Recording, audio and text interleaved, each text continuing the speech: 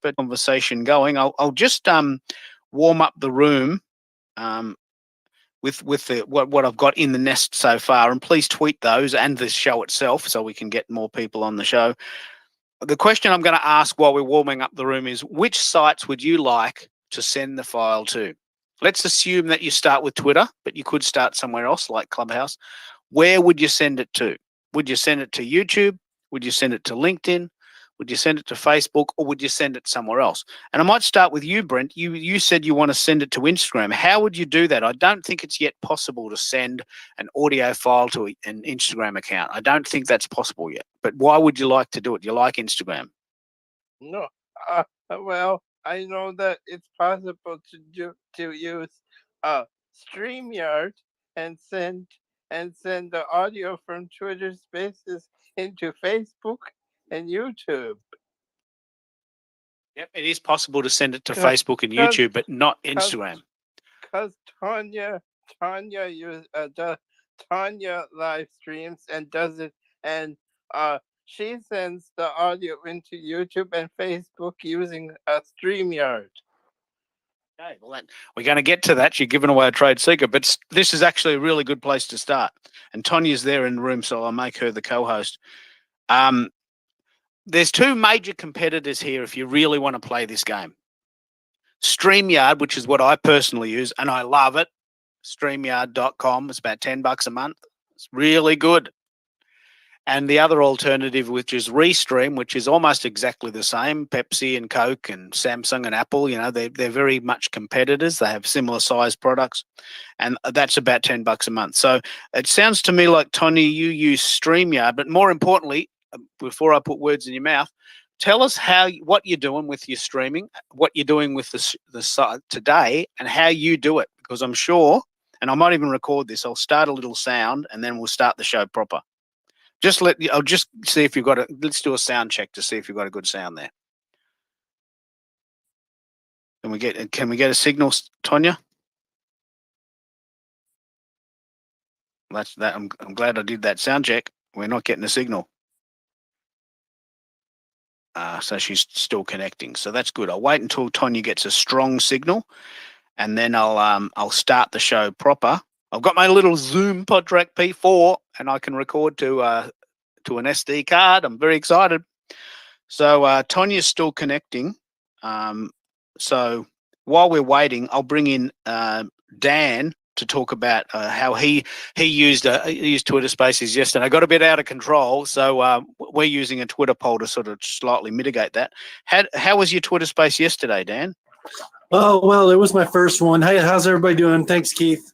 It was my first one, so it went okay. I went with the topic of a 4-day work week, and I put a poll up earlier to see what people thought about it, and had a room about it, and Mr. Paul Sisler helped me run the room, but it did get a little bit off course because it started to get into politics and the Declaration of Independence and such, and it was all a good topic, but it wasn't really where I wanted the combo to go.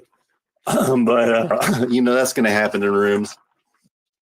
Yeah, and what we mentioned there, this is actually a really good session while we're waiting for Tonya to reconnect, and I'm so glad I did that sound check, because we would have been rambling on a recording. So what I recommended to Dan is that I'm inviting Tonya to co-host right now, and once we get a strong signal, I'll start the show. What I'm recommending to Dan is that you run a Twitter poll beforehand, and most importantly, and this is actually quite a challenging thing when you do Twitter Spaces, you will get people that will come in and they have their own agenda. They have their own agenda and they just want to talk about what they want to talk about, totally in spite of what the show's actually about. And the job of the moderator and the co-hosts is to bring people back to the topic. The topic today is how to multi-stream your Twitter Spaces for maximum effect. That's the topic. If we go off topic, it's my role as the host to bring people back to the topic. But it's quite hard, isn't it, Dan? Hi, everybody. Oh, you ain't kidding. You ain't kidding. You ain't kidding. Yeah, it's like reeling in a shark. Yeah. But let's get a sound check from Tonya to see if we've got a good signal, and then I'll push the record button on my Zoom P4, and we'll record this in CD quality. Have you got a good sound there now, Tonya? Yeah, I have like a big storm coming over South Florida, so sorry about that. And we are live streaming from my end, so we're going into social chats, YouTube, group page, fan page, my personal page, Twitch, Twitter Live, social chats. So, and I'm using StreamYard, but I also have Restream, so we can talk about that. Oh, we'll talk about that. Well, let me just play a sound, and then I'll start the show itself.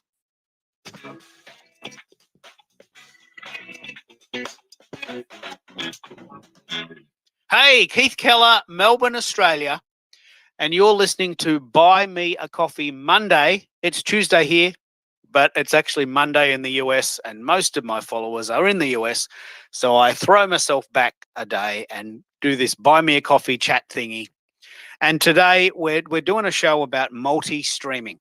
You know, you might be doing a Twitter Spaces show and you think, well, wouldn't it be cool if I could send it to YouTube as well, and LinkedIn and Facebook? And how do you do it? So now we have arguably one of the world's leading experts on this subject, and she's a very good friend of mine. So I'm going to introduce to my friend Tonya Scholz, and she's going to talk about what sites she uses, how she does it, and ways you can see this show on other sites. So take it away, Tonya. I've never asked you your last name. Is it indeed Scholz? Yes, it is Scholz. Yeah. Yes. Just wanted to know that I was pronouncing that correctly. So welcome, Actually, Tonya, and our co-host. The co-host Okay. for the first hour is Brent, and he'll come and go and jump in and help us as well. So welcome, Brent. But Tonya is the guest. She is the queen. Tonya is the queen of multi-streaming. I will vouch for Tonya that she's the queen of live streaming, and she's the queen of cutting up snippets and promoting out content to six or seven different social networks. Love it. I love it. So with Twitter Spaces, we can have a host, me in this case. You can have two co-hosts, Tonya and Brent at this stage, but this show might go several hours. So we will change the lineup as time goes by.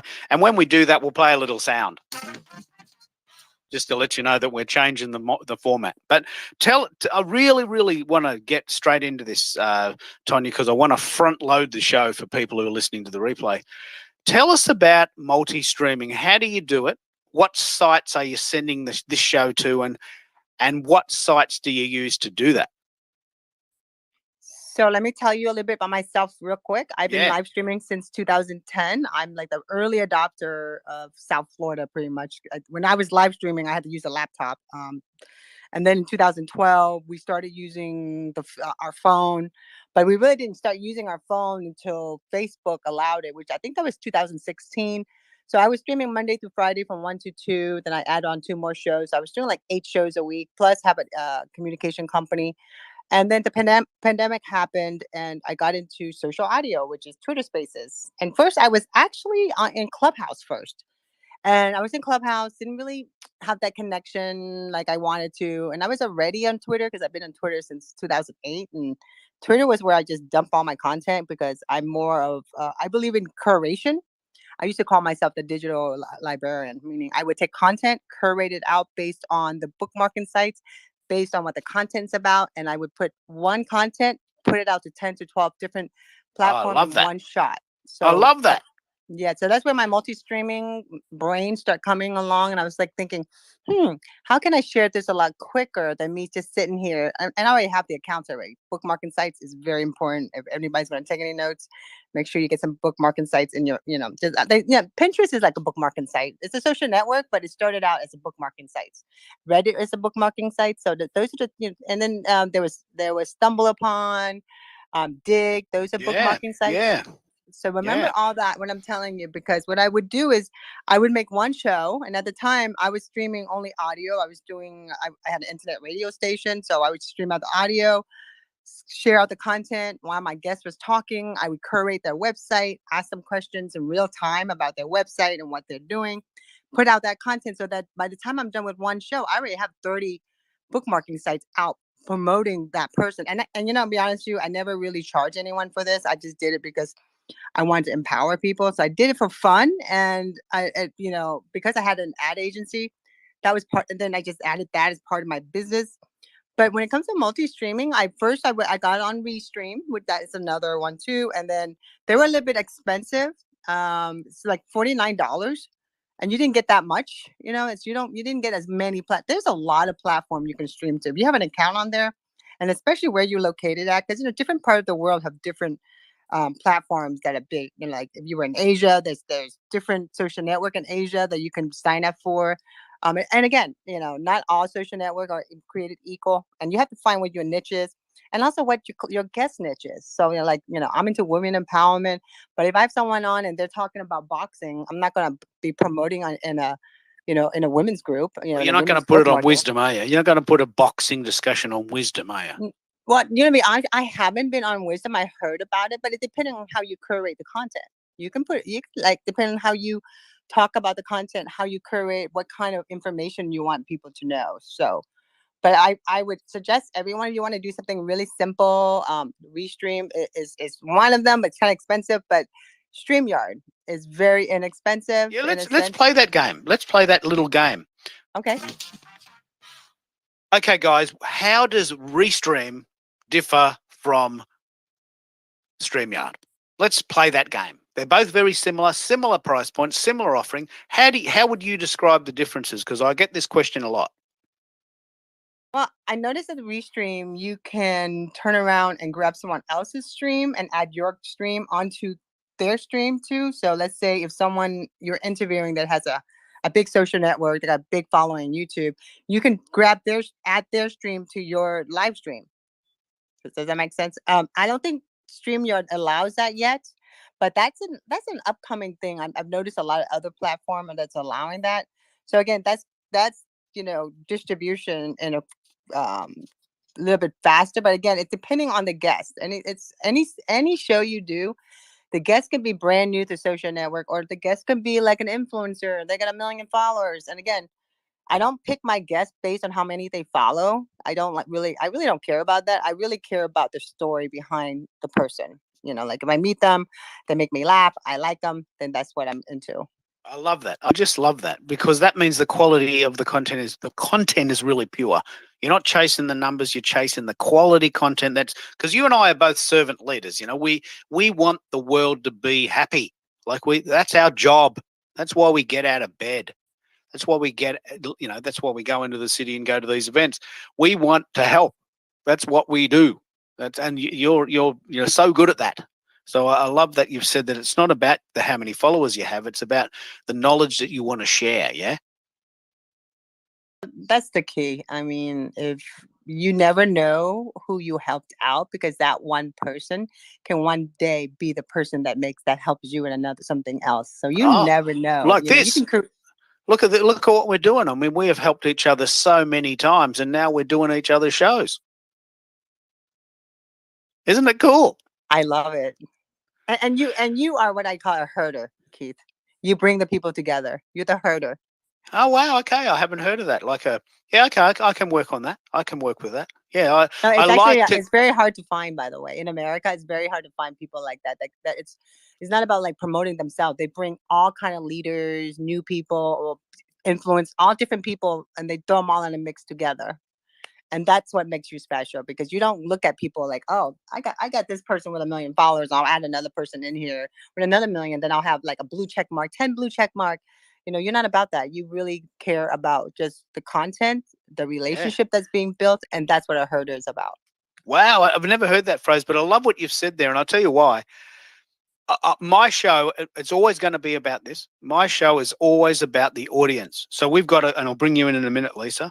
Lisa's going to ask a question now. I don't know what it is, but she'll ask a question, and that will take the content in a direction. So I love this. I love this about Twitter Spaces. I don't have a preconceived direction that the show will go in. I don't have any questions that I have to ask in a sequential order. I'm just going to let the audience move the show where it goes. And my highest score so far is that we went for 6 hours 3 weeks ago today. 6 hours. We were so into it. I could have gone for 10 hours. It was so good. So with that in mind, and with the herder idea, why don't you jump in, Lisa, and you've got your hand up. Tell us what you're thinking, and I'd love to hear what your thoughts are there. Well, Keith, as always, I love your spaces. So that goes without saying, right? So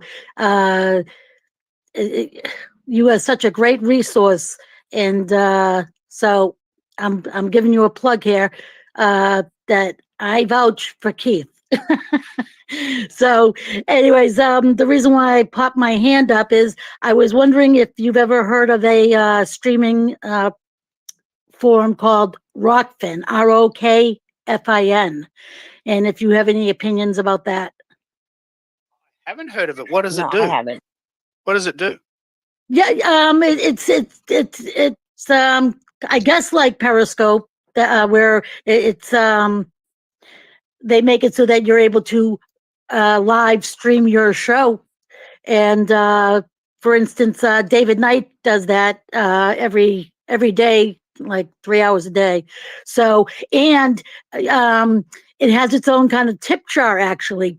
As you're live streaming, people can give tips right then and there. So it's I'll look it up. ROF. Yep. In fact, I'll see if I can put up a link in the. Yeah, well, I'm really excited about this. Let me jump in there. I'll keep the nest pretty pure, but we've got the chat feature back. So the chat feature is in the bottom right-hand corner of the actual show, and we've got the chat feature back. So every time we come across a really cool site or a cool link, and you want to share, please share it in the chat. The reason why is because the chat survives the nest. The chat survives the show. The nest goes away when the show stops, but the actual chat lives on in Twitter. So please use that chat wisely and freely. Just please share what you know. So I'll have a look at it. It's ROFKIN, Rothkin. It's ROCKFIN. I'm on it right now. It's like What a do you Web think? 3. No, it looks really good. I'm gonna set up an account while we talk. I Okay. go really fast. No, that's So right. I'm gonna check it out. Things are happening quick. And look at what happened there. This is exactly what happened. I premised the show with the idea that Lisa will ask a question. I don't know what she's going to ask. And she mentioned something that I've never heard of, and I'm online all day. So that's a miracle to me. I'm online all day. Keith, now there's some people who know me down there, and so they'll think that you really are a very big risk taker by allowing me to even be able to ask question without you even knowing what it's going to be. Now that is really daring. So kudos to you, man. Look, I love what you've said there, and that's I really appreciate what you've said there for a couple of reasons. One is Twitter Spaces has excellent moderation tools. So you've been on my show many times, but I'll give you a really cool example. When Kerry was on our show, Kerry's in the room. I'm going to bring her in a minute. Kerry made this really profound comment about we were talking about manifesting your goals. This is a show that was 3 weeks ago that had 600 listeners and went for 6 hours. And she made this really profound comment, and this young woman came on and said, look, I'm really wanting to get a job in Web3. And the whole team, several people on this call were on this call as well, and we know this is a fairly funny moment. And so Kerry was speaking, and the girl was in the zone, and we're all helping each other. And then someone butted in and go, hey, I've got a question. Kerry, if I get my boobs done, can I sleep on my side? I'll get my boobs done. Can I sleep on my side? And so I had to kick her out. So with what you've just said there, Lisa, I've got the courage and the confidence to know that if someone is unruly, I've got the tools. And what that does is it gives me the freedom to say, look, say what you're saying. I trust you. You always get first dibs, and if you muck up, well, that's my bad, but I'll save the day. And it is a bit courageous, but what it does is it means that the show can be very open because we've got the moderation tools. And this is exactly what Dan was saying yesterday. Sometimes it's hard to moderate. And, you have to be a bit brutal sometimes. And you've possibly heard me doing that over the course of the last 12 months, that sometimes I just have to be a little bit rude. But it's my show. You know, it's my content. I'm responsible for where this show goes. So Keith, I not really, really rude. appreciate that. But it's not rude, okay? It's called gentle when stroked, fierce when provoked, right? It's called justified, I don't know, maintaining decorum in your space. So, Yeah. so I wouldn't classify that as rude. It feels rude to me because I'm a gentle soul, but sometimes I have to sort of stand up. Yeah. And so, but Twitter has the moderation tools. I'm only part of the solution there. But Dan, you had your hand up. I'd love to keep this going a bit. This idea of multi-streaming, but also maintaining the decorum. Yeah. Yes, I digress for now, Keith. I'm sorry. Just a sec.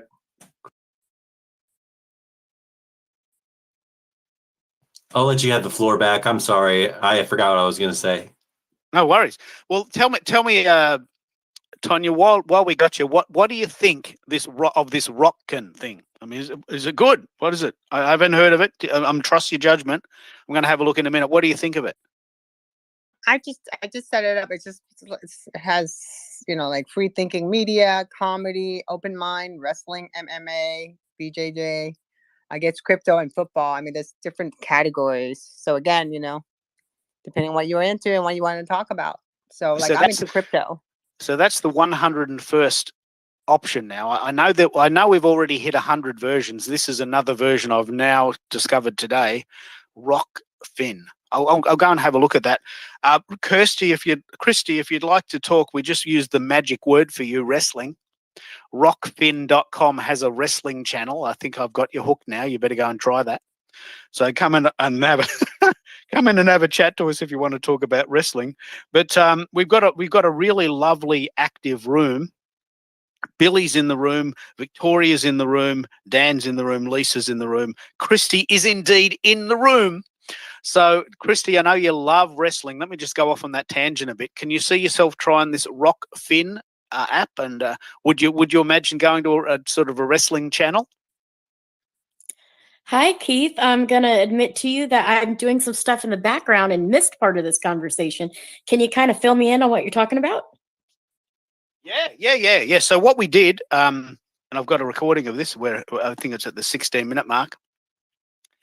Lisa put a hand up and said, look, I've got an idea.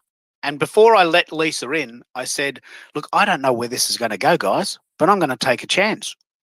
I don't know what Lisa's going to say, but I think it'll be wholesome. And then Lisa said, I've got an idea. This is a brand new site called Rockfin, which is like Twitter Spaces. And Tonya, on a whim, just went and signed up. And she goes, Keith, there's a wrestling channel. There's a sports channel, and there's probably an NFL channel and an NBA channel and probably a music channel and probably a channel there for headbangers. That's what I do. I love banging my head with the electric broom, playing the air guitar in the background of Iron Maiden. So, there's a channel for everyone. And when I heard the word wrestling channel, I thought, wow, I reckon Christy would love this. Absolutely. I'm going to have to check that out. I don't know how many people in the room know, but I actually sponsor 4 wrestling indie bound wrestling promotions. So I work in the wrestling industry just a little bit. So yes, I will definitely check this out. Thank you for the recommendation. So look what happened there. I didn't know that was going to happen. And I didn't even know that you sponsored wrestling. I knew you went to wrestling. I knew you loved it. But now I learned another little thing about my friend Christy from Amarillo, Texas. She sponsors wrestling matches. So, of course, you're going to be interested in a wrestling channel, aren't you? Absolutely. I actually sponsor wrestling promotions and a couple of the wrestlers.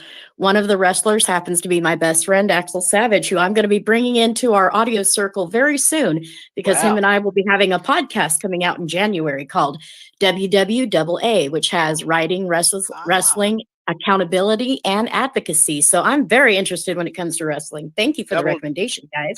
WWAA. That's clever. You could make a song about that. We could probably write a hip-hop song about that. WWAA.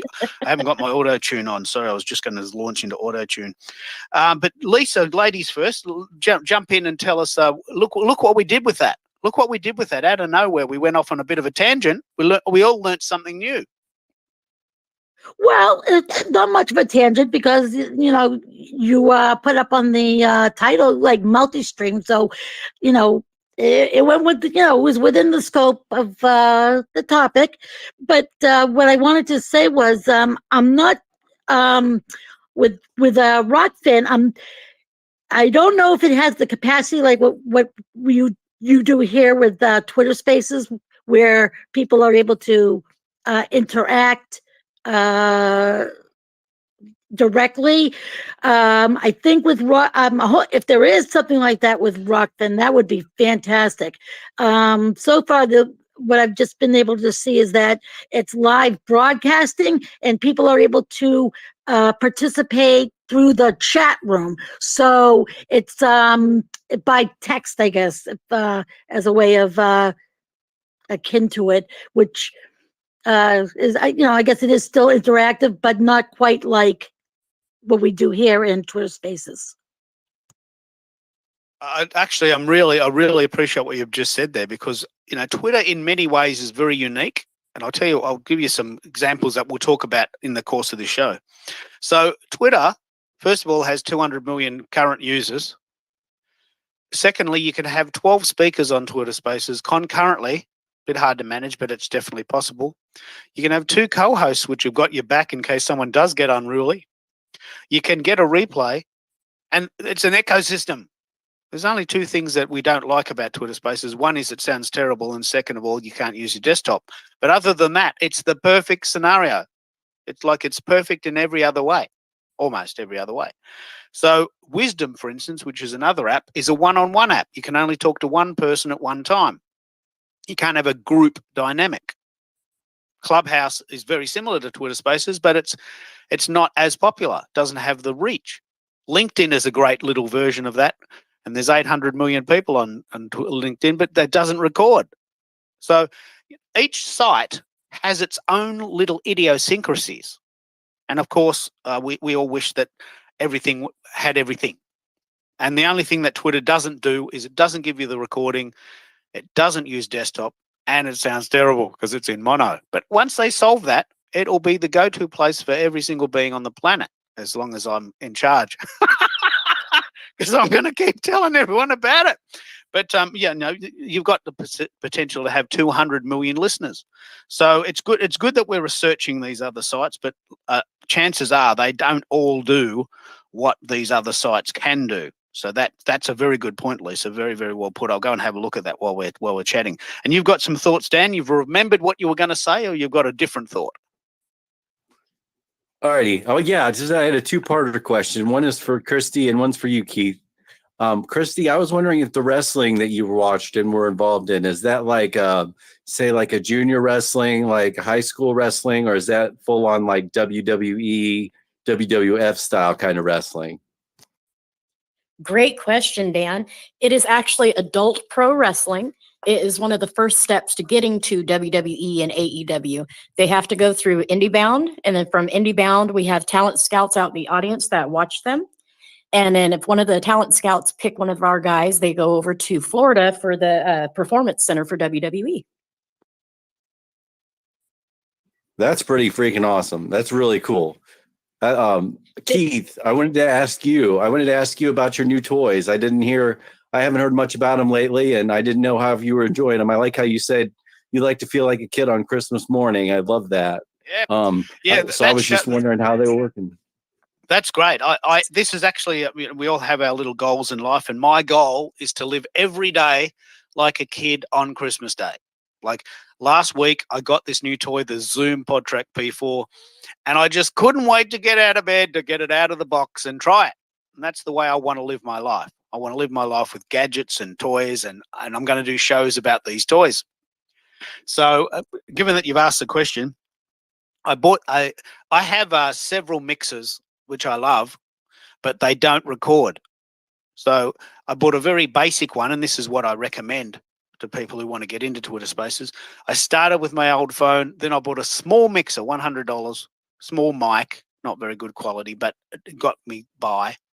And I couldn't tell the difference because I didn't have anything to compare it to. Then I bought a better mixer with a better mic, this mic, dynamic mic, sounds like I'm on the radio with the limitations my voice currently has. And I love it. But my mixers don't record. And I thought, well, Twitter's not giving me the download. I can go to flogen.com, which we'll talk about in a minute, but I'm not getting the recording. So I decided to buy a Zoom PodTrack P4, just in case you haven't heard my other shows about this. And it is the coolest thing. I wish I would have gone straight here, but I didn't know what I didn't know. Actually, it was Billy that recommended this, and I didn't know Billy when I was starting. And Billy said, why don't you try this P4? I think you'll like it. Cost me $300. It records, it plugs in a professional quality mic, and it links to Twitter Spaces. That's all you need. So that's all you need. I wish I hadn't known that a year ago, but of course I couldn't have known it because I didn't know anything. So this is a little gadget that has its own sounds, and I'll play with those as well. So this is going to be like my little intro to a next section. Do do do do do do do do do do. Here we are back again on Keith Keller's Twitter Spaces. And there's a little sound, just a little horn section. And then you've got little sounds like that on the unit itself. Records on the actual unit to an SD card. I can't remember exactly, but I think you get maybe 4 or 6 hours on a 32 gig card. I'm still trying to work out what that is because I've almost sucked up the memory of my 32 gig card. So it must be pretty heavy. I've got 25 minutes left of my current card. And I plug the phone straight in the side, so you can hear that I'm on Twitter Spaces. It syncs to my my Twitter Spaces. This is the experiment I haven't yet done, and I'm so excited that you've given me permission to do that. I've actually connected the unit to my PC, and I'm going to see whether or not these sounds work. Wow! Wow! Can you hear that? Wow! Does that come out on the tape? No? That one's a little, I can't hear it as much. It sounds like it's backgroundish. But it is coming. Yeah, so Yes. Look, you don't need these toys, but it actually fits in perfectly with the show that we're doing. Several of our buddies do multi-stream, mainly from the point of view that they haven't got time to do individual shows on individual platforms. And this is a huge debate. Do you do your show on Twitter because you're on Twitter and your following's on Twitter? And then do you go to LinkedIn and do a separate show on LinkedIn because your following's on LinkedIn? And then do you go to Wisdom and do a separate show on Wisdom because your following's on Wisdom? That's 3 shows. Why not do one show and just send it to 3 places? You know, that brings us back to what you're doing there, Tonya. I think that's your reasoning, isn't it? You don't have time to do shows on individual sites, do you? Well, I'm into distribution more than anything. Content is key, but I'm into distribution and search engine optimization. And so my goal is to be like, you Google my show, social chats. I want to and then you look in video. I want to see tons of my stuff. Yeah, when you start to think about SEO, you've got it, haven't you? If you did a show on Wisdom, which is a brand new site with maybe 4 people on it, I'm sure there's more than that, but when I go on there's not many people. It's a brand new site. It's been going a year. Like, it's not brand new, but most people still haven't heard of it. Most people I talk to have never heard of it. So you've got this little site that's great, but you're not getting any distribution from it. I'm sure Google's not picking that up for you, is it? Well, again, I'm sharing the screen. So if I can get Wisdom on a computer and I can share that screen and stream it through a StreamYard or a Restream, I'm good, because then I can just distribute it to 6, 8 other platforms. And then when I'm done, I download, because like in StreamYard, that's what I'm doing right now. They have the ability to, when you edit it, before you go live, you can say, I'm going to use this as a podcast. So it'll record each person that's in the live stream. So when you download it, it sounds really good. The quality is incredible. So I'm just taking that, cleaning it up real quick, uploading to Anchor. I got 10 podcast platform already connected to it. That's right, Anchor. Slam. Yeah. And then that goes out, and then I share it all out to my bookmarking sites. So, and then I cut it up in little snippets. So depending how I want to share the content, how I want to talk about it, how I want to distribute it, and how I want to write the blog about it. So again, just for 60 minutes, it's a lot of content. I love what you said there, because there is like my shows go 3 and 4 hours, and a lot of it's just wasted. Wasted in the sense that it's great on the day, but I don't even have time to go and listen to my own shows. because, you know, some of the really good stuff happens in the 4 and 5 hour mark, like really off the charts good. And I have to go back and find those little snippets. That's one of the reasons I bought the recorder. So I'm going to do something slightly different today. I'm going to play the co-host card because Brent is the co-host. So he trumps the guests. I hope that's okay. So Brent is next, and then Lisa. I would have normally done ladies first, Lisa, but I'm going to use the co-host banner. The co-host gets special privileges for sitting in the chair. So Brent, you've got some thoughts there? Yes. Tanya hosted a show way back with me like last year sometime, and she shared the other day she found the live stream that she did, and the sound quality was terrible. But now the sound quality in Twitter Spaces is way better than the first time that Tonya co-hosted a show for me in Twitter Spaces. That was in August of 2021, and I have a Tascam that I bought this beautiful machine that I'm not using because I got a lot going on. But Twitter has done quite a lot when it comes to audio sound. And if you have Twitter Blue, you can listen to you hit that symbol where it's for the Twitter Spaces. You see everything as a podcast, so you get to listen to your friends' Twitter Spaces. They have improved so much that it sounds like a very clean, crisp audio sound. Your spaces are in the Twitter Blue. Oh wow! No, I love but it. August 2021, Tanya co-hosted for me, and she shared the live stream, and the sound was terrible. But now, since Twitter improved the sound, the live stream that Tanya produces, the sound is so much better.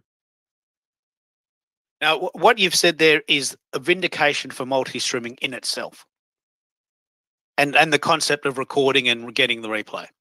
What I personally love more than anything in the world is the before and after moments. I love the idea that possibly one of your very first shows, August 2021, that's really early adopter because it was only invented in November 2020.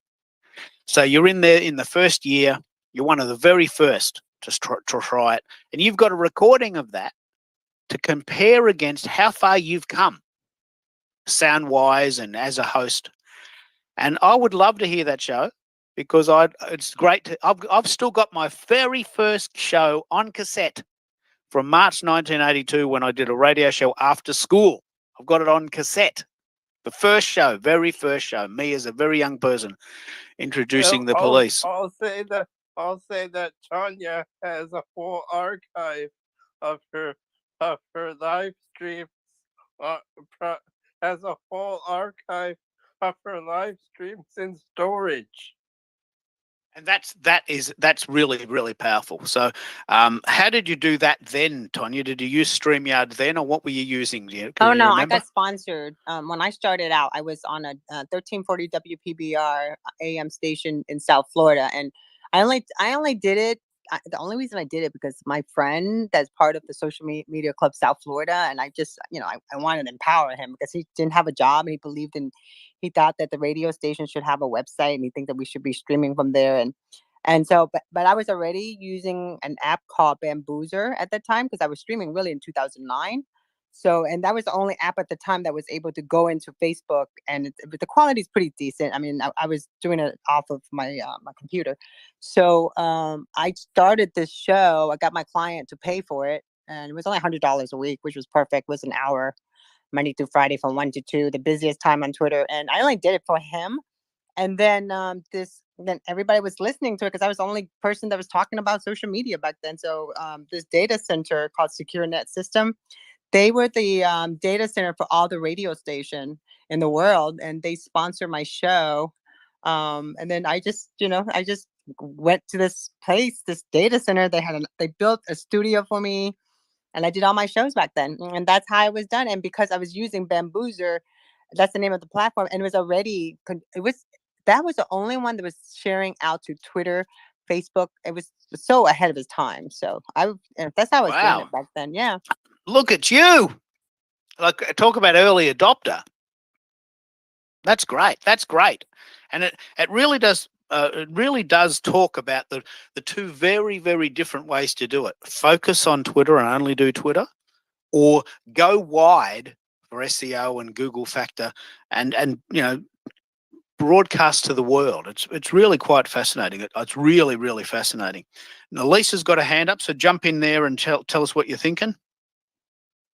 Well, I was just going to ask Tanya if she has any, maybe can think of any drawbacks necessarily about StreamYard. Not that there has to be. I'm just wondering. I'm just Oh, no, there's wondering none if actually.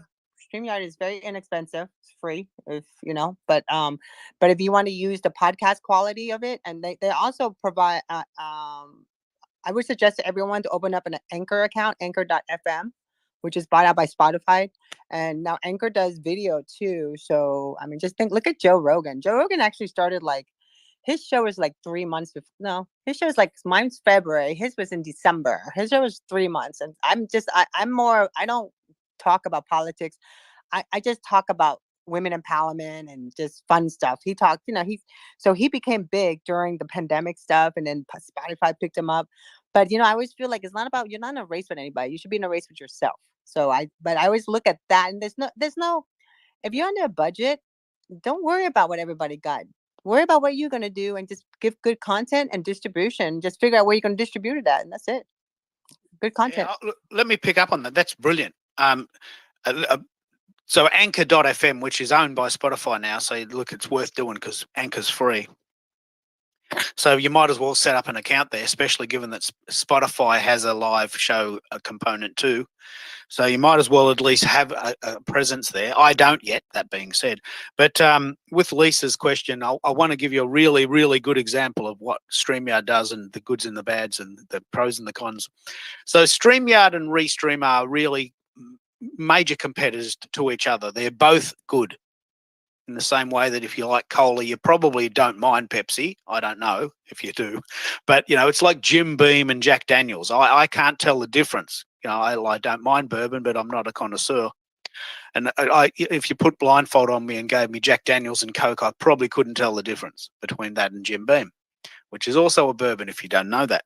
So StreamYard and Restream are identical, very similar pricing. Restream does tend to focus more on sound, so that's tend to be Restream.io is more geared towards people who want to do recording and to do music, because it broadcasts in stereo. It actually can send the file to 30 places at one time. Not that you would, but there are at least 30 places you could send it to: YouTube, Twitch, LinkedIn, Facebook, Twitter, et cetera, et cetera. You could probably find 30 places to send it to. Very similar price point. StreamYard, from my point of view, is easier to use. I prefer it myself as someone who's pretty lazy and just wants the easiest solution possible.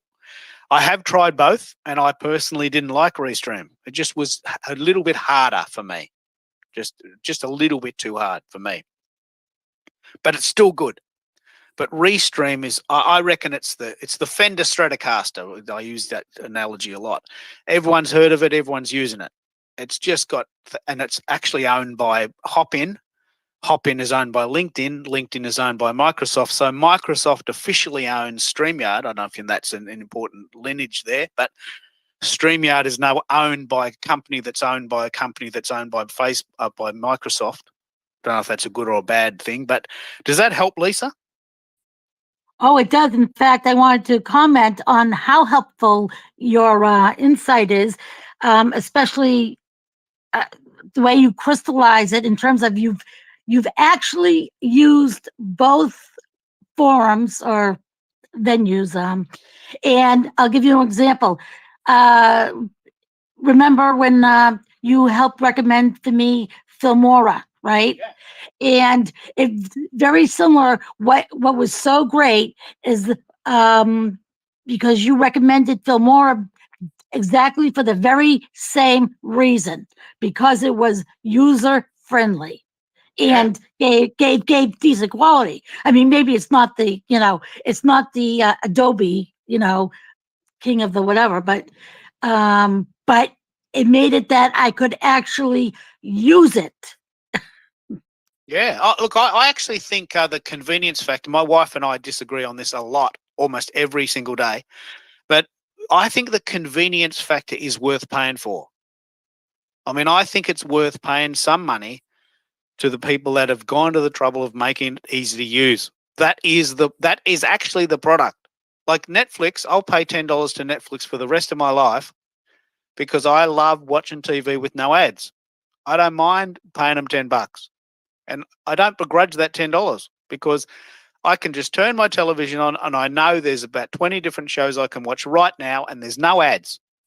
And that's the convenience factor. So Filmora and Spotify and StreamYard, they all win because what you're paying for is the convenience. There are plenty of ways to do this for free, hundreds of ways, but it's really hard. Like me personally, I cannot get my head around OBS. I just can't get my head around it. I've tried to really work it out, but it just doesn't sink in. But when I use StreamYard, I pushed a button and it went. That's what I want. The Zoom PodTrack P4, the reason I love it fundamentally is that I turned it on and it worked. That's gold to me. There's other boxes you can buy that have all these really nifty effects, but I just can't work them out. And that's what you're saying, Lisa, isn't it? Ease of use is worth paying for, isn't it? Oh, absolutely. Not to mention, though, I mean, the fee is pretty reasonable for the value is incredible. So it definitely was worth the fee. Yeah, I love that. I just love that. So I wanted to also add to that too. Yeah, please. I actually have a Restream account which I haven't got rid of yet because they gave it to me a lifetime discount, and I just never had time to go in and like play with it more.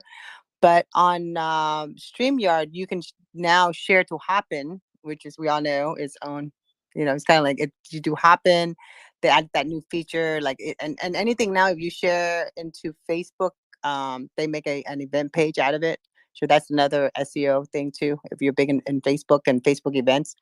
So they provide that now too. Just want to let you know that. Yeah, it's the sort of multiplicity.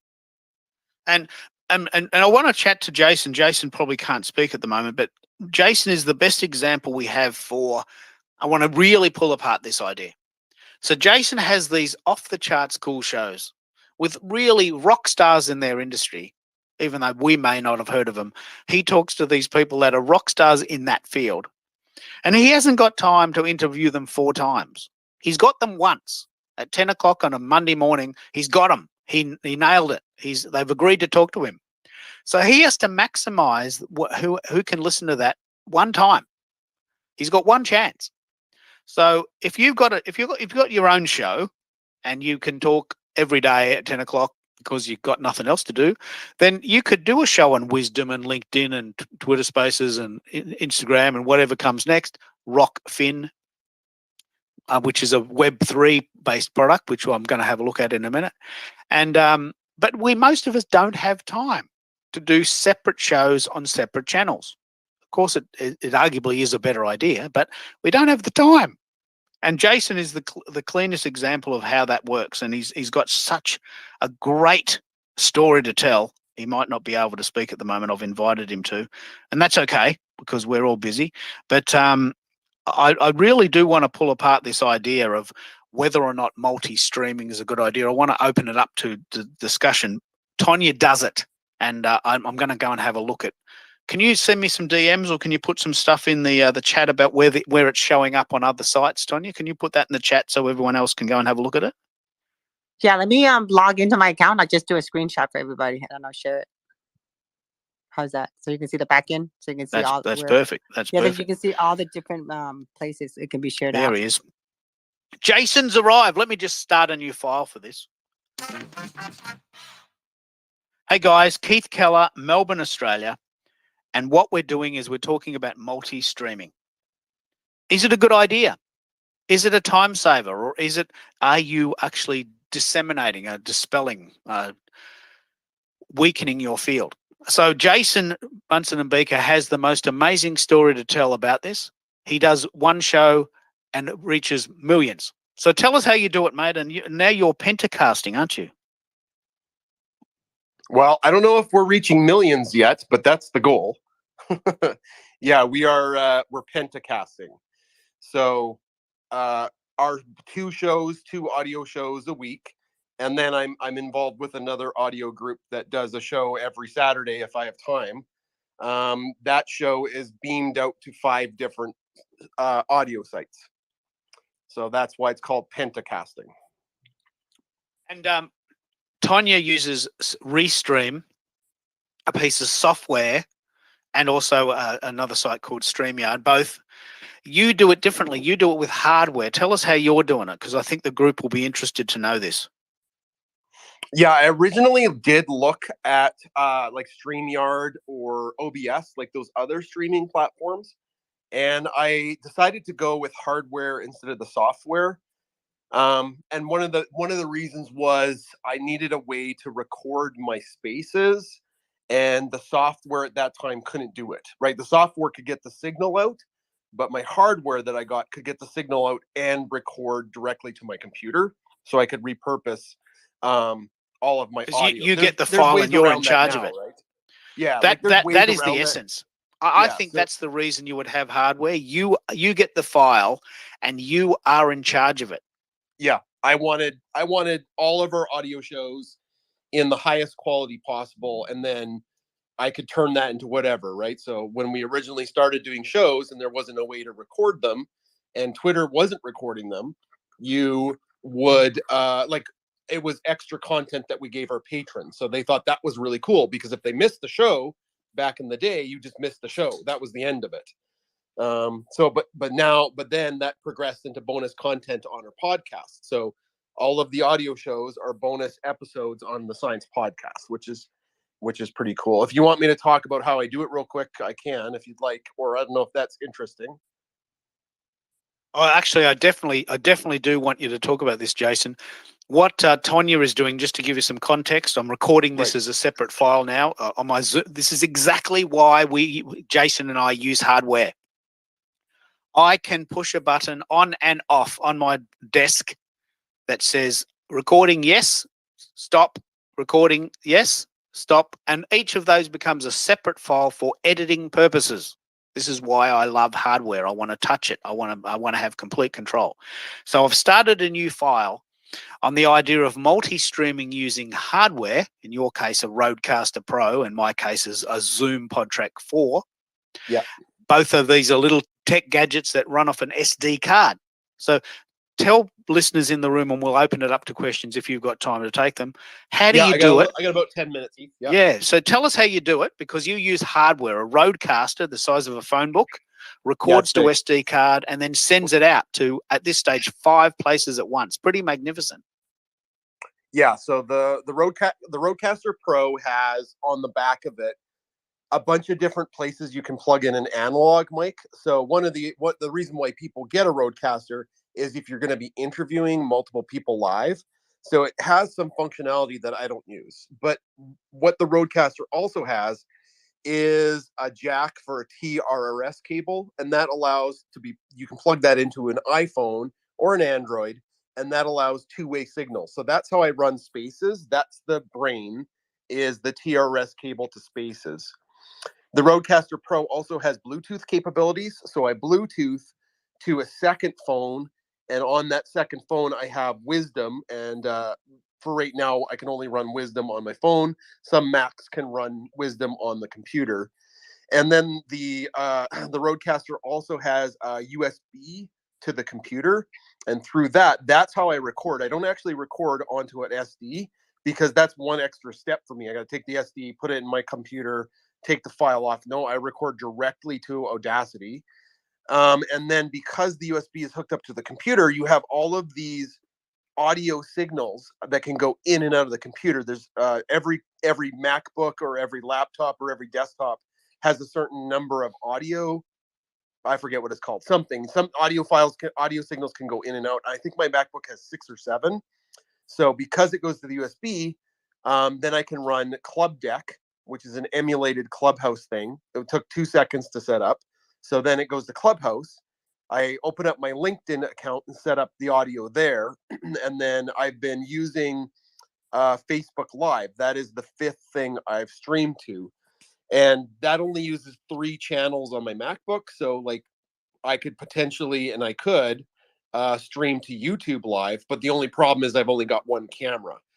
But there's workarounds for that. You could hook in a second camera to a USB port, and then you could have multiple signals. Now, I know OBS and StreamYard does that in one go and saves you the hassle of all these dongles. But all of this allows me to do it simultaneously. So the people on Facebook Live, if they talk, it goes in real time with maybe like a half a second delay to people on Spaces. So the people on Clubhouse that can talk to the people on Wisdom, can talk to the people on LinkedIn, can talk to the people on Facebook Live through the brains of the Roadcaster. All right, that's as succinctly as I can make it. It's unbelievable. It's unbelievable because of this type of show you do. You know, you're interviewing these rock stars in their field, and that they don't have the time to be interviewed 4 times. You know, No, there's you no want way. to nail it first time and send it out. You haven't got time to put it on other sites later on. And No, I have a full-time job, Keith. Like I just got home from work. So I have time to do the show one time. Some creators or some folks, they've got the day to do multiple shows, and I don't. Yeah, I think you're doing a miraculous job. You can go anytime you want because I know you're busy, but we might take some questions on this if you've got time. Do you want to take 1 or 2 questions? I got time. I got time till 7 my time. Okay. So 7. I got about 7 minutes or so. 7 minutes. So I might throw to Sorry. Bez. Please put your hand up if you've got a question, but I might throw to Bez because Bez came on my show yesterday and he has what's called a Go XLR, which is very, very similar to what I have and a similar price point actually to the Roadcaster. And Restream actually recommends that above the Roadcaster. Can you believe it? So Bez, can you see some synergy between what Jason has said there with the Roadcaster and what you're going to do with your Go XLR? Because you're almost on the cusp of getting it together now, aren't you? Let's see if we've got a signal there from Bez. Oh, sorry, I had it on mute. Can you hear me? Hello? Yeah, we can. Yeah, we can. Okay, yeah, I had it on mute. I was looking for this piece of equipment to put multiple cameras is actually an Elgato. So if you want Elgato, yeah, okay. So if you want to do camera, like get good quality video, and let's say you have a camera and then a second camera. Obviously, hang on. We got a puppy here that's going crazy. So what you do is it's let me find it. But anyways, it takes HDMI, you plug it into your USB, it comes out HDMI, and it passes through video and audio very cleanly. Okay. So that's just a hack. Instead of putting your from your camera straight into your computer, the USB that turns into HDMI. I gotta go outside. This dog's acting crazy. And then but yeah, that's I'll get to it in a second here. But you're talking, what was your question again about the Well, look, the reason I'm asking you to jump in and we can actually take questions as well is that you've got a Go XLR device. Yes. And I just Restream has recommended. I'm happy to put this in the chat. Has recommended the top 7 mixers to use while live streaming, and Go XLR comes in at number 2. So you've made the right choice. Yeah, we were lamenting yesterday that you might have made the wrong choice, but you have made the right choice because Restream, a live streaming specialty site, recommends this product that you have in your hands. Okay, so in your room. So yes. So the product that I have so the live streaming pros, the one that are the OGs, they like to use Go XLR and Restream over StreamYard. Okay. I don't know why. And this is for the PC side. Now on the Mac side, they don't use the Go XLR because Go XLR is only for PC, but they may use different switchers, but they use, instead of a Restream or StreamYard, they use Ecamm Live, which is the superior product. Now, that's off the charts, but that's a Mac only product, isn't it? that's a Mac only. On the other side, there's a software solution for video, audio, that is called vMix, but it's a high-end product. But you could use OBS with it, or you could, let's say you don't have the money for vMix, you could use OBS and then eventually go up to vMix. So those are some of the tech stack that you can strive for. Many of these streamers, if you want a no hack camera out of the box, Sony's are the popular ones. You can get good clean HDMI out of a Canon, but you got to do a few workarounds, but it can be done. But we're talking about remember, we're talking about audio here. We're talking about audio here. Okay. Dan, okay, let me go on. yeah. Sorry about that. Let me get back on track. So but yeah, my question to Tanya, she said she multi-streams and so does Bunsen and Beaker here. What do you have a platform where you get a majority of your super engaged plans on one that's platform? a great question. Which one works best? Yeah, that's a great question. Yeah. Do you want to jump in there, Jason, and ask that if you've got to go quick? Well, what's your favorite platform? What's the best one? Your engaged user base, because I have conflicting on splitting the audience. So what can you tell me about what's your experience with that? In my experience, you're not going to split the audience. The people on Clubhouse are on Clubhouse. And if you can bring your show to them, that's great. I did not think that streaming to Facebook Live would be a success. We have like a relatively small Bunsen and Beaker Facebook page. I think we got 2,000 followers. And but there's people who only have Facebook. They just don't have Twitter. They don't, like, all of those social audio sites is like talking gibberish to them. But when it came up for them on their Facebook, they were so happy. That's a great use case for multi-streaming. If people only use Facebook or they only use YouTube, they're not going to come to Twitter because they're not on Twitter. You're just never going to get to them. Yeah, they don't understand it. And it was really, really easy. And the cool thing, I mentioned this to you, Keith, last time, Facebook, like Twitter, allows people to share the recording. And that's what happened to our recording. Like, our fans were like, this is so cool. And they shared it out. And it got like 1,000 views or 1,000 listens, which is more than what Twitter got. I was shocked just because of it being spread, and everybody was very excited. Like, half of the Facebook page tuned into it. So if you can do it, there's like people that are just hungry for your content, and they're trapped, quote unquote, trapped on their own platform. Yeah, look, that's a very good example, and it is the top of the hour. So I'm going to play a sound to let you know we've been going 1 hour, and if you need to walk the dog or make yourself a meal or look after the kids or watch a bit of telly, I'm giving you full permission to leave. Jason, I know, has got a very busy life, probably has to mark some exams there. I'm watching Community at the moment. I don't know if you've seen that, Jason. Have you seen a show called Community? Community is one of my top 5 shows on the planet. Isn't it unbelievable? It is my favorite show. Jeffrey.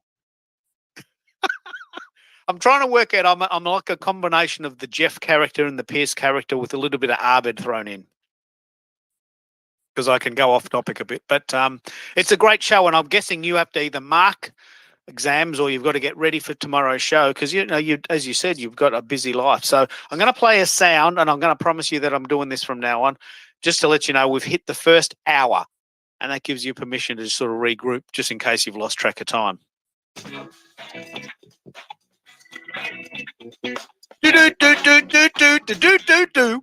We're back, and this is the second hour of Buy Me a Coffee Monday. We'll go so far into the future that it won't be Monday anymore. It isn't Monday here. It's 11 a.m. Tuesday.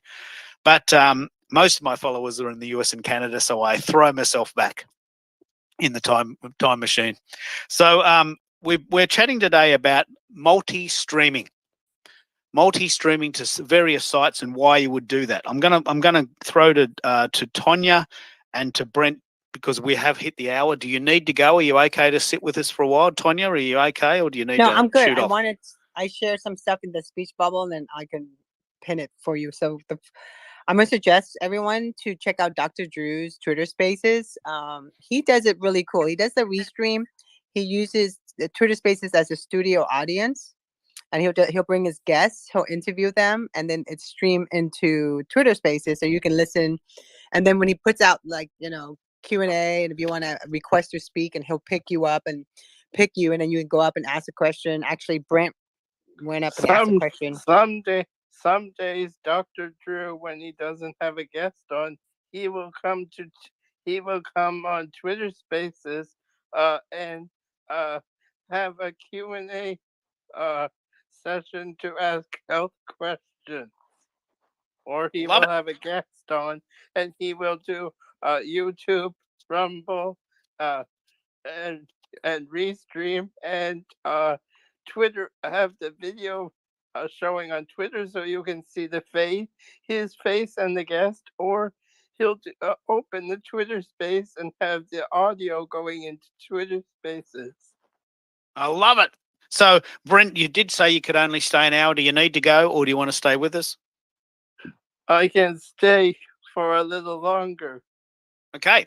Well, let me just run you through what's happening so far. We've been chatting an hour about multi-streaming. Is it a good idea or is it a bad idea? It certainly saves time, but do you weaken your audience? And there's some debate about that.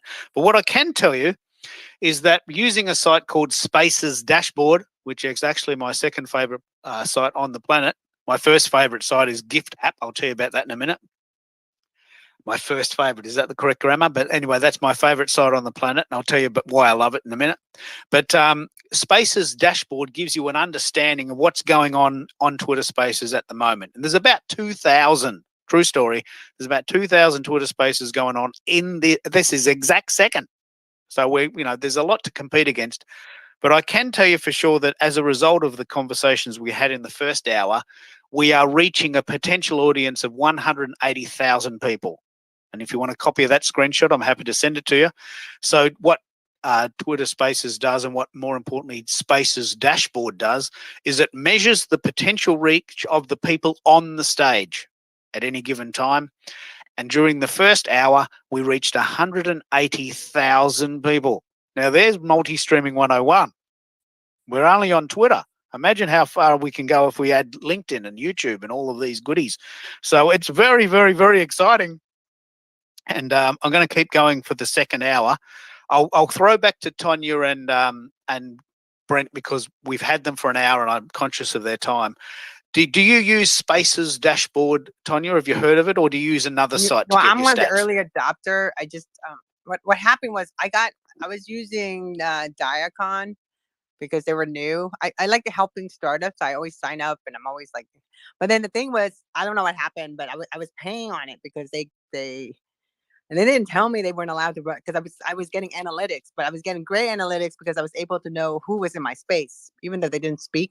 So I was able to know, like, let's say if I had 1,000 listeners when I was doing music NFTs, I had 1,000 listeners in my space, but then I had the list of every single listeners that were in my space. So I knew who was there, who was into music. But I think that was taken away from them recently, so I'm no longer doing that. But Space Dashboard, I remember when Andrew was doing it, and he let me use it. And I need to go back to doing that. But lately, I'm just more toward the end of the year, and my Restream account has almost every single space I've ever done on there that I've streamed that I need to like download, upload into Anchor so I can distribute into Apple, Spotify, Google. Because at the end of the year, I want to be able to have an album like of all the episodes. So it'd be 2022 episodes of all the shows that I've done. So that's what's been my focus. The best of. No, I'm just gonna upload it all because I listen to Joe Rogan. I listen to a lot of Spotify shows, and I notice that everyone does like 2 or 3 hours, and sometimes just while I'm working, I used to sit on space a lot, but my problem is like if people see me, they'll just start asking me questions, and I just can't say no. So I just get on my mic, and then I just spend my whole day talking to people, and then I realize that I didn't do anything. So now I delete my Twitter app during the day. I'm just telling you guys what I'm doing. I delete my Twitter app because I won't be like enticed, and then I just listen to Spotify and actually I go to is it Fireside Gracia. I mean, like I don't know. I see her in there too. Well, let's jump in. This is actually a really good segue. Really good. So I was looking for a segue with Graciela. So Graciela uses two sites that you may not have heard of that are really good. So Fireside is quite a new app, and it combines audio with Periscope. And the way I explain Fireside is, imagine if Periscope and Twitter Spaces had a baby, and that would be Fireside. So Twitter Spaces is audio only, Periscope is video only, and imagine if they combine forces, and that would be the Fireside app, just to give you some context if you've never tried it before. And she also loves, and she's written a blog post about this, she also loves the site called Wisdom. So why don't you tell us about those two sites, Graciela, for the people in the room that haven't heard of those? Well, good evening. Thank you so much. And Tanya, yes, I saw you on Fireside as well. Happy to follow you there. So Fireside, what I love about it's actually I do multi-streaming with Fireside, and it's because I don't like multi-streaming my audio, but I do like multi-streaming my video because I definitely don't want to show my face here one time and then here at another time. So Fireside allows me to multicast my show, which is live on Fireside, broadcasted to YouTube live. And I haven't connected it, but if I wanted to, I could connect my Facebook to broadcast live on Facebook as well. Can I just pick you up on that? Are you saying Fireside automatically restreams or multicast to other sites? It's inbuilt on the app.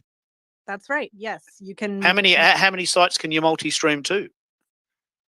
Facebook and YouTube, and then okay. Right. So Fireside itself and also Facebook and YouTube. Right. So 3 for 1.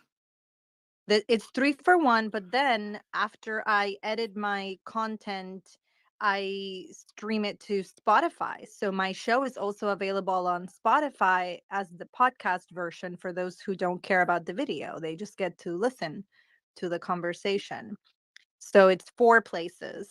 And then the beautiful thing about Fireside is like Wisdom, they allow you to download the data files. So after I'm done with my show, I export the content and I break it up. And those are the little clips that you see, like just an 8-minute meditation on my Instagram, or I'll break a whole hour episode into segments and put them on YouTube, or I'll put the whole segment and I get to edit out, like, if somebody comes up and they're talking about something a little bit more vulnerable, then I cut that out so that the people watch YouTube get to just watch more of like my part of the show and the conversation. So it's wonderful. It's really meant for creators to repurpose their content. And then Wisdom is all audio. So it's like here, but we only get one guest at a time. And so that's where I love to host my book club, because my book club is me listening, and then the people are in the audience. Me reading, I apologize, me reading.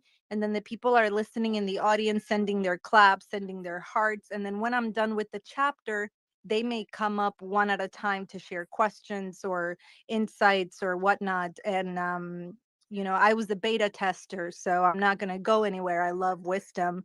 But Wisdom also allows you to download each talk. Yeah, very high quality audio too, isn't it? Right. So you can also, download from Wisdom and upload to any podcast. I have over 150 hours of social audio on my Wisdom. Wow. Me hosting.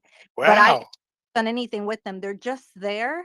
But I like Fireside. My show is trending. It's been trending since episode 1, and it's just really cool to have kind of like a variety show where we journal and paint and talk about life, right?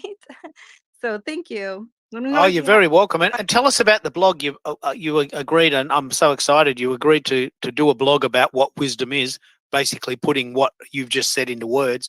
But you've Yes. also interviewed the owner, haven't you? The founder.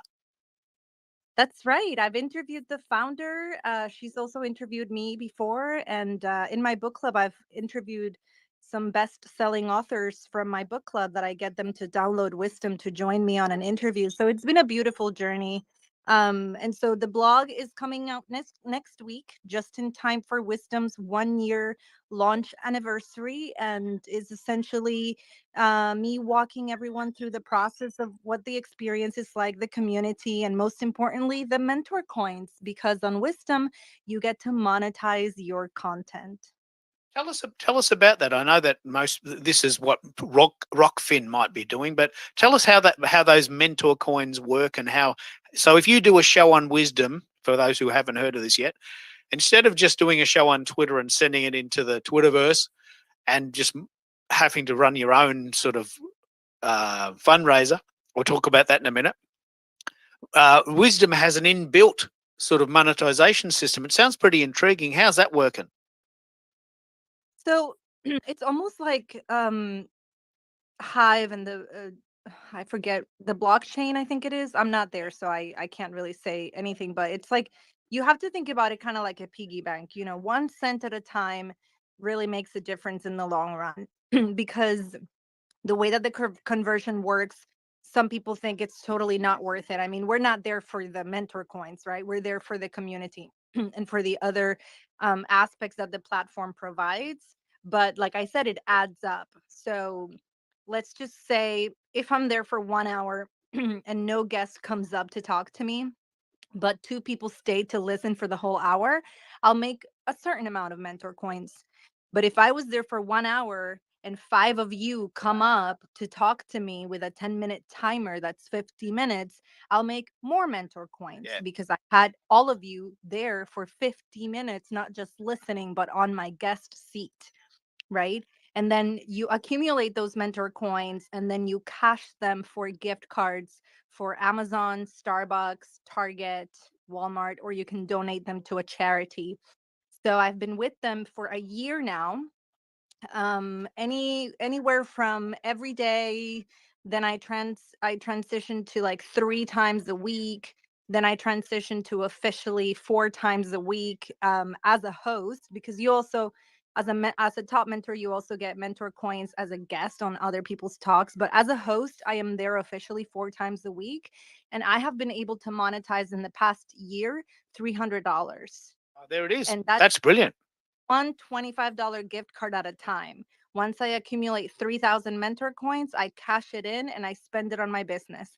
What do I need right now? Oh, I need more journals, or I need a book for book club, or I need a lamp, or I need whatever. I just don't have to go to my bank account for that. I just cash my mentor coins. It's very interesting that they use, because you're in the US, you can use Walmart vouchers.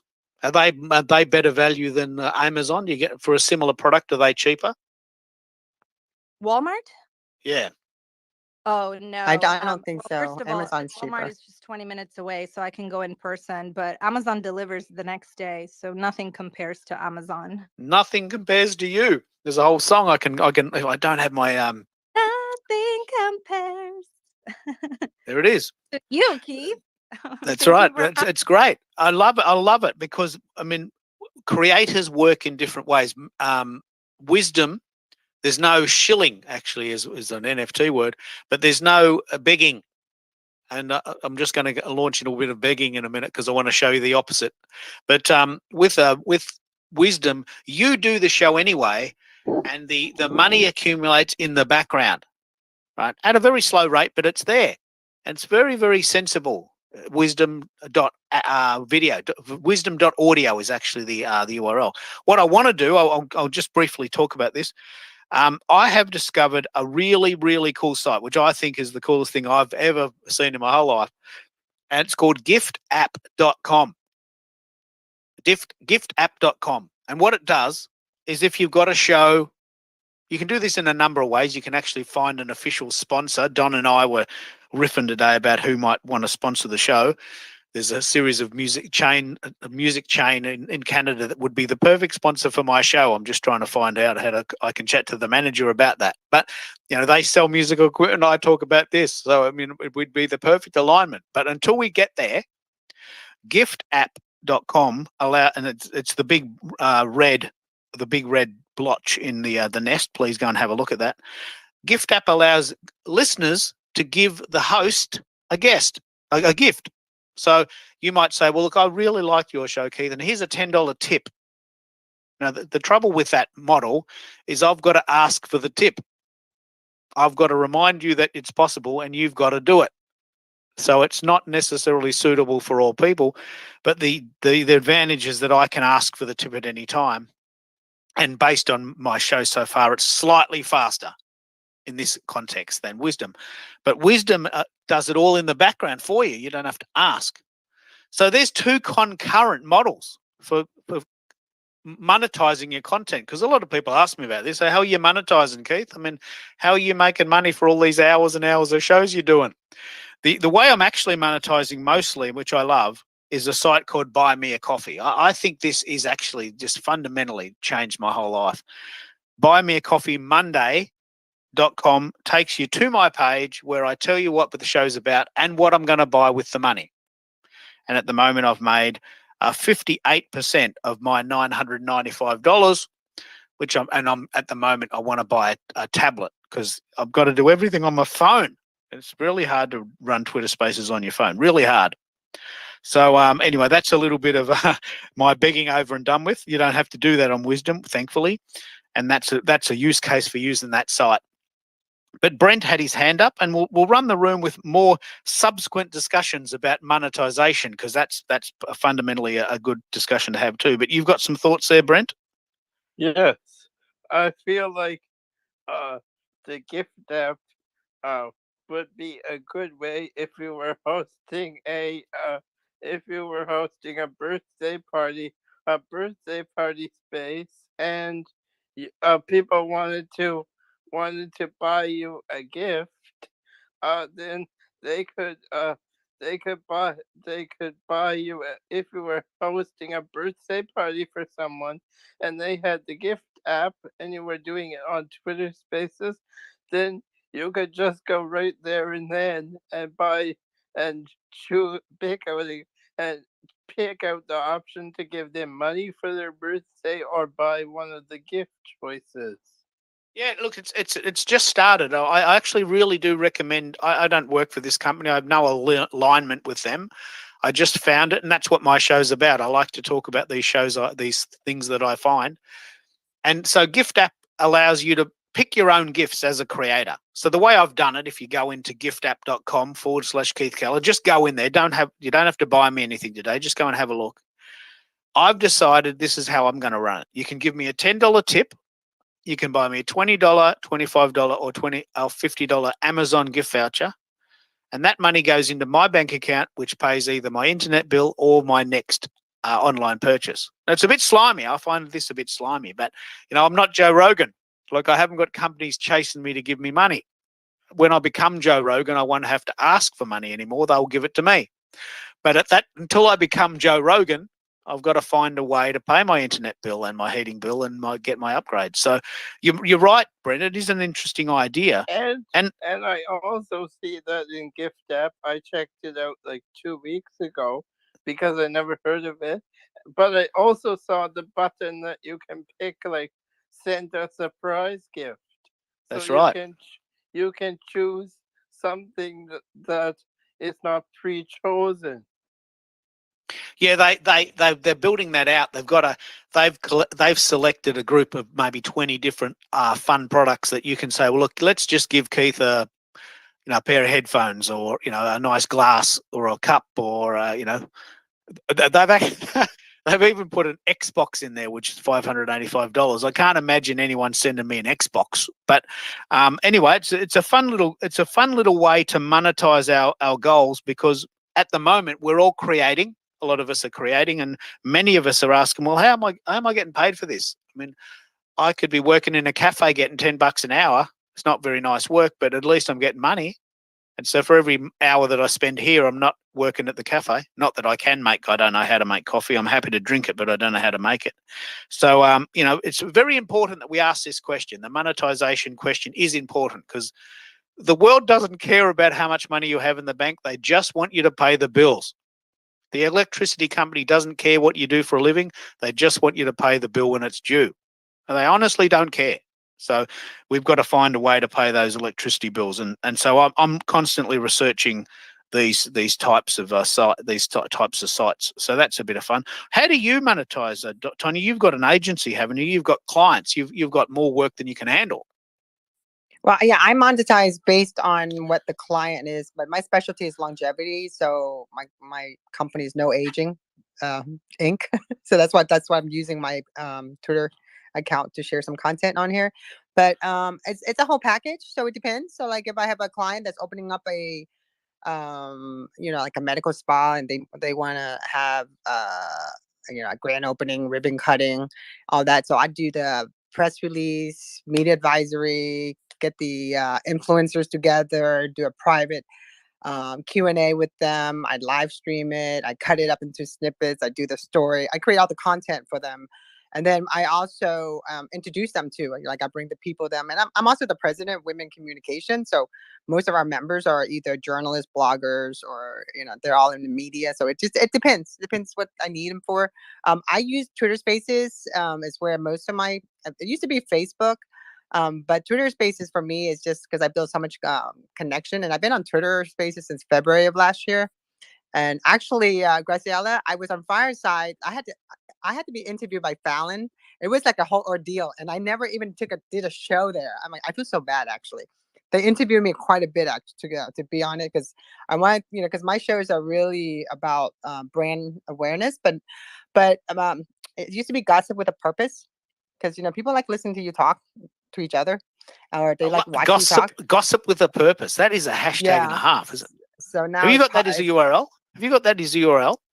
Gossip No, that's with my a Purpose. byline, but now it's podcasting with a purpose. So that's my byline. And then I, exploring the human experience. So meaning I feature anything that person would want, because people don't want to go for someone's birthday. You don't buy them a t-shirt, right? They really want to buy them something that they can experience.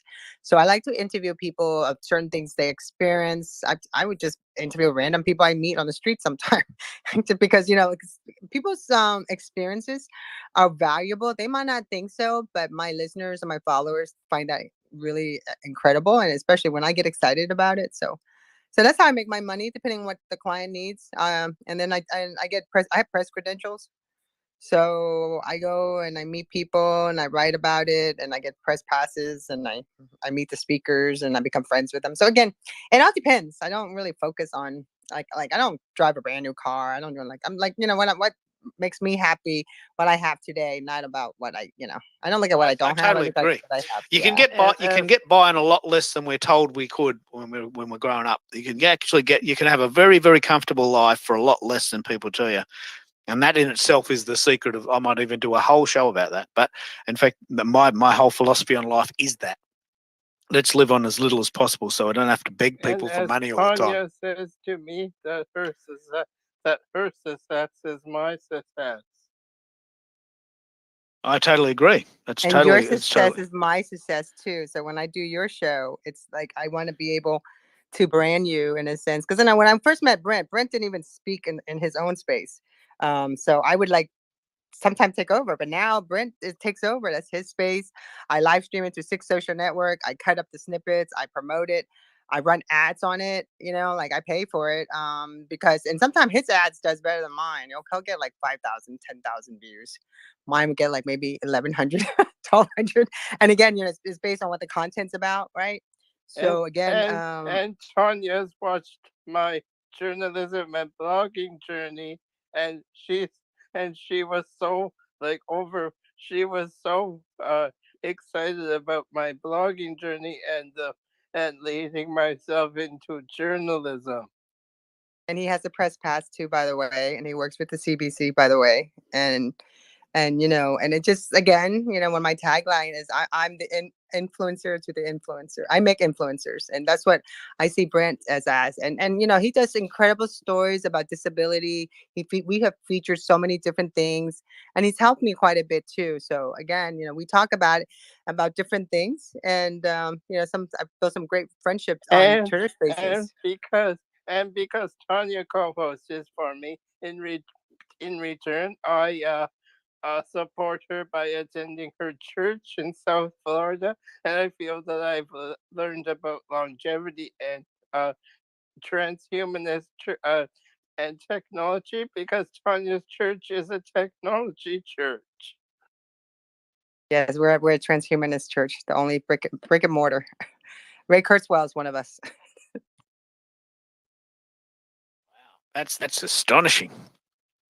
Look at what we're achieving here as a global community. Like, we've got people here from the UK, from the US, from Australia, from Canada, from New Zealand.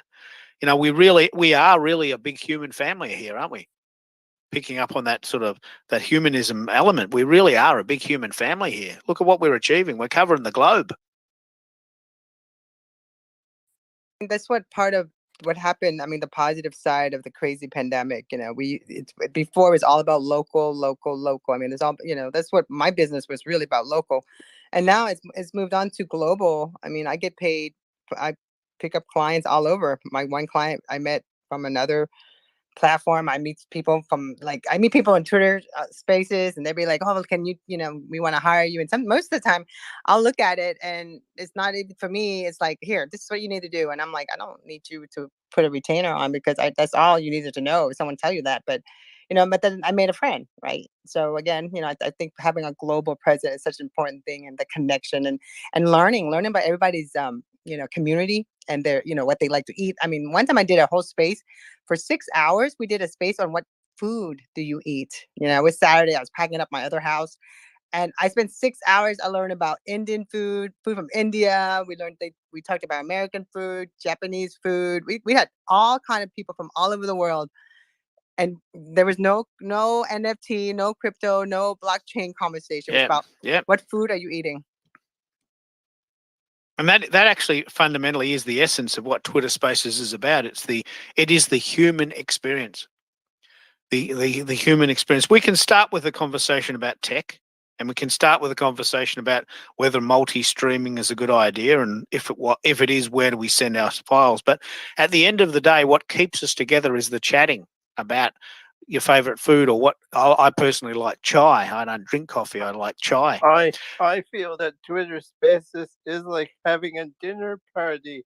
You have people over around the table, and you're having a glass of wine or dinner together.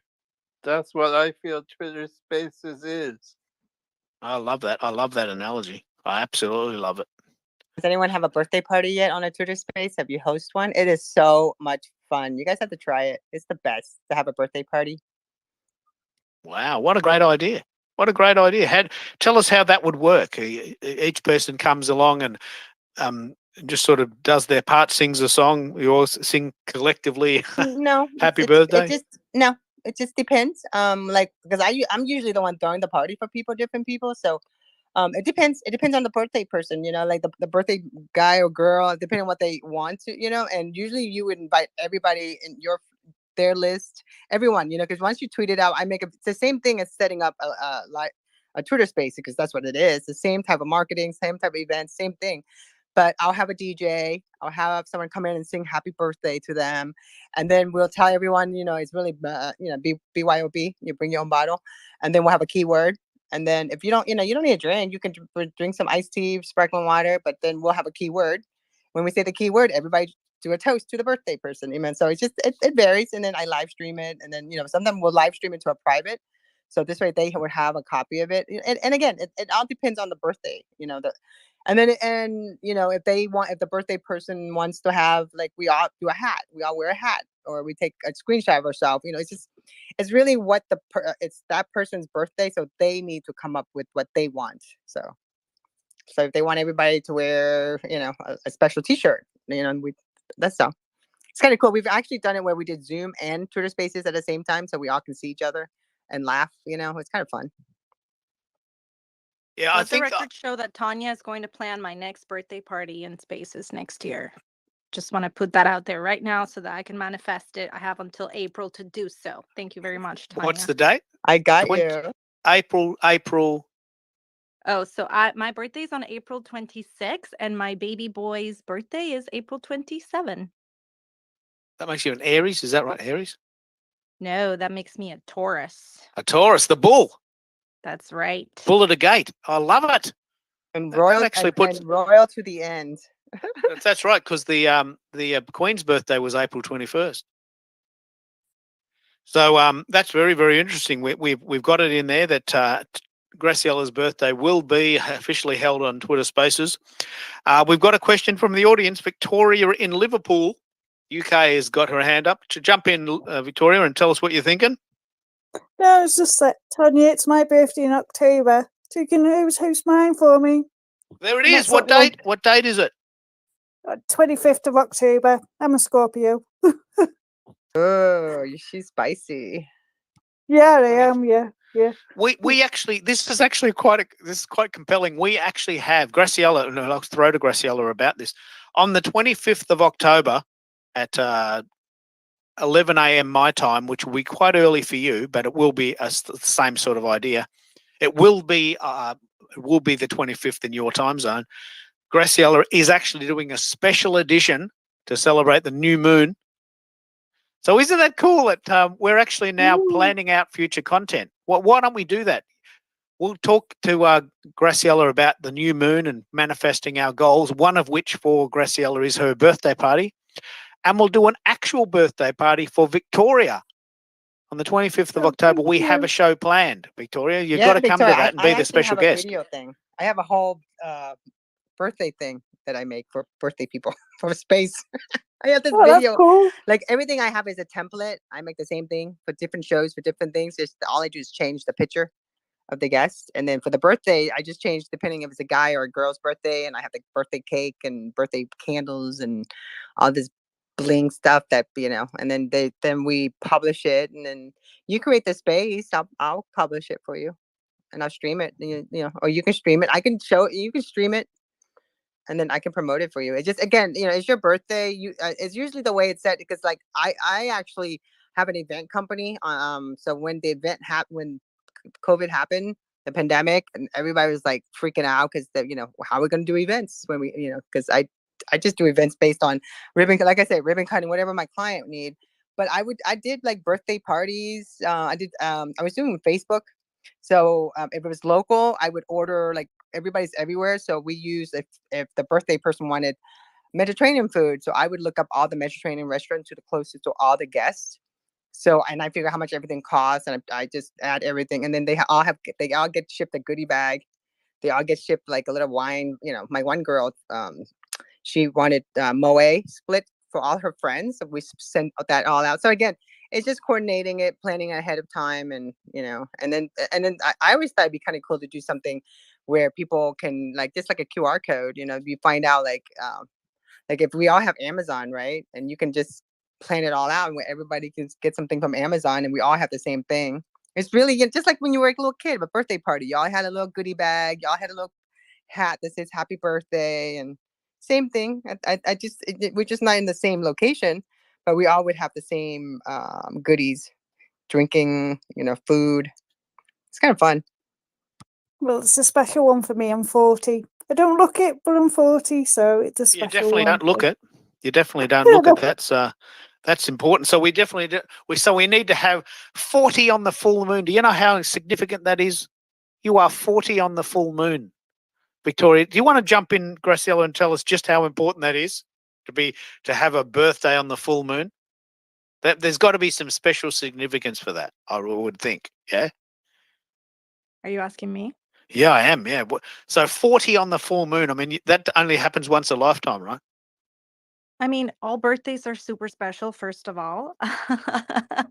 And it the moon is going to affect you whether it's your birthday or not. So celebrating it on the full moon means that you're letting go of something, and celebrating it on the new moon means that you are planting seeds about something. So it really doesn't matter. But I'm so excited to celebrate the new moon in October with Victoria. That's going to be Isn't that super great? fun. Isn't it Yes. great? The Australia, the US, the UK, all celebrating the new moon. The new moon, yes.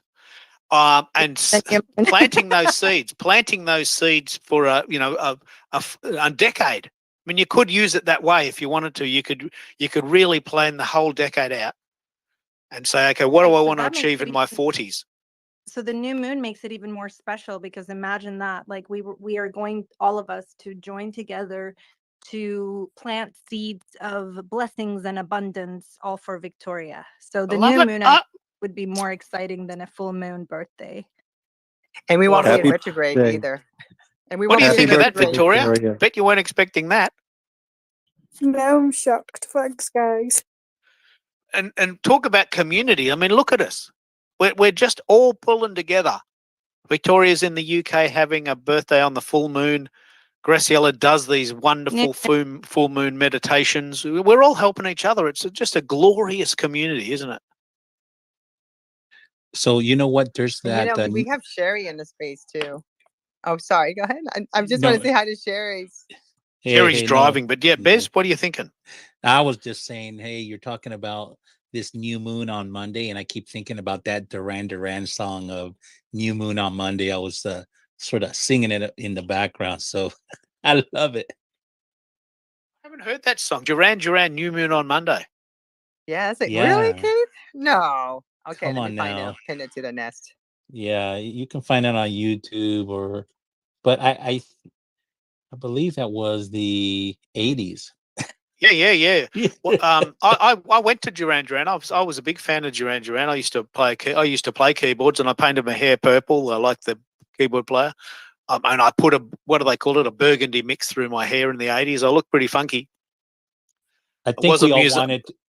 wanted to be Simon Le Bon, Yeah, we as all wanted to be in it. teenagers. I was in a band. I was in a band, but we wanted to be. Actually, we wanted to be Bon Jovi. But I was the keyboard player in a band that sounded quite similar to Bon Jovi on our good days. So, but I haven't heard that song unless I didn't know that was the name of the title. But look at what we're achieving. We got a global family: New Zealand, Canada, US, UK, Australia. We're just rocking. And Dan, you've got some thoughts on that? Yes, that's really awesome. You say you play the keyboard, Keith? Yeah, I used to play keyboards in a sort of a metal band. Yeah.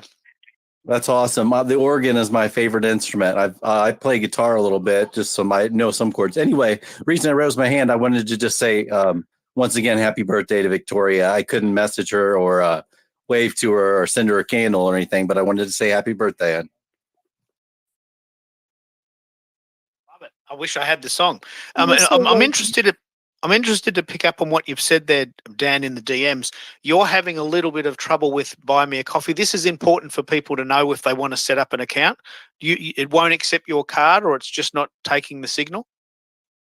Yeah, I know I have money in there. It's telling me first it was telling me that it declined it, and then it was saying it's an invalid card number, and I know my card number's right, so I don't know what was going on.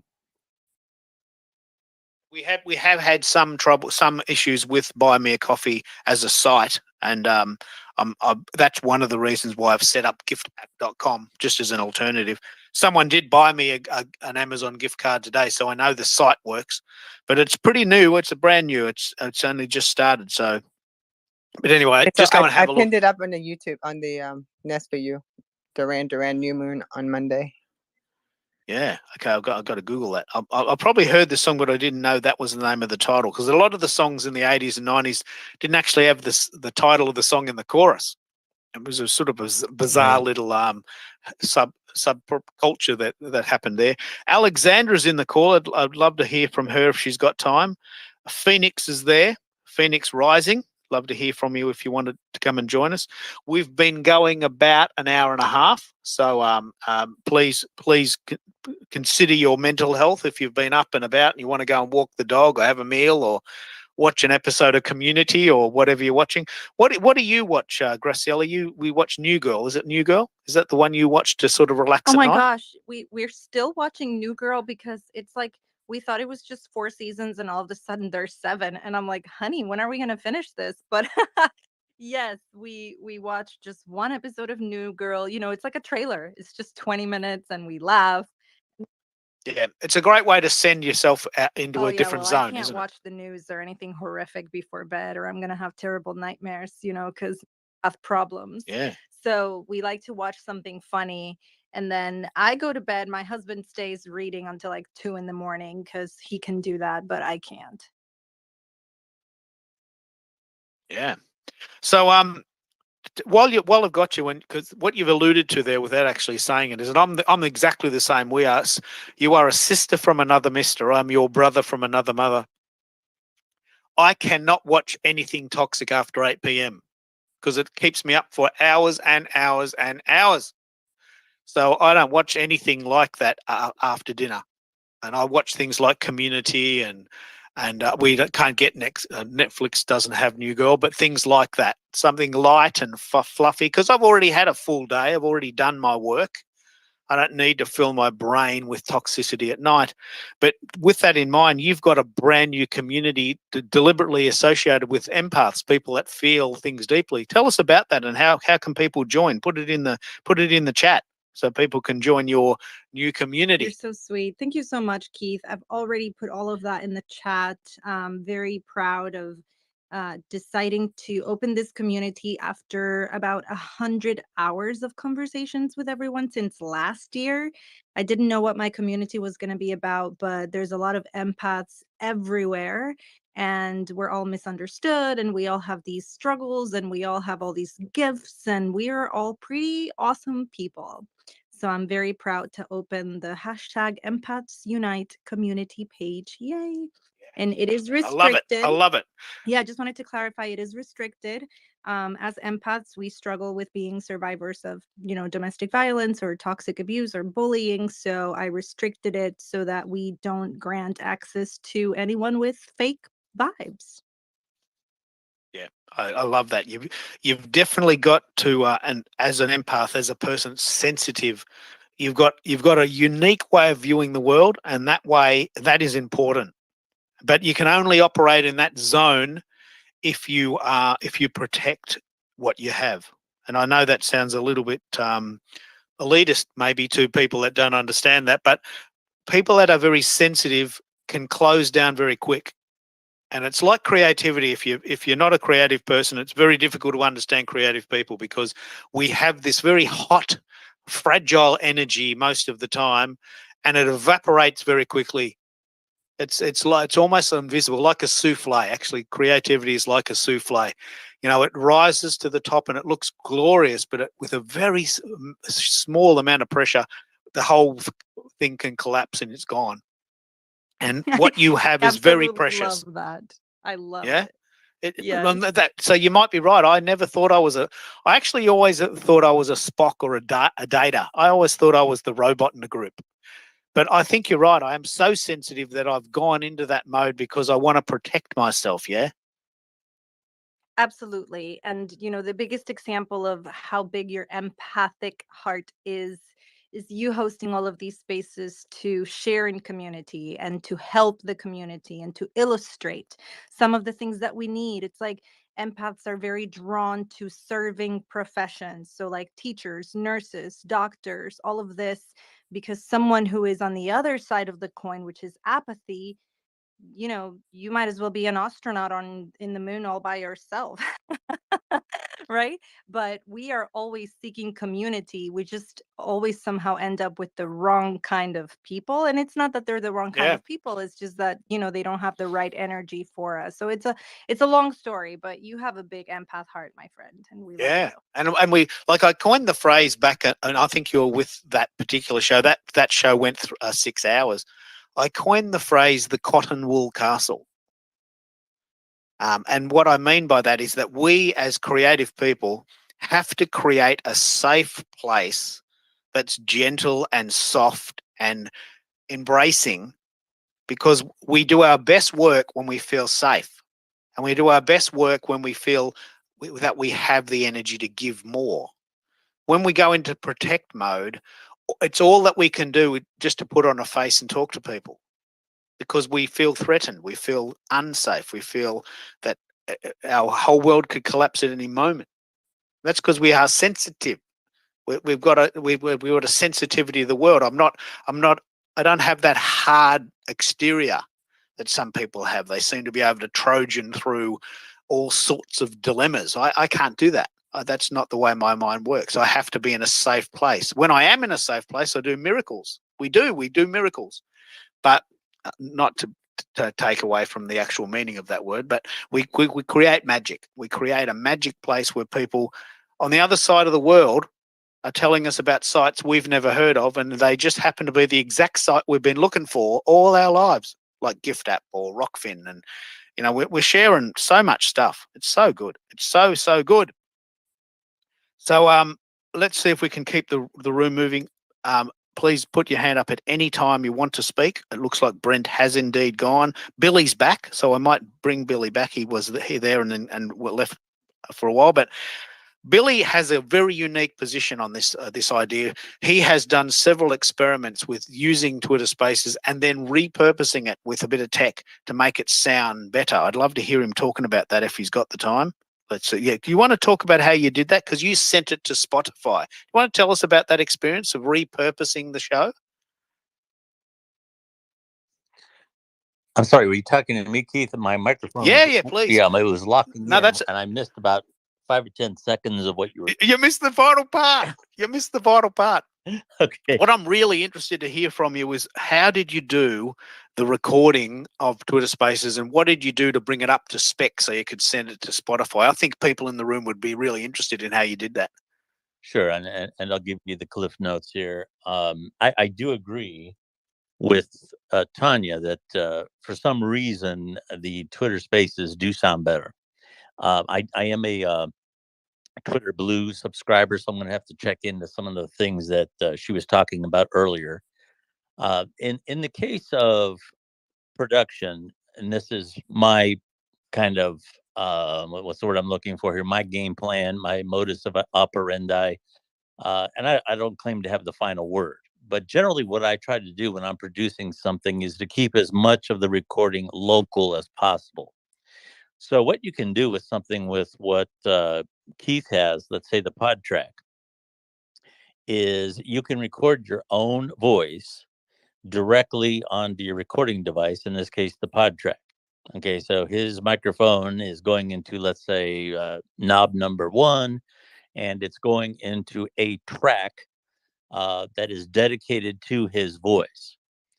And let me just mention this too, because I come to realize that a lot of people don't understand quite what a track is. That's a throwback to the days of tape.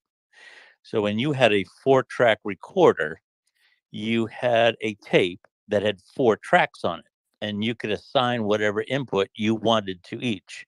So if you had 4 microphones in the room and you were recording on a 4-track recorder, each microphone would have its own track. Okay. Now that terminology has carried over into digital, even though there's not a physical track of tape. Yeah, I never thought of that. Yeah. The Beatles, for instance, recorded the White Album, maybe their most famous album of all time, on a 4-track. So the drums went to one track, the guitars went to another track, the singing goes to another track, and they compressed it. But this is 1964. But what you're saying is very true. With these gadgets, you can separate out the various components. My voice goes to one track. On this unit, the Twitter Space goes to track 3, completely separate track, which means I've got control over how it sounds. Exactly. And my PC goes to track 4, and I've got 4 components that can be mixed down or separated out. And that, just to give you some clarification, some context there, tell us how you do that and why that's important, because you can treat each track differently, can't you? That's exactly correct. And what you did, let's say in the case of recording music back in the 1960s, is you could control the level of the drums separately and make it perfect, okay, with the lead guitar, the lead vocals, and so on. And each one of those types of signals, each one of those types of tracks would also require a different type of equalization, and you could adjust each one of those sounds without impacting the other. And that's exactly what Keith can do on his PodTrack 4, is he can record his track, like he said, on channel 1, and that's his voice. So he can tweak his voice, and being that it's local, in post-production, he shouldn't have to do too much to it. He might dab it a little bit with some noise reduction or something like that. And with I believe you said track 3, you have the sound coming from the space. Yep. So now that might need a little bit more tweaking. So let's say he takes these multi-tracks, puts them in his DAW, which is a digital audio workstation, fancy word for audio editing software. And like I said, doesn't do too much to his voice, maybe dabs it a little with some noise reduction. Now he's got the other track, which is the sound from the space. Now that's probably going to be kind of noisy. Okay. So what he can do is he can hit that with a lot more noise reduction. He can beef it up a little bit with some equalization. He can compress it differently. And I noticed too, in my case, a lot of the different voices come in at different volumes. So what I would do then is split that one single track into segments, and then I would separately control the volume of each one, bring one up a little bit, one down a little bit, so that everybody that was in the space comes in at the same volume. All right. And then he can combine those tracks with, let's say, an intro music, an exit music, whatever he would like to do, and edit out the parts that are redundant, that are boring, or whatever. He just has a speaker that wasn't very engaging. He can take that out, and then finalize it, export it as an MP3, and put it on his favorite podcasting network. So it's a great way to be very hands-on with your space. Also, what the PodTrack P4 does do is it also gives you a track that is everything combined right out of the gate. Now, the downside to that is you have to watch all your levels as you're doing the production. The upside to that is once it's done, if you don't want to bother mixing all that other stuff, you can simply take that master track, that stereo 2-channel WAV file, and process it right from the get-go, however you want to do it. Edit it, put some intro music on it. For most, not all, but for most podcasting hosting services, they'll only accept MP3s. So you would have to convert it to an MP3. I try to keep them all waves during the mixing process. All the mixing and the editing, I keep WAV files. I don't convert it into an MP3 until the very last. Can you explain step. what a WAV file is? Do you know what that actually stands for? No, actually, I don't. I probably knew it one time. Waves are commonly what CDs use. However, there's all kinds of different waves. There's different bits involved. There's 16-bit, 32-bit on down the line. There's different frequencies. There's I don't know, 50K, 96 hertz, all these other things that you can, the Zoom Q2N actually records at 96 kilohertz, which is just off the charts. But let me just decode on what you just said. This is really, really important. So a WAV file, which is a file that is a CD quality, is a file that a lot of recording devices use to take the source data. Why that's important is because it sounds better. But most average sites don't accept WAV files, so you've got to convert them to MP3, which is very compressed. And that's what most people use now, post 2020, post 2000. I don't know when I think it was 1994 the MP3 was invented. It was used on a site called Looker by, I'll Google that in a minute. Don will know.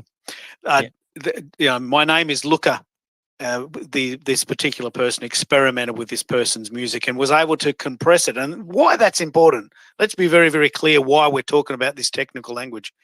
There is 1 million Twitter Spaces a month now, and there's 2 million hours of Twitter Spaces content, and Twitter is responsible for that. Twitter is responsible for finding a way to get all that data to your phone. And the bigger it is, the longer it takes. So someone very cleverly, I think 1994, found a way to compress it so that it can travel faster along whatever internet provider you have. So this tech has a purpose, even though it's probably going over your head. It's got a purpose. We've got to get the signal from my microphone to your phone, and someone's got to do that. And someone's worked it out, and it's very clever. We love it because we know what we're talking about. But we can get a bit geeky. But do you want to put the Spotify file in the nest, or more importantly, in the chat, so that people can hear what you've done? You've taken a Twitter space, which exists as a space, is a replay, but you've done it and put it on your Spotify account. I'm very impressed with this, mate. It's very exciting. You want to share that in the chat? I sure will, and I will say that in my case, I did use the Rodecaster 1 to do that, and I would have to say that in most DAWs, you're going to be using a WAV file that's 16-bit and probably 41K, 48K. Here again, this is my own personal opinion. I would probably use 48K if I was using that audio for video purposes. But the upper, if you want to go bigger than some of that, that's fine. Tanya, I see she has her hands up. I bet she's got some input on this. So go right ahead, and I'll put that in the nest. Yeah, put it in. Could you put it in the chat? Can you put it in the chat? Because shared it. So I want to give you I don't know. I've been messing around with it. I really don't. I have a task cam, but you've got a task cam. I've got to get you using that. Yeah, but I don't even want to it's like I don't have the time, and I have 283 hours in StreamYard that I need to download and upload to Anchor so I get onto Spotify.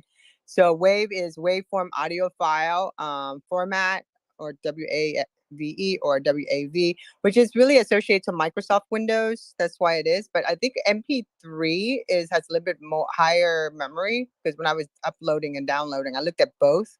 So if I was to take something, I create something, it downloads an MP3, but then I'm sorry, as an MP4, like a video or something with an audio, but then I want to clean it up a little bit so it doesn't move too much, then I'll move it to my phone. I'll edit it real quick. It will download to an MOV.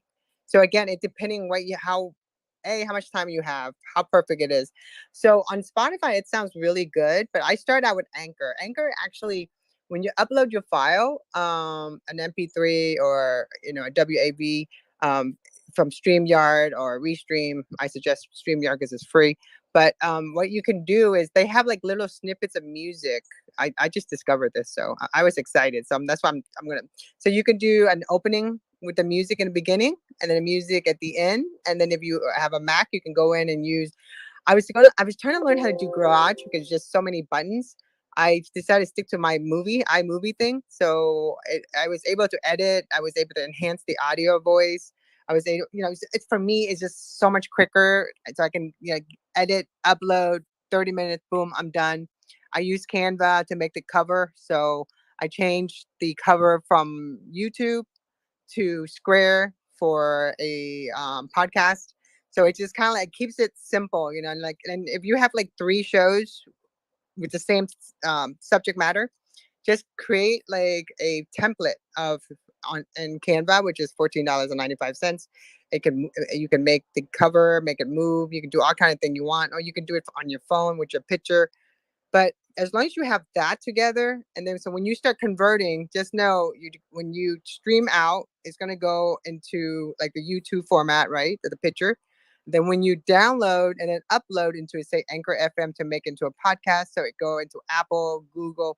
I think it's 10 platform you can go to in the podcast format. It does it for you. You upload it. It sounds so good. There's music you can add to it. And once you figure out what is your podcast, how do you want people to feel when they listen to it? So your opener is important.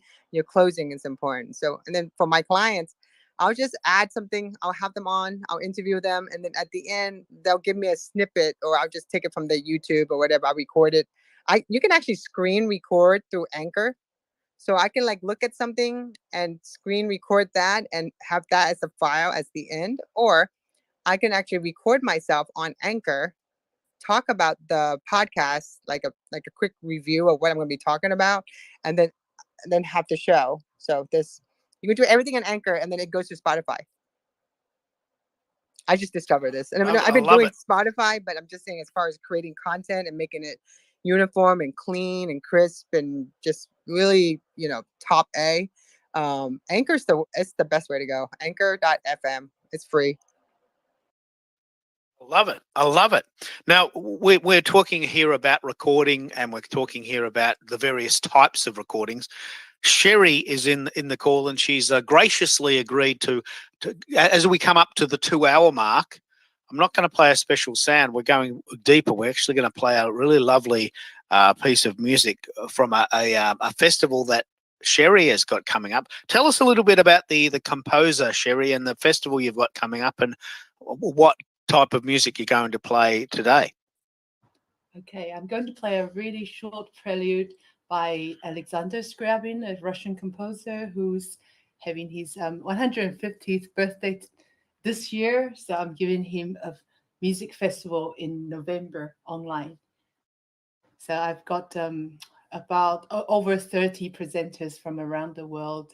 And there'll be musicians, there'll be poets and philosophers, theosophists, and artists and scientists all joining in to sort of kind of put in a little bit of puzzle of this composer, because his interest was just like everywhere, and it's made him so incredible, his music.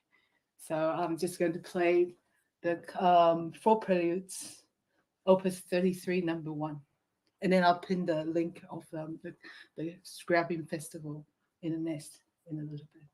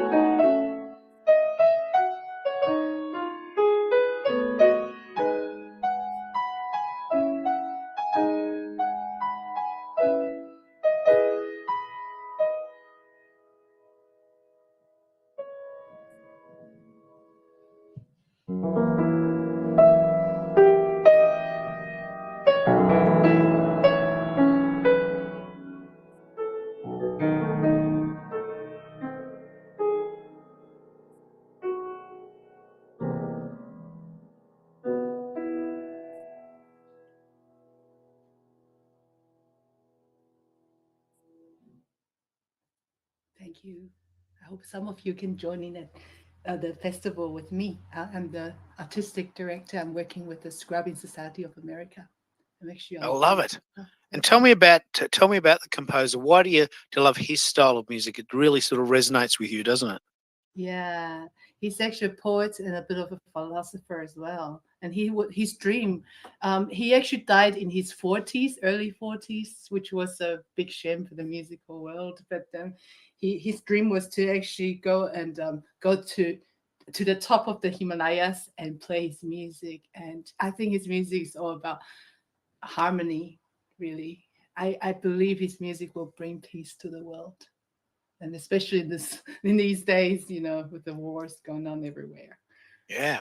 And how have you, while we're on this subject of recording and doing concerts, people can't always come to you in Auckland there, but how have you managed to sort of successfully marry the multi-streaming and the recording? I know we're still on this journey, but what's your story so far? How are you progressing?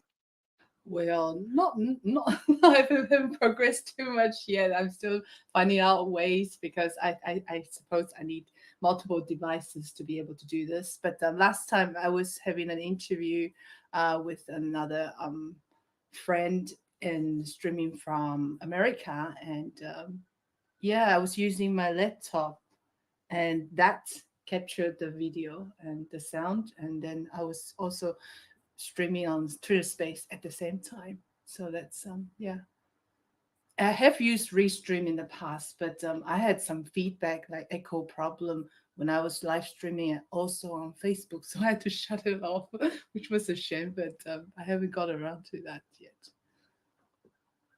I love it. I think we're all helping each other fill in the gaps, because for instance, Mayono, which are very inexpensive, $100, they're very small, and they do have quite a lot of good quality tech in them for the price, relatively.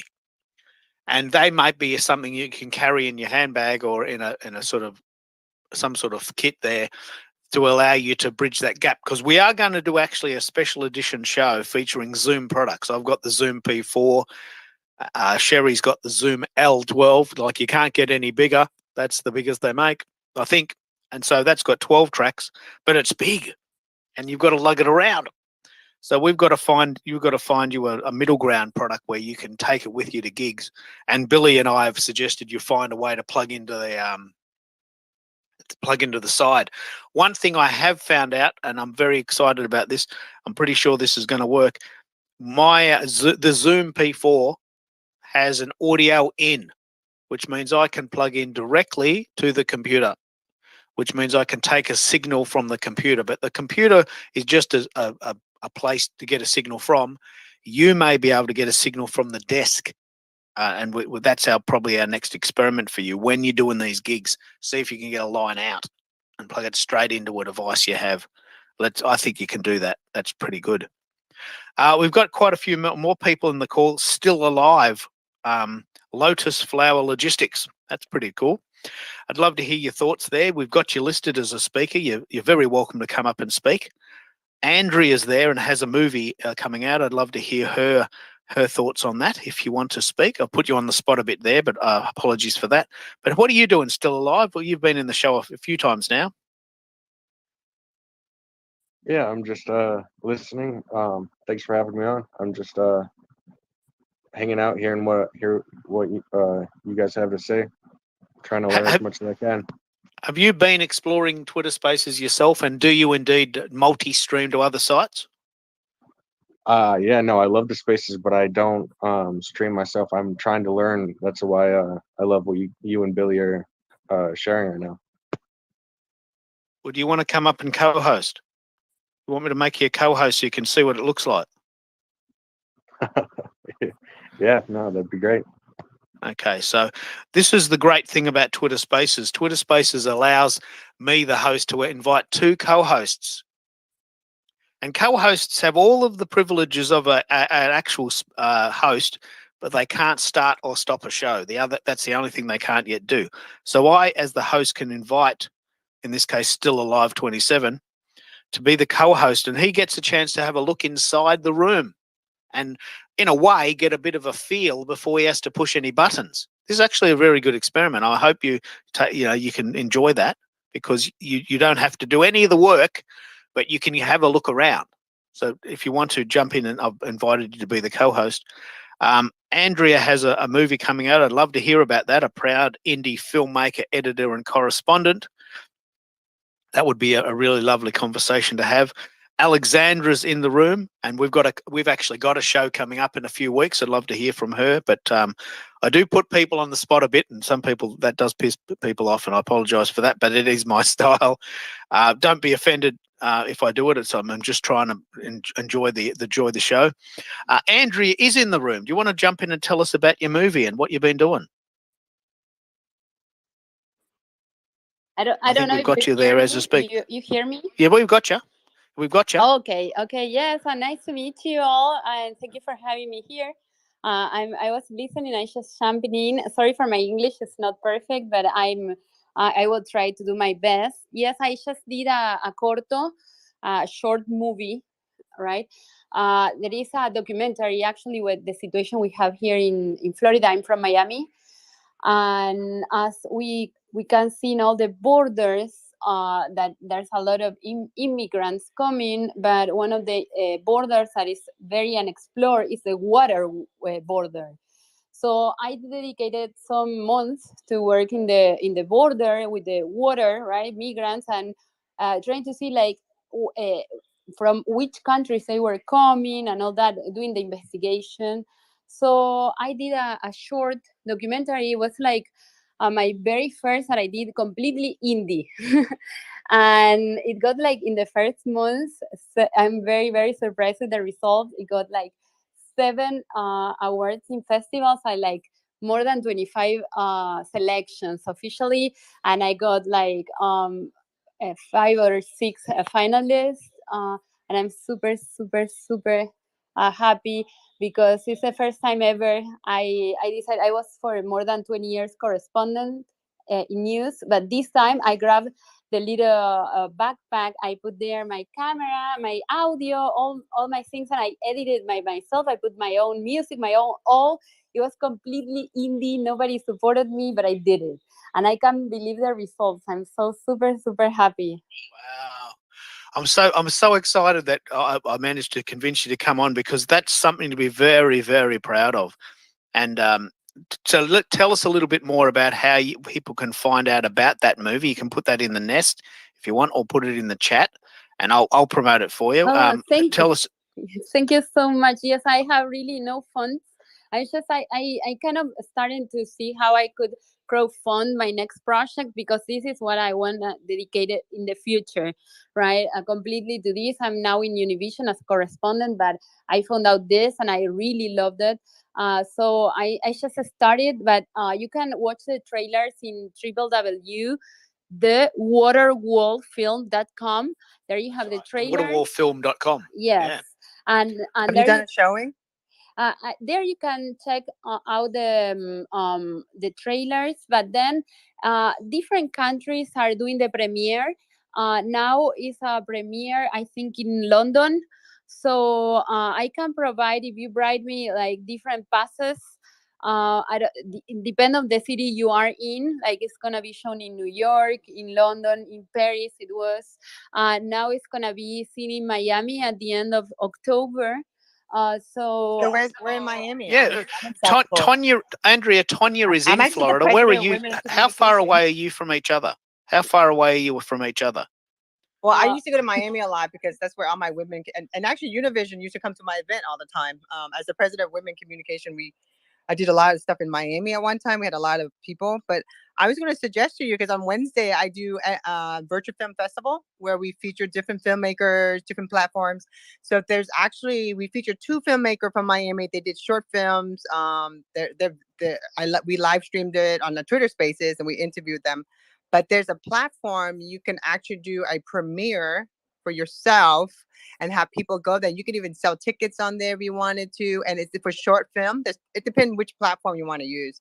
And then, to fund it, I can talk to you. We could think about NFT. So that's what a lot of they're tokenizing it. So a lot of the filmmakers, they're collaborating. Like it's called Film3 is the hashtag if you want to take a look at that. And like I said, I've been doing virtual film festival since February of this year, so I can help you. Oh wow! Look at what we just did there. Let me just decode what happened there. This is really important. Just in case anyone in the world thinks that Twitter Space is a waste of time. My friend Tonya from Florida is now talking to another beautiful person from Florida called Andrea, and they don't know each other. But they both know me in Melbourne, Australia. This Melbourne, Australia, not Melbourne, Florida. Pardon the pun, because there is a town in Florida called Melbourne, probably somewhere in between where you both live. So this random Aussie on the other side of the planet, working in his home office in the back of the house, runs this show that introduces 2 people that live in the same state. Oh my God! No, we're an hour from each other. By the way, we're not like. It's incredible. We're not like, I'm not all the way in Melbourne. I'm in Palm Beach County. She's in Miami-Dade. So we can meet in Broward. But I'm just saying Wednesday, I just follow you, by the way. Just follow me back. And I do Women in Communication. I'm going to follow you back. Right? Yeah, I want to feature you. We do Empower Yourself Monday. And it's all women. And I do it global, but most of the time we feature powerful women in South Florida doing great things. So yeah, I want you to be part of this. And like I said, your success is my success, and if you need to crowdfund, I'll show you how to crowdfunding for movies. I'm your girl. You can either do. Oh my God! You can do crypto. You can do crypto, or you can do crowdfunding bash. You can do Yes, parties. because look, I Yeah, always in art. Miami, like Yeah. Brickell, you can do Oh my like God. martinis and get people to for $20 they come in. You negotiate 2 for 1, like some free appetizer, and you collect $20, and that money goes toward or you can do like this: $20 for the minimum, $1,000 for dinner with you, right, and your team. So, and then you can add them to your landing page of your future movie. And then there's actually right now you can enter a contest. I'll send you the link, and if you get picked, they'll help you make it. And you can be part of it. It's $500 you get. So there's a whole. I Oh, get that's a bunch of amazing. contacts. Yes, because I was always in arts, and that happens a lot. I was always like looking at the photography, the editing, and all that. But I didn't learn how to do funding. That is something like I was always very far away from that. I know how to create the content, but I never did something like alone. I was always inside of a corporation, right? So it's like amazing here your ideas, and wow, yeah. Thank Oh you yeah, so and I much. have a Thank you so much, publicist who you Kate. can Thanks meet for too. I got a publicist for you too. Her name is Jenny Lee Marlino. She has a PR firm, and she does Starbucks and all that stuff. But she does a 305 cafe something. It's pretty big. She made it she's really down to earth. And there's in Miami is a huge community. I'd be happy to introduce you. And I Oh, can't remember amazing. the guys. There's a guy that was like a big guy from Univision. So there's there's a huge community down here, and you'll get funding. I mean, everyone so far I've met randomly these filmmakers from Miami that have done incredible. Like they got their funding from Film 3, which is crypto, right? The blockchain. And people will invest in you. It's not besides the movies. They'll invest in you. No, that sounds amazing, because it's like a dream for me. I always wanted to do that since I was born. I think I was always doing like recording and editing like from forever. So, but this is the first time, and it's really amazing to have the opportunity in this space. Kate, thank you so much for inviting me, and well, let me just take this a step further. This is why I get out of bed. This exact moment is why I get out of bed. Two people in the same state, 1 hour from each other, know a random Aussie on the other side of the world called Keith, right? I invented this word called the Keithy, right? Two people that have never met that meet in person as a result, and I want you to take a photo together with a little napkin or a sign. Hi, Keith, we did it. And I call that the Keithy. I'm sending you a photo about this because I've had two people from Africa who happen to be in the same state of America, 1 hour from each other, have lunch at each other's houses, where actually in the real world they were from different countries in Africa and would never have met had it not have been for Twitter Spaces. And we need to illustrate just the power of that. You may never have met. You could have walked past Tonya in the street, never known who she was. Right. And now this random Aussie on the other side of the world, this random person that does a really kooky radio show in the back of the house, introduces two people, and something's going to come from that. The movie will get funding. Tonya will introduce you to people that you don't know. And you didn't know Tonya before today. I mean, how cool is that, Andrea? I mean, how cool is that? Just the visual of that is amazing, isn't it? Oh, wow. Yes, impressive. It's impressive. It's beautiful. And actually, you can do a story about this. I think it is a story because many people on the call have talked about this idea of this empathic heart, this idea that the really beautiful people in the world want to help others. It's a gift in itself. It's a blessing. It really is the payment. It's the ROI, I call it. I mean, I once said that I could live on fruit, bread, and coffee as long as I was surrounded by the same right people, because the bills get paid, and I don't get any joy out of owning a Ferrari. I don't have one. I'm happy to test that theory, but I don't have one. I'd much prefer to hang out with really cool people and spend my life helping others. It's a reward unto itself, isn't it? Yeah, it's amazing. I'm super happy. Thank you for having me here. I really, it's the first time I connect, actually, and I'm very, very happy. Thank you so much. No worries. Well, keep it moving. And your favor to me, the only ROI that I want is I want you to get together in a physical room, take a photo, and put a little sign up on the napkin on the table. Hi, Keith, we did it. That's the only thing you need to do. You can do, and I want to see what comes from this, because Twitter has 200 million people. This is why I love it. Twitter has 200 million potential networking opportunities, some of which live an hour from your house. I mean, it's bloody brilliant. It's bloody brilliant. Don't you think that's amazing, Tonya, what happened just there? Now I'm used to. I always do this. I just, like I said, I know what I like, and when I hear people's story, and if I just see, I'm like, oh my God, I can help you with this. I don't even think about it, but I love it. The fact that you, of all people, introduce us, and you're like in Australia, which is my favorite country. Yeah. that's my bucket list to go visit. But I was gonna also wanted to tell Sherry that Sherry, I know how to fix your feedback issue. I actually, there's a couple of piano people who are into music NFT. That's my other favorite thing to talk about too. They really put out some really good music, and that's another thing too, is people are collecting music NFTs because they're investing in the artist. It's not about they're collecting, but they're actually investing in the artist themselves. So, and I see your work, you can be doing great. And there's a gentleman from Sweden that plays the piano. He sells his music, and he's new too, but he sits on Twitter Spaces and he streams and he plays his music, and then he's on YouTube and all this stuff. So I love to connect you with him, and he probably can help you with that, the feedback. I'm very very amazed to know all of you. Tonya, thank you so much.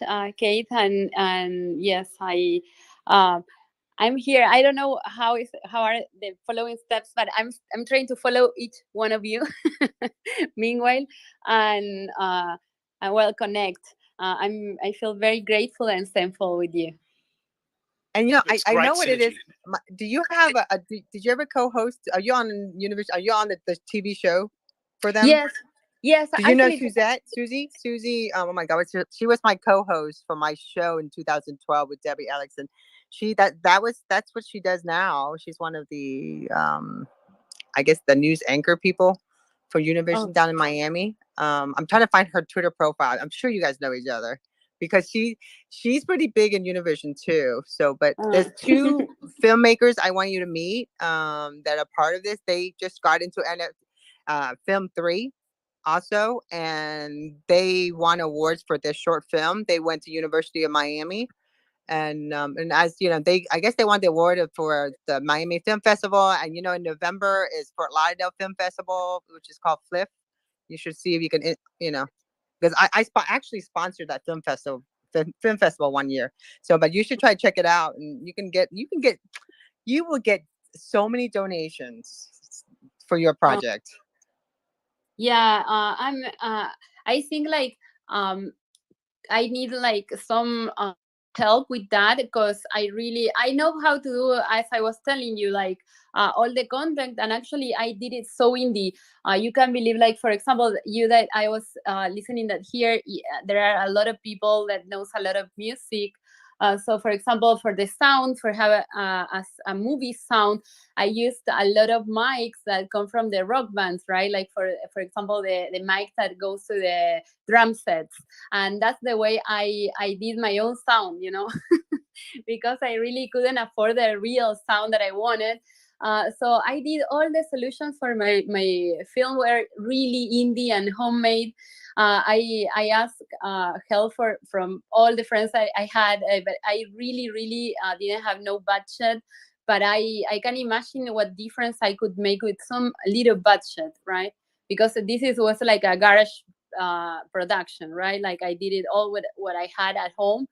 But I would love really to see if I could improve the quality, for example, with a little budget could be amazing. And also I want to, my goal is to try to do some movies with, trying to make changes to help people, right? So one of my projects upcoming is with muscular dystrophia, right? So my goal is, for example, in this one, Waterworld, that is a series. I wish to do a series it's also to teach the migrants all the dangers, because they are taking this new route of and they are not aware because it's so new, right? Like a Mexican crossing, maybe in the water, right? Because the normal route for that is like the land, right? They don't do it in water. So it was like to put a little aware in the head of the people, like, okay, this is very dangerous, right? We are trying to do this. Well, you can make it, but also you can die, right? So I wish to, if I have some funding, it's like you can your goal could be bigger. I did this with no no budget, but well, with a lot of objectives and goals, like we're open a little bit, like the information about this situation that is going on in the Florida Straits, and also, well, try to do my first try with the tools I had at home, right? So, but thank you so much. It sounds amazing. I'm gonna share a link for this project. It's got decentralized. They fund like short films, different films. So they're running a contest right now. I'm on my PR account. That's why I'm gonna share it into the speech bubble. And if you can grab that and take a look at it and look at their profile, and then if you already have a script, just enter it, because there's a huge women community in Film 3. There's huge. They meet, they talk, they help each other out. I mean, it's really it's incredible how the community has grown. So, and they'll love you. I mean, like, and what you're talking about, your film now, is so important to talk about and share, because that's what's happening. We're having a lot of, I mean, and I'm from Vietnam originally. I mean, I learned how to speak English with the Cuban kids in 1975. So I could imagine what it's like, what people are going through these days. So yes, definitely. And I think networking is the key for almost everything now, and I appreciate a lot to make this network. And women that I was reading, like, we are only 4% in filmmaking, so we are really few. So it's really important. So I appreciate a lot the information, really. I love what you've said there. I want to just share some stats just to show you exactly the symbolism of what's occurred. When you can hear in the call that two people that don't know each other are riffing. But Twitter Spaces is this phenomenal conduit, this phenomenal resource that we have. I'm just checking my DMs. I actually connected with Andrea in 2011. Wow. We've actually connected, but and I sent you a lovely little message back then. And hello, how you doing? She's from Melbourne, Australia, not Melbourne, Florida. And you obviously were too busy, didn't see the message, and we didn't chat. But when you came onto the show, I saw, hey, we're following each other. We can start some magic here. And now Tonya and everyone in the call, and everyone's hearing what's happening. Like, here we're hearing it. We're hearing it going I pinned on. it on the nest for you. Wow. You can win $500 right now by entering your script, and they'll make it with you. Like, they have a whole thing. It's a whole project. It's like a contest. They're trying to bring all the indie filmmakers together and want to get them into Film 3 and then help each other to tokenize their projects, and take a look at it. And what they're doing is, it's just like they're taking clips that like a lot of them are doing is they're taking clips that they're not using and minting it into an NFT. And then they're putting it up to auction. So that's how a lot of them are making their money. That's how they're funding their projects. Oh wow, sounds amazing, and I will definitely do it. I will right now enter when we finish talking, and definitely go there and check it out. And Kate, I'm sorry that I didn't reply. I think I just was new in Twitter, but then you can't possibly. But it is a very interesting point that Twitter. This is why I use Twitter as opposed to Wisdom or Clubhouse or any other site that's just started. Relatively, is Twitter. 200 million people around the world. That we're already here. Like, Twitter is already here. But you know what Yeah. I'd love to do is I'd love to set a bit of an intention. Is there a place that you could possibly meet in between? Have you got your favourite spot in between where you live, or do you Tonya sometimes go to where Andrea lives, or Andrea, do you sometimes go to where Tonya lives? I really want to get you together in a physical location just to show to the world just how powerful what we're doing is. I mean, the middle part for us would be Fort Lauderdale. So like, and then I have my church that I'm working to make into a metaverse. So that, Oh. and that's like right by the beach. It's in Pompano. It's right by the beach. I So go a because lot. I go a lot. I travel a lot because I'm a correspondent, so I'm traveling all the time. I can travel with like very easy. Don't worry. Actually, I'm about to take a plane like in few hours, but to New York. So, and I'm a little scared because of the hurricane. We have a hurricane here, Ian, that now is in Cuba and it's about to arrive, and it's really bad the weather. Yeah. I don't know how you're gonna fly out, because I heard a lot of people are they're getting canceled just to leave and coming in. Yeah, I don't know, but it's Emmy tomorrow. I think I need to be in New York. Well, let me pick up on what you've just said there, Andrea, because you've taken this out to another notch. Yeah. The reason I love Twitter, and we can riff on this about the idea of multi-streaming, is that Twitter has 200 million users, but you can have a thing called the lists. I have a very, very, very good following in New York. Very good, about 5,000 people. So it's not inconceivable that while you're in New York, you could be hanging out with some people that I know if you've got the time. So Twitter is the probably the best networking tool I've ever heard of in my whole life. I think it's the best. Arguably LinkedIn is good at it as well. But you're going to New York anyway. I've got 5,000 followers there. If you've got time, you could connect with them as well. So I know you've got to get on a plane, and please be careful, especially if you've got a hurricane. But it sounds to me like you're gonna be pretty busy networking with some of these people for your film. And I'm so excited that we heard that live here. We heard it happening in real time. I'm so excited that I'm part of that. Mm. Yeah, amazing. It's amazing, really. Anyway, you go and prepare for that. And I'm glad you took the initiative to come on the show. I'm going to keep it moving. We've been going about 2.5 hours. Are you okay to stay, Tonya, or are you getting tired? You need to give yourself a rest? Yeah, I'm gonna probably stay for another half an hour, 3 hours, and then because I'm still live streaming. All this is still streaming on all my channels. Yeah. I love it, and it's on Twitter Live right now too. Oh, you got it on Twitter Live. How does that work? Tell us how that works, because The that's one same I'm really thing. interested. Yeah, Restream. You just connect everything, and actually, I don't know. I did a screenshot so you can see all the different channels you can go out to. Here it is. I'll just pin it to. I don't know if I pinned it to the nest or not, but it's right there. And you can see it happens now. Like, let's say if you want to do an event, and you're gonna have an event, and you want to stream this or have a conversation. Because I think even with Twitter Spaces, you can have like a symposium. As long as I see you doing this, Keith, and and you can have Hoppins can set up a whole event for you too if you wanted to, or you can have. Well, let's riff on this. I want to pick up on what you've just said there. I'm really, really excited about this, and I'm actually, I don't know if you've seen the movie Truman, but I am Christos. I'm the dude living on the moon, coordinating the world. That's my job. I'm the coordinator. I'm the manager. I'm not the talent. I'm the manager of the talent, and I'm the Christos in the movie Truman, who runs the world. So I've been invited. I'm very proud of this. I've been invited to the Twitter Chirp conference, which is in November. But it's a long way for me to go. It's 14 hours to get to LA and then another plane to get to San Francisco. And so I've decided not to go. But several of my friends are going.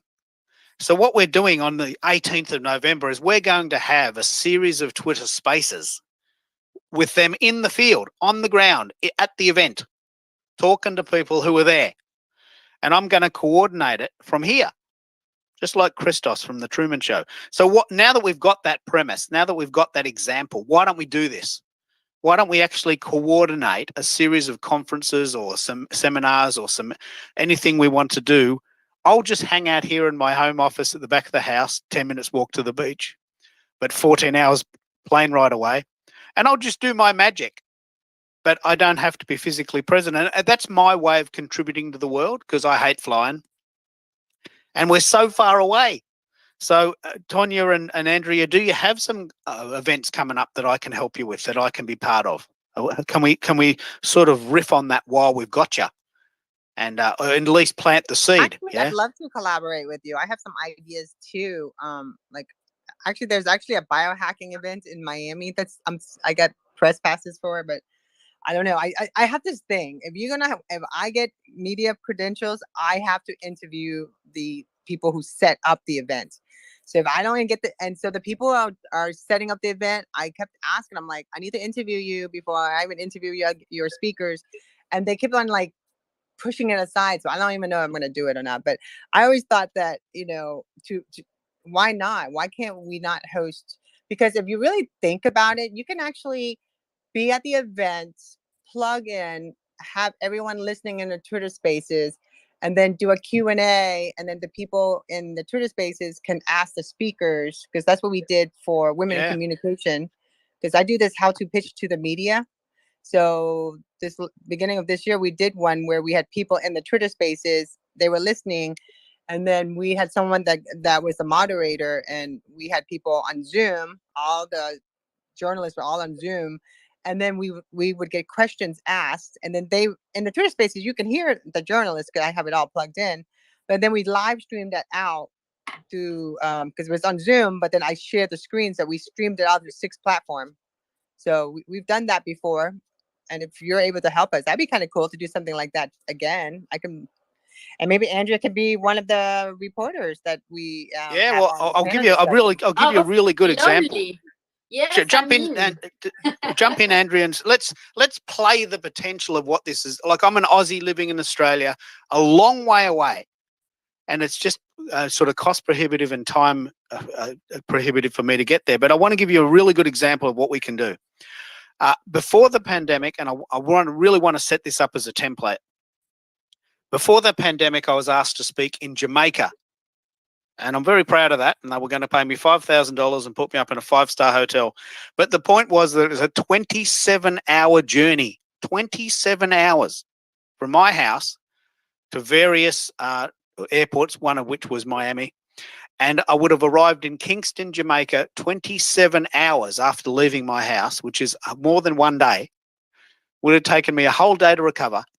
And then I would have spoken for 3 days at this really cool conference. And then I would have flown back, and a whole week away from wifey. So what I decided to do is I decided to charge them $500 and do it on Zoom. Actually, we used Adobe Connect. It's 2019. So I spoke at night, 12:30 at night my time. It was 8:30 in the morning in Jamaica. I spoke well. I got a recording. I spoke 3 times, once a day for 3 days. They got value. I didn't have to leave the house, and everyone in the room got to hear me speak and share what I know. And the thing that was really, really cool about that, and better than being in real life, is that we set up a chat room, and we had 150 people around the world, Nigeria, Azerbaijan, Portugal, asking questions live from, Portland, Oregon, and Portugal, and, all these different places, Puerto Rico. And here we are. Here I was in Melbourne, Australia at 12:30 in the back of the house. Wifey was in bed. And I'm doing a live gig and talking to the world. And I've always wanted to do that. And I think we've now sort of put it out there that this is my bucket list, that I want to be involved in those conferences, but I don't want to go there. I don't want to fly. I'm not ready to fly yet. I'm not ready to jump on a plane and spend 14 hours over water. I don't mind flying. I'm not scared of flying. I just don't want to do it. So let's put it out there, Tonya and Andrea, that we could get involved in some events now. You guys are probably already going to do this, but I want to be involved in them too. So why don't we team up? No, for real, I love it. I think that'd be great. Yeah, Well, let's do that. You've heard it live on Buy Me a Coffee Monday. In fact, is it still Monday there? I think we must be getting close to midnight. What is it, 10:30, 11 o'clock? Yep, about 20 to 11. It's What I'll do is I'll play a little sound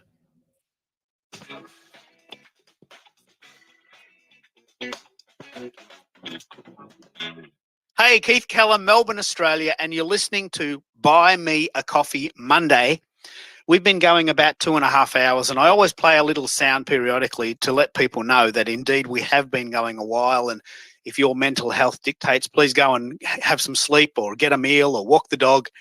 Don't feel like you have to be on my show the whole time. My highest score so far is that I've been online, sitting in the chair for 6 hours, and it's effortless for me. So I don't want to put you through that. So we're talking today about the idea of multi-streaming your content. And we've had a live example, live in the studio, of two people from Florida meeting for the first time. And they actually live 1 hour from each other, but they didn't know each other. And we did that on Twitter Spaces. So, Tonya, do you want to reflect on that? Are you still happy to stay with us? You must be getting tired now. It's 2.5 hours in. I think I'm like buzzed and excited. So I'm okay. It's sort of we feed off each other, don't we? I've been drinking water this whole time, like sitting in my husband's bed going, "I thought she was going to do for an hour and a half. What the hell happened?" Yeah, they're all looking at you. My wife sometimes works from home, and she sees me sitting in the chair 6 hours in, and she goes, "How do you do it, mate? I mean, you're just staring at a wall, talking to people with your headphones on. How do you do it?" It's effortless for me because I love it. And I'm interested in your thoughts, Andrea. Have you been exploring Twitter Spaces, and were you expecting this when you jumped in? Well, I didn't have no expectations. I was listening for a few minutes, and I thought like, oh, what interesting is this? And then you brought me, and and now I can tell you what I do believe. Like, I don't think before I had a lot of meanings as I have now. Now I am full of meanings. And I do believe like it was a great space, or it is a great space for networking also, right? And I can't believe the people I met for connecting so few minutes comparing to your 2 hours maybe, but I can't even believe all the things you have done in 2 hours. I'm sad I didn't connect earlier.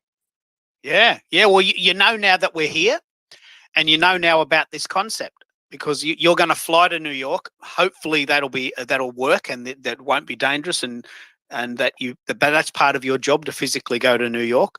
But my job is, as part of, because I live in Melbourne, Australia, which is a long way away, I do a lot of my magic online.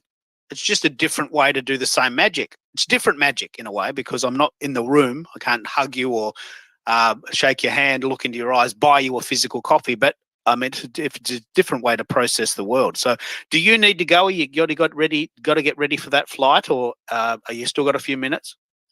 No. I'm still.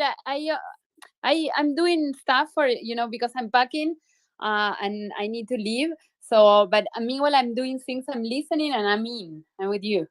Okay, that's all right. So we'll keep it going. Talking about New York, one of my very, very good friends from an area near New York, but she's often in New York, is Rose, and I think she's dropped out of speaker mode. But I'll bring her back in, because what we're doing today is we're talking about the concept of multi-streaming. This idea that you do a show on one platform, but you send it to others, and it's a time efficiency hack that's essential, really, in modern life. Do you do this, Rose? Have you thought of doing it? Have you been exploring the idea of taking your shows to other platforms?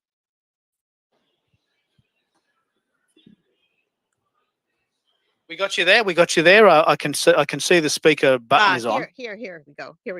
Here you are. Yes. I do it with my live stream shows. I'm on 4 platforms. So tell us about that. How do you do it? What's your hub, and where do you send it to? I'm using StreamYard, and I send it to Facebook, Twitter, LinkedIn, and my YouTube channel. And so they're all, they can be seen. They're archived on my YouTube channel, and it's interesting, to see where they get viewed. But LinkedIn, I just started using maybe about, well, not just, maybe two months at least. Okay, so let me just so you're talking about a video show? Yes. Yes, the live stream. Yeah, okay. So you're using StreamYard video to send it to YouTube primarily, also LinkedIn, Facebook, and Twitter. Is that Yes. they're the 4? Those 4. Which site works best? Which site do you get the most traction from, or are they all equal? I would say I get the most traction on Twitter. Yeah. Yeah. It's a common story, isn't it? It's a common story. Well, I think I'm active on Twitter. I'm not very active on Facebook. The people I know on Facebook are not, are people I know from my kids and the town, and they're not really, as far as I know, watching, live stream shows, and they're certainly not, most of them are not on Twitter. YouTube, and then I find, with in a week, usually the amount of viewers doubles. And one of The my replays, first, yeah. my Yeah. first show has now, well, that one keeps increasing. So it has, for me, 450 views. And one of my shows had 11,000 live viewers. I love it. I love it. It's such a great way. And were you present when you heard Tonya and Andrea riffing about 2 people living in the same state and meeting up, or did you come in No, late? I just caught it later, and then I looked up. I know Tanya is in Florida. Hi, Tanya. And Hi, I haven't Rose. met the. Hi. So Long time see, no the other hear. is a filmmaker, right? She's a filmmaker. So that's very cool. Are you in anywhere near each other? Florida's a big state. Well, we're only an hour from each other, and actually, I know Oh. where who she works for and where she works. It's kind of like I know a lot of people in Miami. I almost bought a condo in Miami. Miami's fun. That's cool. That's cool. I'm walking in Connecticut on a beautiful, almost fall day, hearing the crickets. Yeah, and the thing I love about Twitter Spaces, especially the audio component, is that we've got so much rich experiences to share personally, but we are a global family, and I'm becoming increasingly aware of just how global we are. So on this call, we've had the UK, the US, Australia, Canada, and New Zealand at various times in the process. Well, and this that's is very, cool. very exciting because I'm just one guy in Melbourne, Australia. Melbourne's a big town. There's 6 million people here.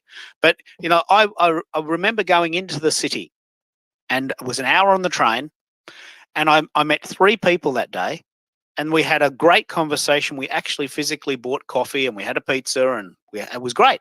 It was a human experience. But I saw 3 people, and it was exhausting physically for me because I'm not really that good at that. But when I was online 2 days later, the same amount of time, I reached 600 people in the same amount of time, and we're having these real conversations. Like, these are real people on this call. They're not would you pretend tell people. them, like, if somebody in your family was sick? Whereas the people you met for coffee, you would.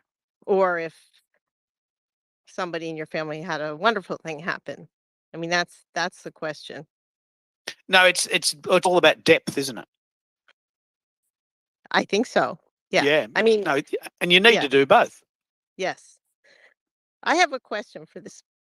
How many people who are there here who are using Twitter Spaces and are turning them into podcasts, and what has that experience been like? Well, we can throw to Billy on that if you want, but that's a great question. While I'm waiting for Billy to come on that, Okay. I'll get Billy up because he has actually done this. He's actually taken a Twitter Space, manipulated the audio slightly to make it sound better, and then sent it to Spotify. He's got a very real example actually in the nest. Oh, sorry, more importantly in the chat. And I haven't forgotten about you, lovely Lions. I haven't forgotten about you. I'll bring you in a minute. Please stick with me. We're on a bit of a roll here. So, Billy, do you want to chat to Rose about that, and then anyone else who's done it? But you've got a very specific example. You've taken and I'll get Christy on this because she was the interviewee. Yes. So, Billy, how did you do it? To the nest, by the way. I just finished this one today. That's actually a Twitter Spaces. That's at the Longevity Festival, and I didn't do anything. All I did, I think I popped it at iMovie just to make sure that the audio sounds good. But I used the opening sound from Anchor, and I used the ending, and then I screen record the promo YouTube of the longevity festival. So that, and at the end, and then that was it.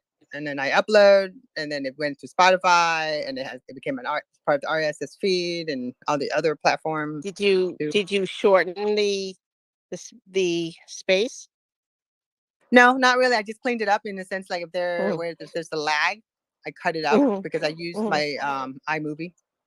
Because Okay. like people nowadays, because I've been listening to a lot of like Joe Rogan, and it's like an hour and a half is the sweet number.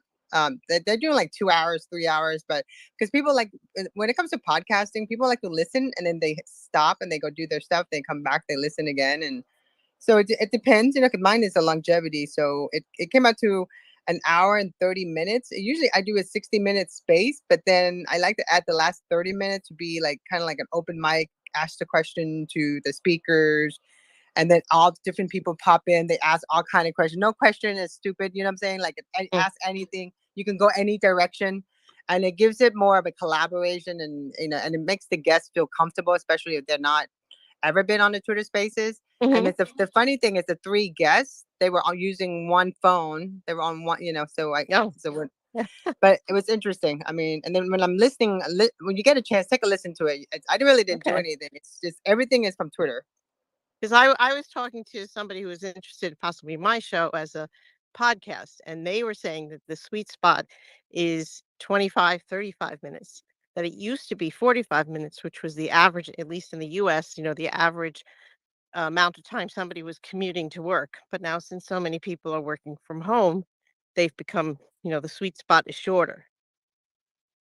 Well, So, depends what you're like. I myself personally, and also I talked to a lot of my friends, and it's just like I 15 minutes was my thing. 15 minutes, like snippets. But if it's a conversation between people mhm, have this thing. They love listening to other people talk, and if it's something important, like this subject matter is about how to live longer. We have Ray uh-huh, Kurzweil coming. We have all these big genetic testing, mm, AI stuff that mhm, people were interested in. But if yeah, you have like just one subject matter, yeah, mhm, maybe 15, 20 minutes. But if there's like about a whole festival that's 4 days mhm, long and they need to mhm, talk about it, and then, again, it's up to the subject matter. yeah, that's an interesting point. Interesting. Thank you. What's your Just what's your use exploring. case, Rose? Just to set some context, what's your use case? Are you looking at doing the Twitter space, which will be a replay, and then taking that recording and putting it somewhere else? Well, I guess I would first think about, since I've done more live stream shows, have more experience with that than I have hosting Twitter Spaces. Although I have one coming up Thursday. I hope everybody will tune in with 3 people active on Twitter. But taking my live streams, which are about an hour, and making them into podcasts, and they sort of it fits what Tanya was saying in 2 ways. One, they are an hour, but 2, they're always at least 2 people, and sometimes it's 4 people, as in my one that I did last week that I'm going to do a Twitter space with on Thursday. So it kind of, and is the audio quality good enough when you're doing a Twitter space? So Rose, I'm not using the audio quality from Twitter. I'm using the audio quality from my StreamYard because I store it on It's a StreamYard very good. It's and a I very, very, very download good it. point. Let's Right. bring Billy Okay. in. Let's bring Billy in on this, but also Lovely Lines. If you don't mind, Billy, I might bring Lovely Lines in because you've interviewed her and she's been on your podcast. So this is actually an extremely good segue into how this all fits together. Podcasting is an art form, and we want it to sound good. Twitter is not so good, but yet there's things you can do. Lovely Lines, tell us how you do it and what you did with Billy's podcast here. Sure, and thank you for having me on. I appreciate it. And I was going to say, being on Billy's stream, it was so easy. Essentially, when you're setting up, you want to make sure that you have everything for that visual side, right? So if you're doing visual and you have a listening platform, you want to make sure that everything is there for the visual. So you at least want to have one light, at least a ring light. and making sure that your space lighting is good, and that your microphone is decent, just like what Tanya was talking about. Essentially, the background that you use, so whether it be StreamYard or some other one, you want to make sure that that's good enough as well to put out to other places, so that way you won't have to depend on if Twitter or something is a little bit wonky on the other end. But I was also going to encourage artists.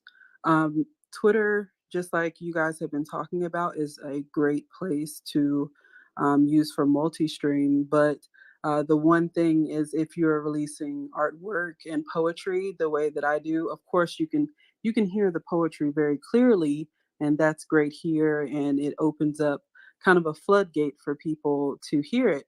However, if you have artwork that goes with it, well, they can't just see that, right? So then maybe you want to link to your YouTube or your StreamYard, so that way people can click in from the Twitter space and see you at the same time via a YouTube. So take advantage of multi-streaming in that way, Yeah, especially because because we so all learn many. differently and we all prefer different mediums, don't we? Exactly. And there's so many, mediums that you can use to drop art here. And so this is one of the best platforms to drop your art because it has such a wide audience. But then, providing a way for them to see it and kind of talk to you in in that moment, that's when you multi-stream and take advantage of the situation, in my opinion. Thank you. Great. What do you, Billy, do you want to bounce off that? I love this word bounce. I heard you use that in a podcast. I love the idea that everything's pretty free form and it sort of morphs, and that's the great power of Twitter Spaces. But can you pick up on what Lovely Lions was saying there about how she came on your podcast, and maybe explain your podcasting process? I think you use Zencaster, which is a really lovely platform. Yes, when it comes to recording a guest, I generally use something like StreamYard or Zencaster. Zencaster records both sides locally, so that at the end of the recording, you'll get what was recorded on the other end, as well as your own recording. And it's not really recorded over the internet per se. Now, of course, especially with video, if you're going to download a separate video, a separate audio track for each person, and you want to put all that into a DAW, that a lot of people don't want to bother with that much work. And quite frankly, sometimes I don't either. StreamYard obviously has the capability to stream out live, which is kind of cool, and you record that. And here again, like Tanya was saying, you can download those recordings as well, and EQ them separately. I personally, when it comes to Twitter Spaces, I prefer to process that sound a little bit, and I'm probably out of the norm on this. A lot of my listens come from Pandora. As a matter of fact, I don't know why. I've never promoted myself on there, but for some reason, it started a few months ago. I noticed 5% of my listens came from Pandora, 10%. And now, last month, it was over 50%. And if you check into Pandora, they're not known for podcasting per se, like Spotify is or Apple Podcasts. They're more known for music. And the more I checked into it, obviously people who are listening to that are probably more apt to be listening to it on some sort of a streaming device, something like a Sonos or something like that. And those actually sound pretty good. So I really, for me anyway, I kind of picture my listener listening to it on a good audio device. So I go the extra mile to make sure my voice is recorded locally. And when I take the audio from a space, now, regardless of how I draw it out of there, whether you're using some sort of, you're recording a screen audio, or whether you're, recording it on a digital recorder of some kind, it only is what it is.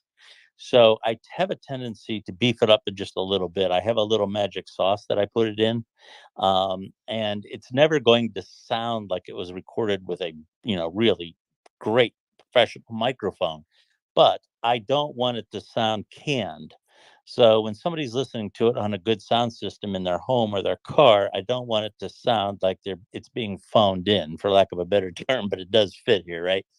And that's my own I will belabor the post-production on those a little bit more, only because I really strive to have a really good audio sounding program. But for the most part, if you just want to repurpose, and I got a whole, I'm kind of 50-50 on how much I will repurpose something that's in here again, another thing in my own wheelhouse. But if it's just a matter of slapping your content here, slapping it there, and slapping it at the other place, and obviously at that point, it really behooves you just to use some quick, screen recording device.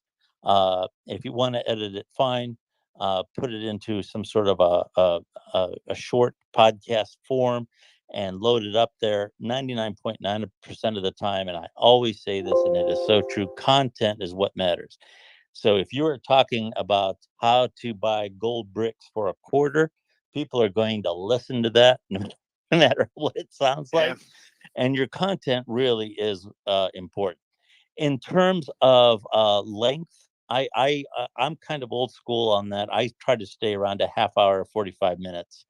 A lot of my podcasting in general went through kind of an odd phase during the pandemic, because the general presumption was people are going to be home all the time, and they're going to get tired of watching TV, and they're going to listen to podcasts, and they're going to watch YouTube, and that didn't happen. What happens is that their patterns got broken. Their habit of going to work, commuting, having a lunch break at 12 o'clock, being on the treadmill right after work at 5:30. Those disciplines to their schedule were broken. And I'm glad to see that is coming back now. I personally have found once you get over an hour, unless you're talking about something that's really, really engaging, your listens are going to fall off. So I try to stay, when it comes to my podcast, around a half hour, 45 minutes. My spaces, I'm out of the norm here when it comes to Keith. I try not to go over 2 hours. People will stay with live longer than they will something pre-recorded. It's a different thing. But here again, if you can't, in my opinion, if you can't get what you want to get across within several hours, and I know the argument is that people come and go throughout a space, and that's all very valid. But on practical terms, here again, I'm all for short, concise content as a rule when it comes to me as a creator. So I don't know if that helps you or not, but there it is. I love this. Rose, was that helpful? Do you want to jump in and ask any subsequent questions? It was a very, very comprehensive answer. It was. I guess my reason for taking what's on YouTube and everywhere else is to gain the people who want to listen as a podcast. So and I'm using, StreamYard, so I can go ahead and just download the audio instead of the video, which I put, and the question is, what goes into a podcast that I don't have now? So I think some intro, sort of the formula for what goes into a podcast, and maybe I should, and that I should just go ahead and do it. I'm just nervous, since I haven't done it, how long that would, take me, and if that's worthwhile. Can I jump in there? You go, Billy, because you do this. I wouldn't recommend you do this yourself, Rose. If you want to do this, give it to someone else. It's going to suck your whole day away. I make clips, those are short. Those are minute or 2 minutes. And now I used to use iMovie. Now I'm using Descript, which is pretty cool in that you can take 2 paragraphs, highlight it, and it does it for you. And then you can also edit out the ahs and the ums. And I find that even with video, usually you can't tell. It might be a little smoother if I did it on iMovie, but it would take a lot more time. Yeah, well, I'm going to throw to Billy on this, because this is what he does. But I can tell you for sure, as someone who is quite good at audio editing and video editing, it's time consuming. And unless you love it and you want to do it because you love it, I would recommend, my recommendation is that you would give it to someone else. And that becomes the discussion. Is it worth paying someone X amount of money to do this?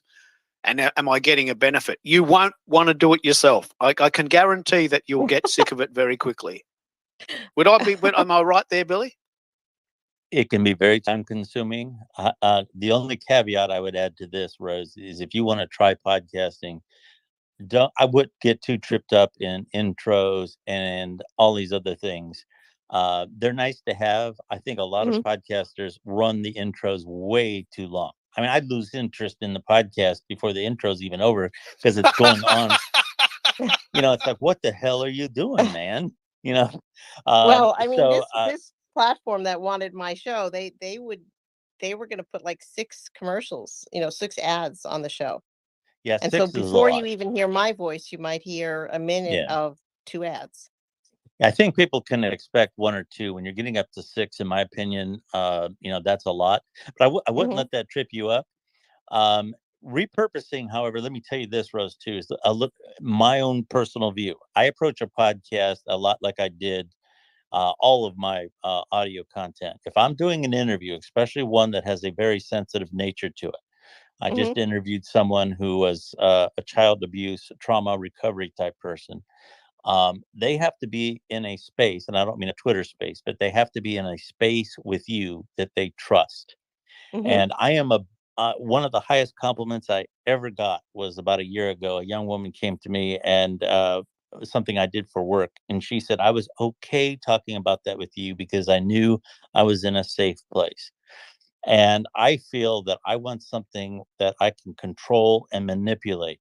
Same goes for a commentary. If I'm doing a commentary and I want it to have an impact on the listener, it's just like making a movie. I want to have control of the ambience of not just the sound, but the content as well. I want to make sure it comes across, a certain way.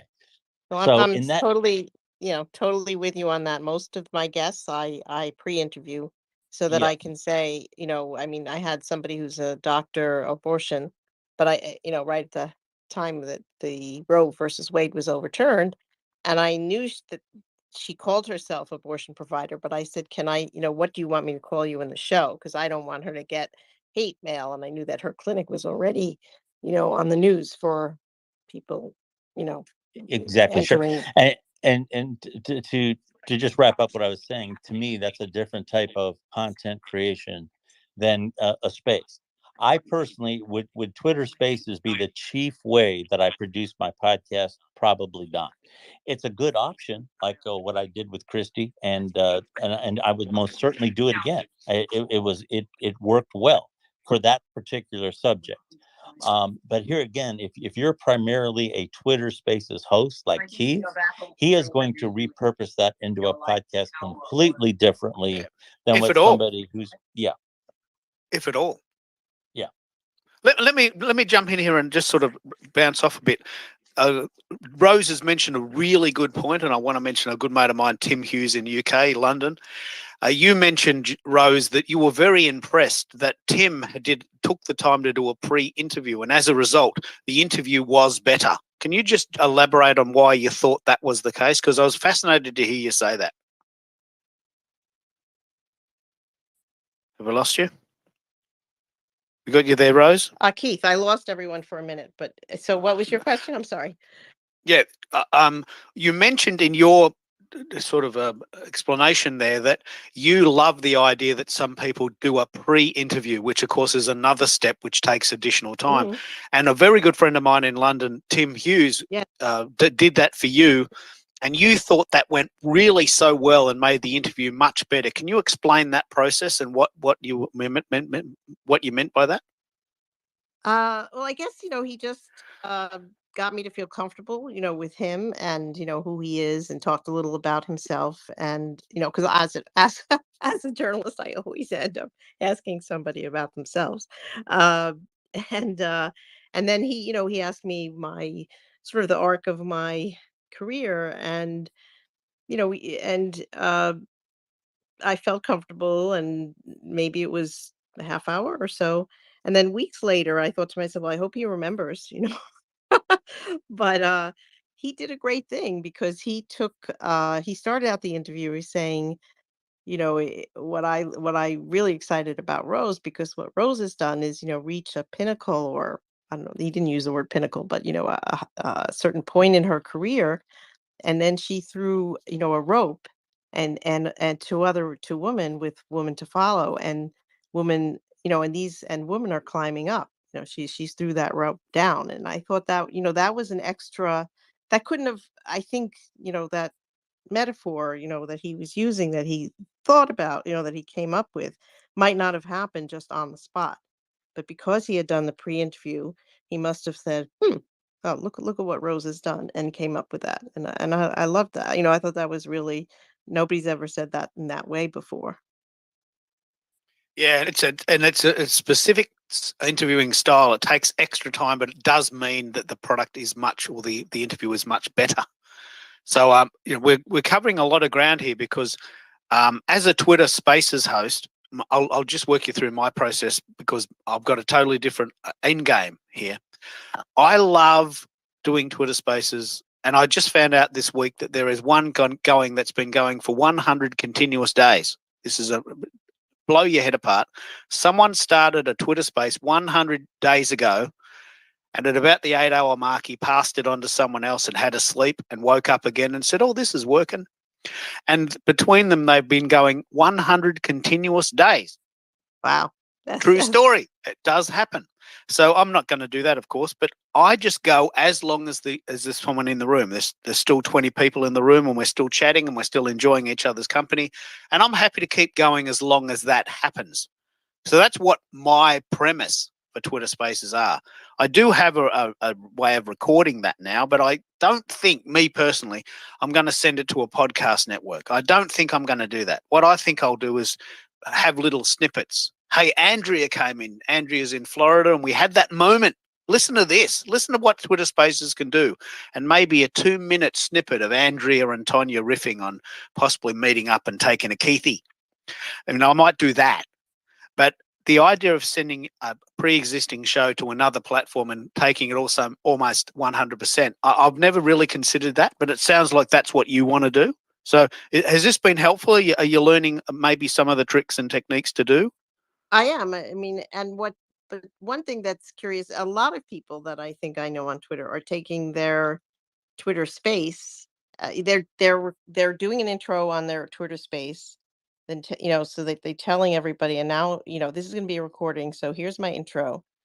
Here's the and then there's going to be a conversation. No, you're all could be recorded, and then maybe stopping it at some point and taking, let's say, further questions. So they're already setting up the whole Twitter space as a podcast. So there's the I know that Ruth does that. Ruth does a sort of a pre-show, which goes maybe 20 minutes. And that's really the essence of what could be a podcast.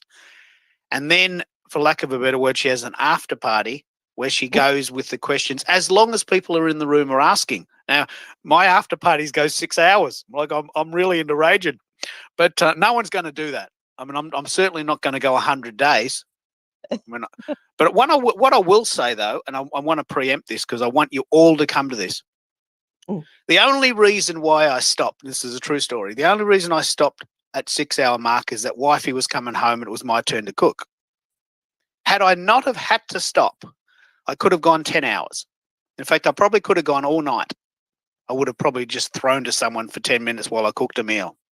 Or had baked beans on toast. So wifey is going to a conference. I'm saying this because I want you all to come to this. Wifey is going to a conference in October in about 3 weeks. She leaves the house at 12 o'clock and she'll be gone 3 days. Now, in that 3 days, separate to the phone call she might make at 8:30 that night, I'll be staring at the wall because she's not home. So I'm going to run a podcast. I'm going to run a Twitter Spaces show from 1 p.m. on that day. I'm allowing myself an hour just to get ready and make sure that she's off safely. And I'm going to run it as long as it goes.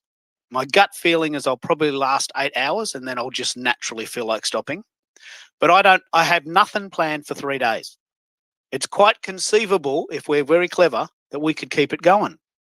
This is what Twitter Spaces is. Twitter Spaces is not a podcast that goes 15 minutes. Twitter Spaces is a chat between friends that are chatting as long as there's someone there. Currently, our space has just clicked over the 3-hour mark. And I'm not tired. Like I could go another 3 hours if there's people in the room that want to do that. and Billy will go, and Bez will go, and Tonya will eventually have to go, but other people will It's about come. that time for me too. It is. It But- is about that time, isn't it? 3 hours. Let me you know play a what, Keith, sound. I also wanted to like one thing I wanted to make sure everyone realized something too. Like when I do my spaces, I have a separate computer that I have nothing on it. I use Brave because it's part of Chrome, so I can share the screen. And and again, there's nothing in it. I'll have my VPN on it, but it sounds really clean. And when I do my music space, I use my iMac, which is a 27-inch computer. And that is itself, the replay, the stream itself sounds like so good. I don't even have to fix it. And the thing is, I don't usually upload everything into one thing, but I told myself toward the end of the year, the last 2 months, you got to make sure whatever file you have been streaming on, which is already on Facebook, YouTube, all of them. And usually I cut them all in snippet because I was using Headliner. I paid for a whole year through Headliner. And so I just cut them those snippets, and those itself, the 5 minutes, 10 minutes, they'll get like 2,000, 1,000, 3,000 views on them because they're short, they're simple, people consume it. But the podcast thing, I just want to like start using it because I already have like, I think I have like 8,000 files from my original show from 2010. So I want to like just upload it somewhere, and and again, you never know, because I've been on so many platforms that like are no longer there, and I used to publish tons on my social media press releases. It seems a waste, doesn't it? It seems a shame, doesn't it? It is a shame, but that's why I want to distribute. Like, just put your content out there, find your tribe, hang out with like my tribe is Twitter Space. Like my Twitter Space is my tribe. Well, why don't we set that intention before you go? Can you just let people know where you might end up putting this content tomorrow or the next week? Oh, no, I want to Anchor. reuse it. I want to reuse it. I'd love to hear how you're going to reuse it. Well, no, all this today, I probably end up. I have it running through. I don't even know if I did through Headliner. I think I did, but I'm probably go through the Headliner. If not, I'll download it, upload it to a Headliner so I can see. But they want me to play with the Eddie, and I just don't have the time to play with the new platform. But I'm gonna try. Oh, that's right. It's called Eddie. Yeah, Eddie, I'm gonna isn't try it? the script now because Rose brought it up, and I just looked it up. I'm gonna check it out. But I'm just gonna upload it right now. I'm just gonna cut it up per people. I'm gonna look at who's speaking, and then I'm gonna cut it up like that. And right now it's streaming on Facebook, YouTube. YouTube, I think it allows me 4 hours. Facebook, sometimes they'll like let me do past 3 hours, but they don't like it because it's Twitter. And one thing nice about StreamYard, I've actually live streamed 3 different shows all at once Yeah, I with 3 love it. different people. So you can do that too. It's endless, the possibilities, and the thing I love is the way we're all creatively using this one tool called Twitter Spaces, and just morphing into the ways we naturally see the world. I'm going to let you go now, Tonya. But has this been helpful, Rose? Because I know you're at that juncture where you want to reuse it. And it sounds like you're getting sponsors and sort of all sorts of really cool stuff. But Rose, can I give you a suggestion when it comes to sponsorship? You got to explain to them. People are not going to listen to a whole 3 spot. People don't. The whole idea is they want to listen, but they don't be sold to. So maybe I listen to other people's podcasts, so I can I'm obsessed with how people are doing it, like Dr. Drew, Bill Maher. I mean, all these different people. And what they do is they don't even do sponsorship in the beginning. They'll talk a little bit for like the first 3 or 4 minutes, and then they'll pop in a sponsorship, and it's them reading it, right? They're just reading it. That's just saying how great it is, like less than 30 second to 60 second. And then again, it's bidding how many seconds is how you charge them. And then they'll go for another 15, 20 minutes, and they'll pop in another 30 seconds. It's kind of like it blends into the conversation. So instead of commercial, and then conversation, it doesn't, a lot of people jump off. I do. If I hear a lot of commercial in the beginning, I'm not going to listen to it. And that's all I've been doing. Can I jump in on that? I can tell you for sure, Rose, I would not sit through 6 ads to get to your podcast. I wouldn't. I just wouldn't. I might sit through one. I might not. It's the reason I might not accept this offer but what they're trying to do is get content on their podcast platform. In exchange, they say, they're going to sell the ads because let's say somebody like me, I'm not Joe Rogan. I'm not going to have, I think once you have more of an audience, then you can attract sponsors too, and you could place them where you want them. You have that editorial, that control. So they're doing this as a way to say, hey, yeah, well, Rose has got this great show. Why don't we use it? And and we're going to get, but then you have to agree to put all these, advertisements on your podcast. Would that weaken your brand having 6 ads? Would that weaken your positioning having 6 ads at the start? Or do you think your audience would accept that because they understand the commercial proposition of that? I don't know, but I've been listening, trying to figure, and just listening to different podcasts to get an idea. And I think that as a listener, I would listen to a podcast if they had ads, but I wouldn't really want to hear 2 ads in the start. Not at the start. Right, not at the start. If it comes in the middle and at the end, they promote their, platform, that's okay. But that would be a turn off to me, but I don't know if I'm unusual but then on the other hand, I think a lot of podcasts do have ads. Everybody has ads. You can do a sponsor podcast. You can say this, and you mention it in the description, and you can have their logo and all this stuff, and that is really good branding for them. That's how Right. I did it for my show. It's kind of like, okay, let's not do ads. Why don't you just sponsor the whole show? Yeah. And we'll put your logo, and then we're going to do a video, and then you're really selling the concept of distribution, because that's what they want. Really, they want distribution for their platform. And if you're able to link all that together, then that's the key. And if they want to do maybe a little commercial, fine. But in the beginning of anything, I mean, like even Billy says, when you all the long-ended beginning, I used to thought like, oh, I gotta have this big beginning and announcement. I just do 3 seconds, because after 3 seconds of listening to some type of music and it gets me up and going, yeah, I'm ready. But if I have to sit there and listen to the person go into a full introduction of everything, I get tired. I'm on to the next podcast. Well, probably too, you're listening because it's somebody you like, so I mean, you don't need the whole introduction. Is that true? Like the Yeah, introduction. exactly. What I do is literally have been listening to. While I'm listening to a podcast, I'm listening to a Twitter space. I'm listening to how people are talking, how people are connecting, and it's for me, it's just kind of like psychology in a sense, and how exciting the space is. I've listened to Joe Rogan where it was like so freaking boring. If I have to listen to him talk about shooting an animal, I'm saying, like, it's some things are great, some things I'm like, oh, I don't want to listen to this, but then I'll go to something else, and if I want to be laughing or I want to be inspired, and again, it just depending what the mood is. And usually, like on Wednesday, for me, Wednesday it's all about health, and that's what it is on Twitter. Everything is about health, and and then on Thursday it's about inspiration. People want to be inspired. Friday, I try to do like even my music, or because people want to know what they want to get pumped up to do on a Friday night. So again, it's just depending what each day is like for everybody. So that's how I see it. But I wouldn't, if I was you, if I want to get a sponsorship, you should sell the thought of a package of distribution, not just because if they start nitpicking, the little ad here, ad there, just say you can get all that too, but let's go for the big premium instead of just, if they're gonna just give you a few, like, oh, we want your podcast, but there's a reason why they want it, because of your distribution and of who you are.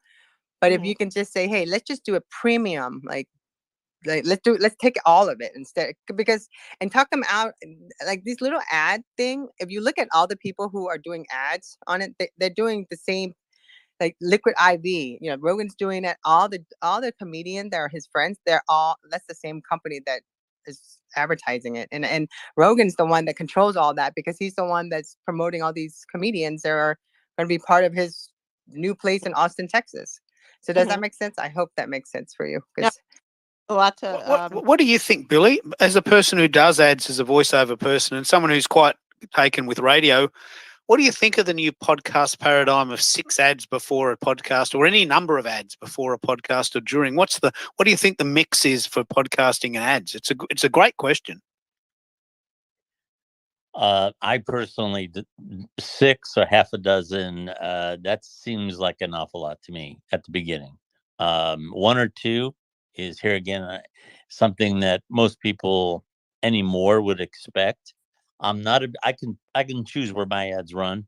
I choose the beginning and the end. I don't like them in the middle. One of the things I always preach is, like I tell people all the time, when you are scrolling down your Twitter feed and you see just a naked link with no description, how often do you engage it? Oh, never. Okay, well then why do you do it? Same goes with putting your ads in the middle of your content. If you have a choice in terms of where those ads go, when you're listening to a podcast, something you're really interested in, all of a sudden you're listening to one or two ads right when you're really getting interested, what happens? You probably dump the whole thing. So why would you do it? I personally feel that you have to strike a balance. Ads are very much a necessity when it comes to revenue.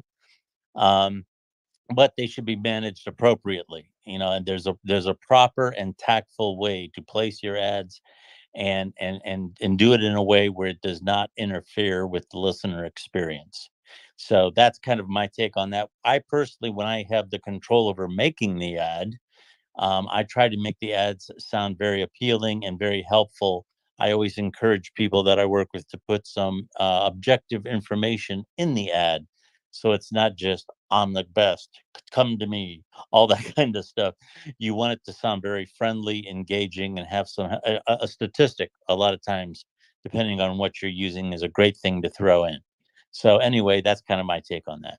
Well, that's really helpful. I just want to clarify for Keith and maybe Billy, but they're not proposing that I have 6 ads at the beginning of the podcast. It's more like, there'd be 2 ads in the beginning. Oh, I thought you did say yeah. 6 at the front, No, but 6 no, maybe 6 in total. 6 total, but not 6. So 6 at the start, 2 at the start, 2 at the end, and 2 somewhere in between. Yeah, that's not so bad. Okay, no, that's my apologies. That's my bad. I misheard that, but it did facilitate a good discussion because I wouldn't listen to any more than 2, and I'd only listen to 2 because it's you, Rose. I wouldn't listen to a normal. I hate ads. I hate them. I hate them with a passion. I haven't listened to the radio for 20 years. I listen to Spotify. So Keith, I'm gonna step down. I'm gonna Yeah, still please, stay in the please space, go and do but your I do have your, to, I have to make dinner for my dogs. yeah. You've got to It's late. you've got to do your thing. Tanya, We're it was still a pleasure going. listening to you. You want to are you? Yeah, I can collaborate. Let me just play a sound and I'll run the room for all the people that want to go and just give their last thoughts.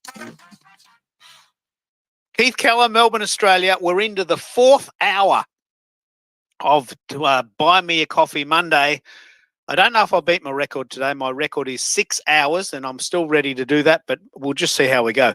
Tonya has been a fantastic guest and she's been with us for 3.5 hours now, well over 3.5 hours. So I want to give her a big round of applause and give her permission to go and feed her various family members. But why don't we run the room on who is left and see what we've learnt so far.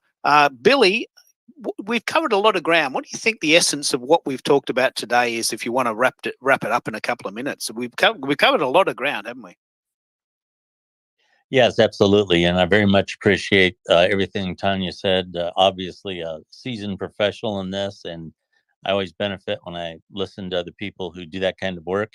And that's probably the essence of this. I think the best thing that can come from a space like this, when you have different opinions, you have different people who approach things a little differently. It's not so much whether one is right or wrong, but it'll give you the idea. Some things are going to resonate with some of you more so than others. And hearing a variety of things, I believe, is where the best value comes from. Everybody has a different strategy when it comes to doing multi-stream and different opinions about how important it is. And no matter what those opinions are, they're all helpful in helping you take in information that you can process and decide how you first want to approach it for yourself. So that's the value of it. And thank everybody in the space for their opinions and everybody who's talked today. It's very helpful. Thank you. Oh, you're very welcome, mate. You are one of the foundation members of this community. We're rocking it. We cover so much ground on these calls that it would take us decades to get to all of this stuff on our own, wouldn't it? It would take us a long time. That's for sure. And before you go, Rose, do you want to maybe reiterate the key learnings you've had? Has this been helpful? Has it helped you clarify some of the things you've got in your mind? Yes, and both helpful. Yes, very helpful. Great perspective from, listening to people more experienced at this, well, with podcasting than I am, and audio. Uh, but I'm still considering this offer, but anyway, just more questions maybe. More questions Ah, than so answers. you learned something, but it just brings up more questions.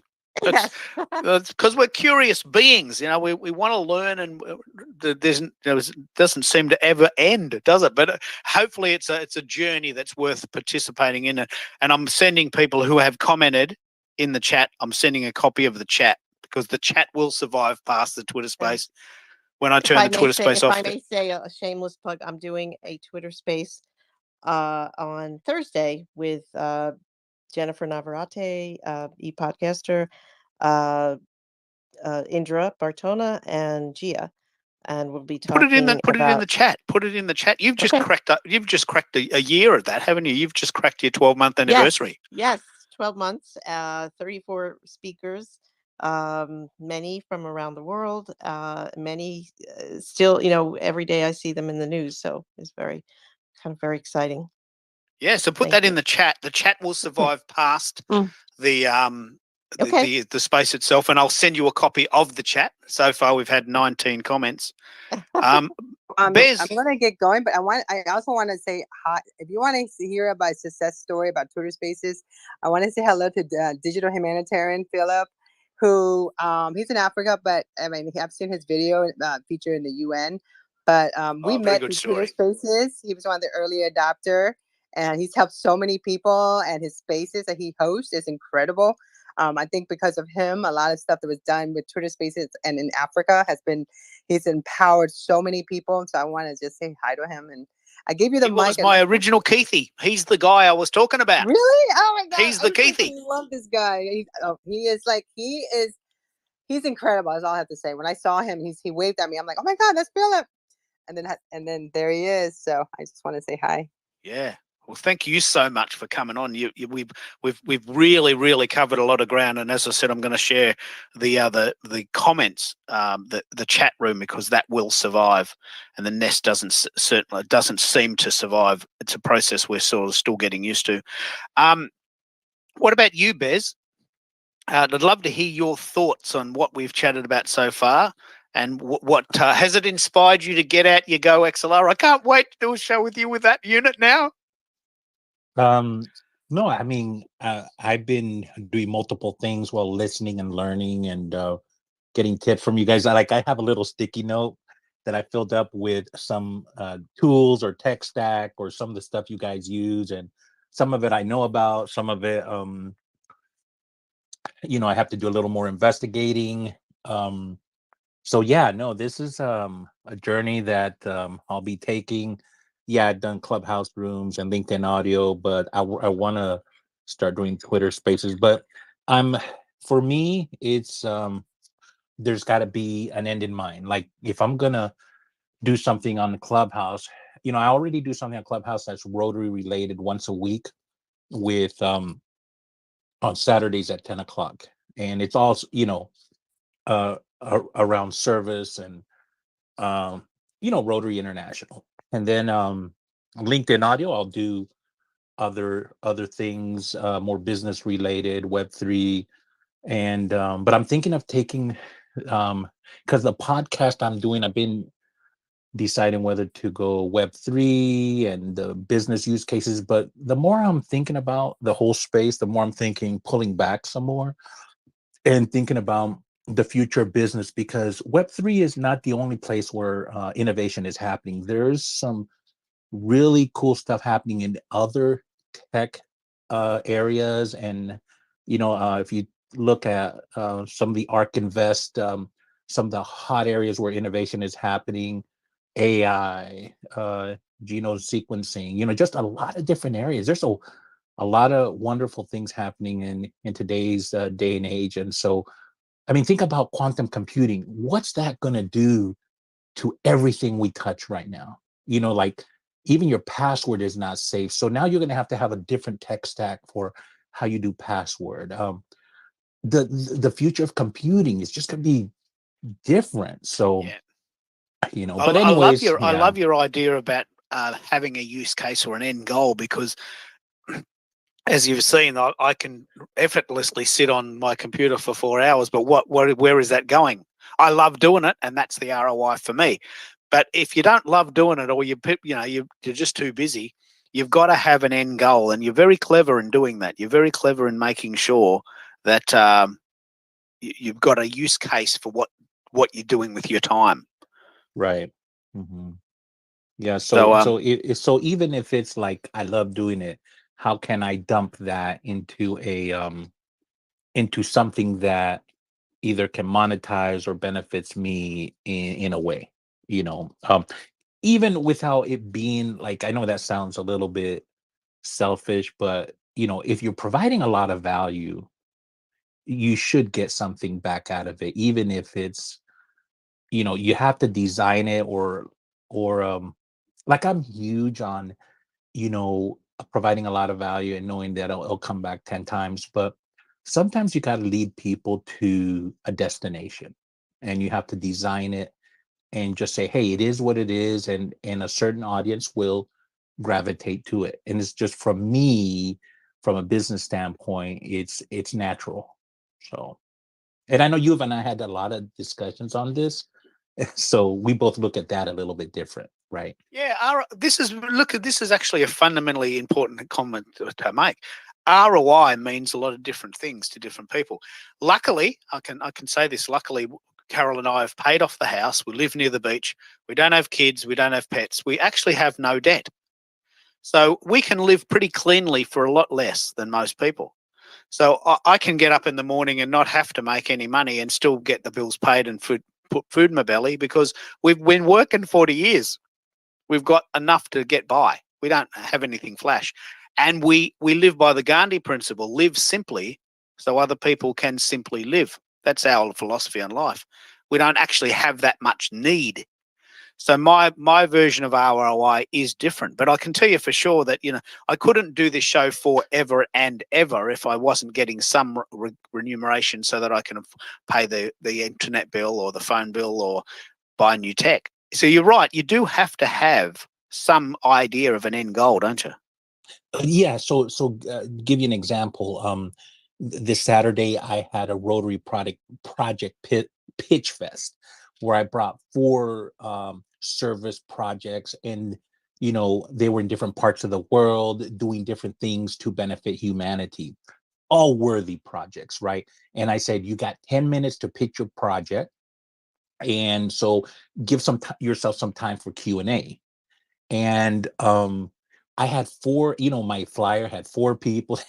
People wanted to jump up on stage to talk about their project. Say, hey, we're gonna have to do it another day, but because we only leave the room open for an hour. But it was just, when you listen to the need out there, like one person was doing an Africa a project Cameroon, and $10 can send a kid to school for a whole year. So the power of $1 in some countries is is just magnified, that you're like, wow, for $10 I can send a child to school, and it's doing something hugely significant in their village. That's amazing.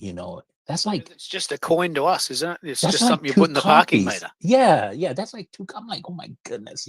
So when you talk about your friend in Africa, I know people there that $1 changed their life, and now here they're in the United States doing wonderful things. So it's amazing. Just, at the end of the day, like, so to your point, remuneration, even to do good to humanity, you need money. You need money to do good. And there's people out there that's willing to part with it to do good in huge quantities, small quantities. It doesn't matter. It makes an impact.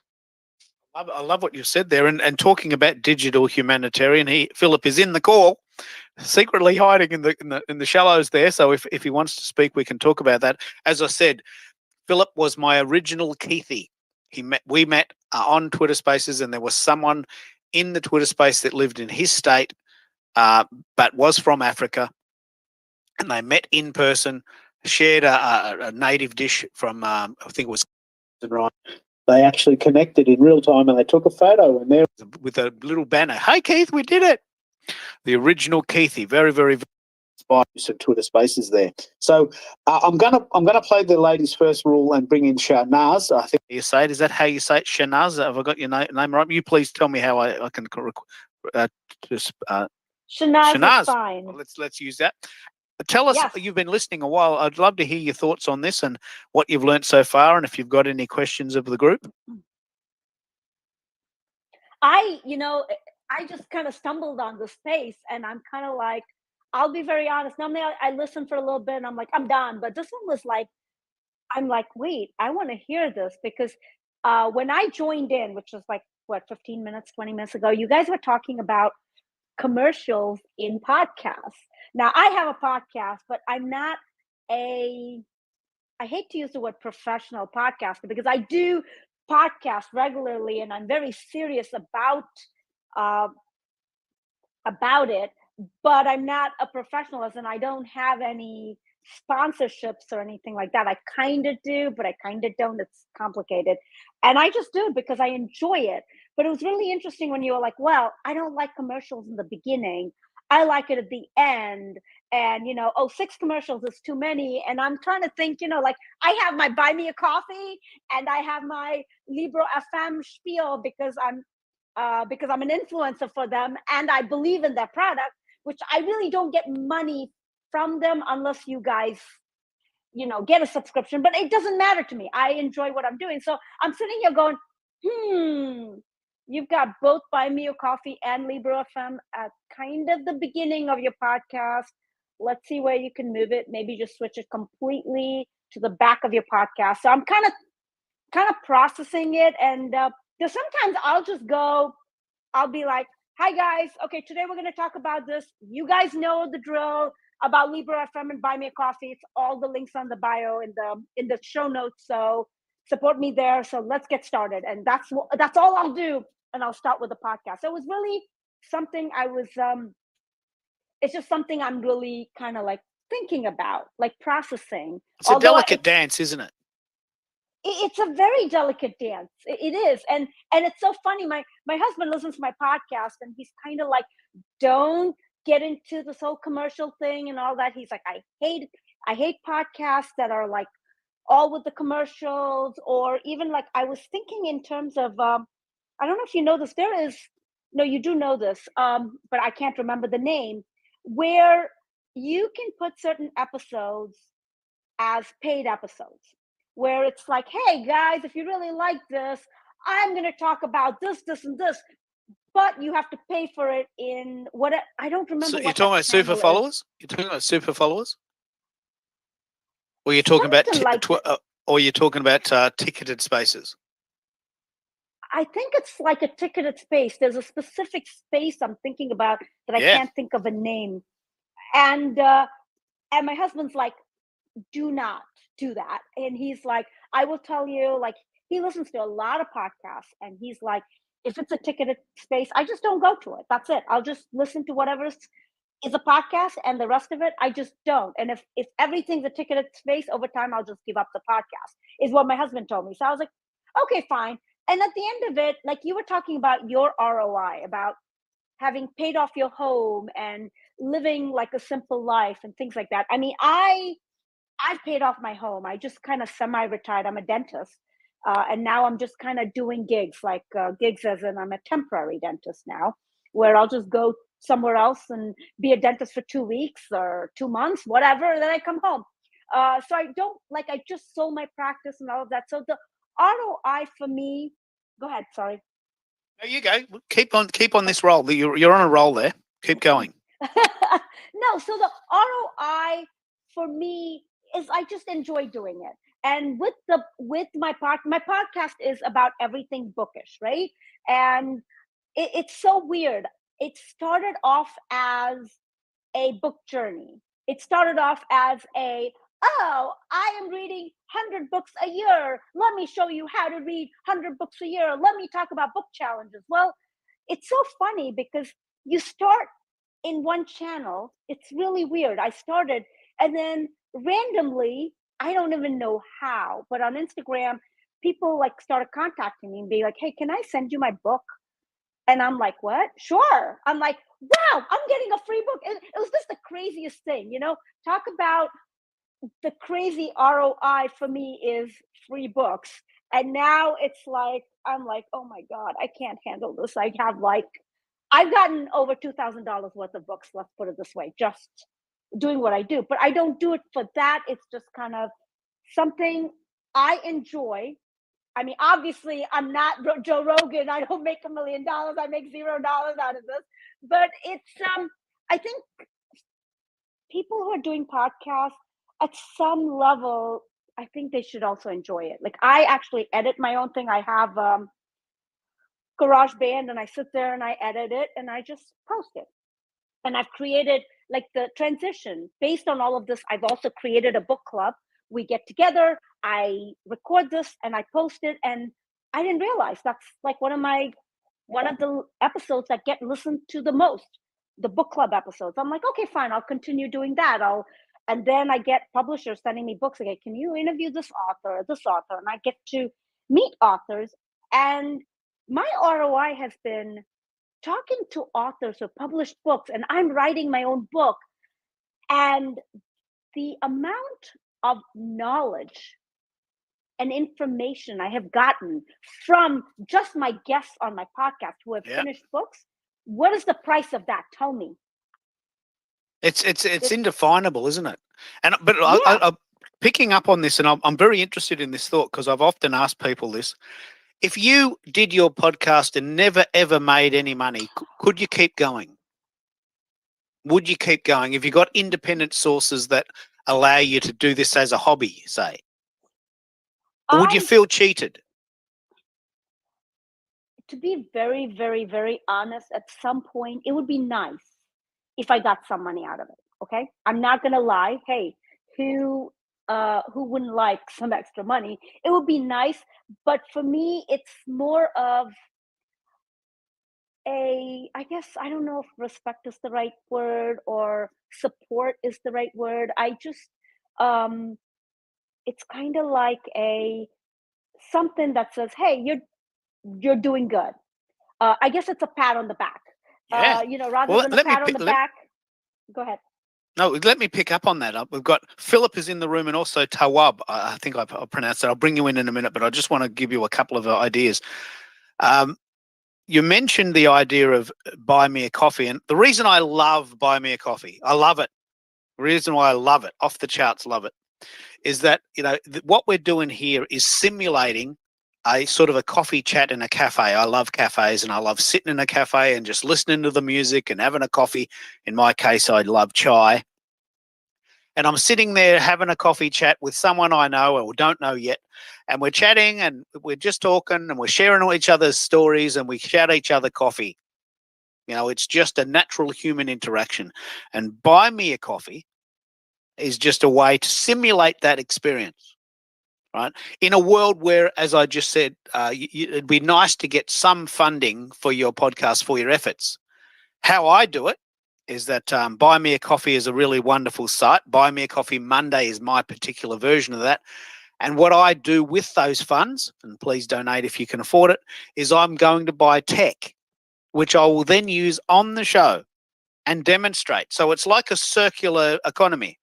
I get a donation, it goes in a bank account, the bank account builds up, I buy a piece of tech, I talk about the tech, people love the show, they give me $5, it goes in the bank account builds up, I buy another piece of tech. And I've subsequently done this 3 times since we started. And I'm very proud of that circular arrangement. I do the show because I love it, but I can't buy tech with nothing. I can't buy tech with jelly beans and ginger beer. I've got to actually, I just made that up, but I've got to pay with real money. But what I'd like to mention is another site. If you haven't been on the call before, I just discovered this week. I don't work for this company, but I really love the premise. If you are finding that Buy Me a Coffee isn't working, there's another site called Gift App. And what it does is it basically says, look, I love your show. Let me buy you a small present. I love what you're doing. I love it. You're a gift to humanity. Let me buy you a small present. And you can actually put in the presents you want. It could be that you want a new mic, or you want a new pair of headphones, or you want to help pay for your internet repair bill, or your car's broken down. But I've decided to put in a very simple 4-step process: $10, $20, $25, $50.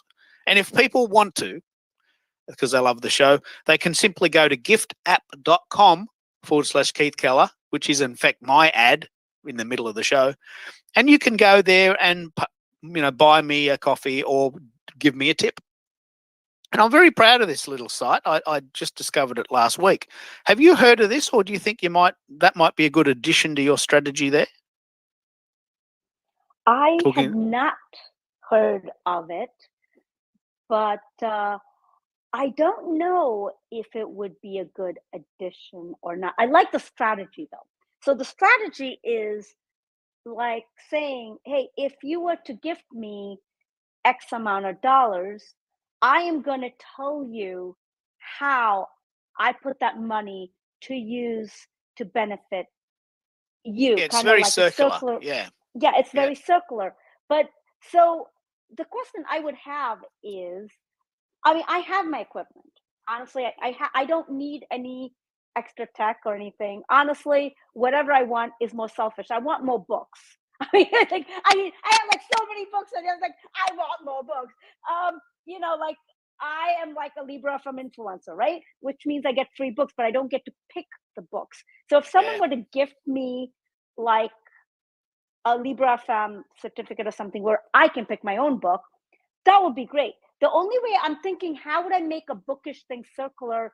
I'm thinking maybe if someone bought me, say, a Libra FM book or something, then I can say, okay, I will review this book. Whatever book you buy me, like if you specify a book, I will read the book and I will review it and I'll put it on the podcast.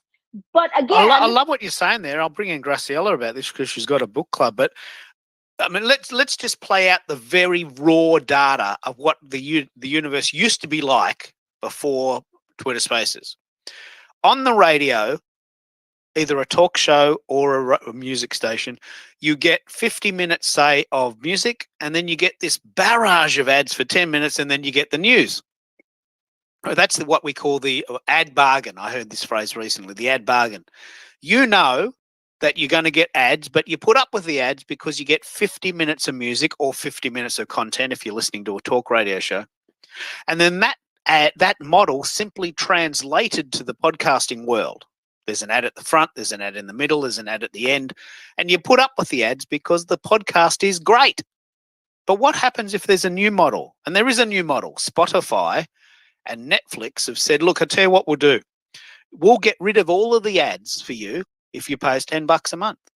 No ads. There's no ads. There's absolutely zero ads on Netflix if you pay $10 a month. I'm willing to pay $10 a month to get rid of the ads. That's a new model. And 100 million people pay Netflix $10 a month for no ads. It's a different way. Sorry? Do you mean Hulu? Netflix never has ads. Are you talking Never. about Hulu? No. Netflix never has ads. You pay $10 to get rid of the ads. Well, Netflix is not $10 in the US. It's double that. Is it for an individual plan? I think isn't it $11.99? You might have a family plan. I think We're paying $21.99 here. Yeah, I think you're talking about Hulu. Hulu has ads unless you pay $10 a month. Oh, we don't have Hulu, but okay. So that's interesting how it's different in Australia than it is here. It's only How $10 cool is for that? us. Yeah, no, it's double that here. Well, that's shocking. So anyway, whatever it is, whether it's $20, I'd be happy to pay $20. But Spotify, which is my favorite site in the world, no doubt that's my favorite site. I can listen to music 24/7. And I did this, I know this for sure, because my wife went to another conference several months ago. And the moment she left the house, I put Spotify on. And the only time I stopped it was when I went to physically go to bed. There's no point playing music while I'm asleep. And then I woke up and I put the Spotify back on. And for 3 solid days, I listened to Spotify with no ads. And that cost me $10 a month. So I'm interested in this new model, this new paradigm of advertising. We still need the revenue. But do we have to hit people over the head with ads? I mean, that's what I feel they're doing. They hit me over the head with a product I don't want, and they're selling it in a way that I don't want to hear it. So it's a very interesting discussion, Shanaz. Could you consider doing it a different way? I am happy to consider a different way. Yeah. I'm not stuck where I'm at. Like, that's what I said. Like, I could, be like, oh, let me, buy me a book. I'll do this. But ultimately, it would be nice to have a revenue, like actual dollars that I can use to, I don't know, buy me a coffee, buy me a literal coffee, or buy me a candy bar. Yeah. Like something literal, as opposed to them buying me this LibreFM subscription, and I can pick a book and then I have to listen to it and do, like that circular thing. That's great, but it still doesn't buy me the coffee. It's not personal choice, is it? I'm gonna. We've got really quite an active room. I really want to talk to Philip. Actually, I think he might have left, but I'll bring him back in a minute. No, there he is. I really want to put this out there. I have decided, because we've paid off the house and we live near the beach and we live very simply. We have virtually no possessions. We just have a telly, and we live very simply. We're very content with a lot less money than most people would believe. But what I love is tech.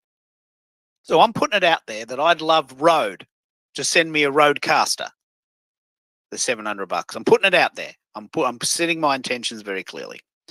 So I'd love Rode to send me a Rodecaster 1 and a Rodecaster 2 and say, mate, I want you to pull these apart figuratively and talk about them on the show. And once you've done that, you can either send them back or keep them. Right. This is the way I want to get paid moving forward. So Zoom sends me the Pod 8 because I've got the Pod 4. And Zoom sends to me a gadget in the mail to say, I want you to review the PodTrack P8, compare it to the P4, and if you want to, you can have it or you can send it back. Because eventually you're going to have to send them back because you've got so many gadgets in the house, you can't keep them. I've already got 3 mixers. So it's a different type of ROI. I love tech. I don't really need that much money to live. I'm getting fed. The bills are getting paid. We don't have $1 million in the bank. Don't get me wrong. I'm not rich, but we don't need much. We just live simply. That's the secret. But wouldn't it be great if something pops up on my doorstep? Hey, here's a message from Tascam. I want you to try the Mixcast 4. I want you to do a review on it, put it on your show, and if you like it, just keep it. If you don't, just send it back, and we'll just give it to someone else. So it's a different viewpoint. I can tell you for sure, I'm not that excited about putting ads in my show.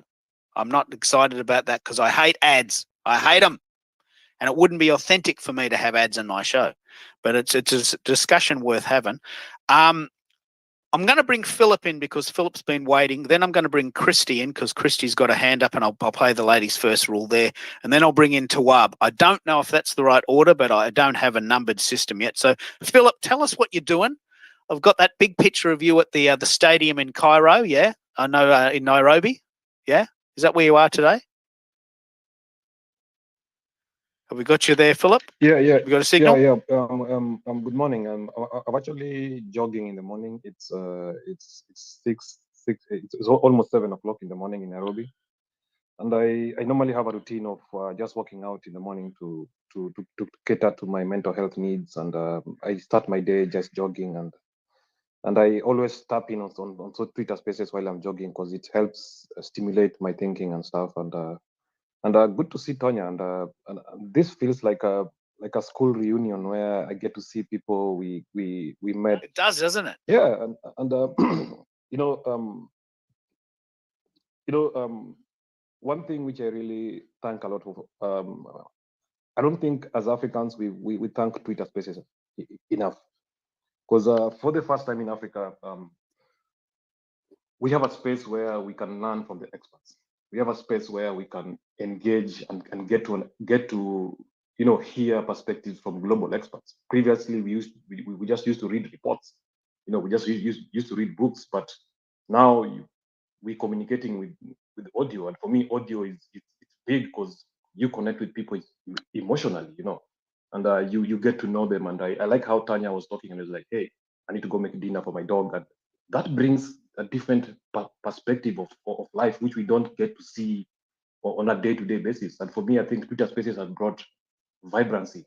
It has brought life, where you get to see people, connect with people differently from across the world. And I was in a space with Graciela the other day, and we were talking about empaths.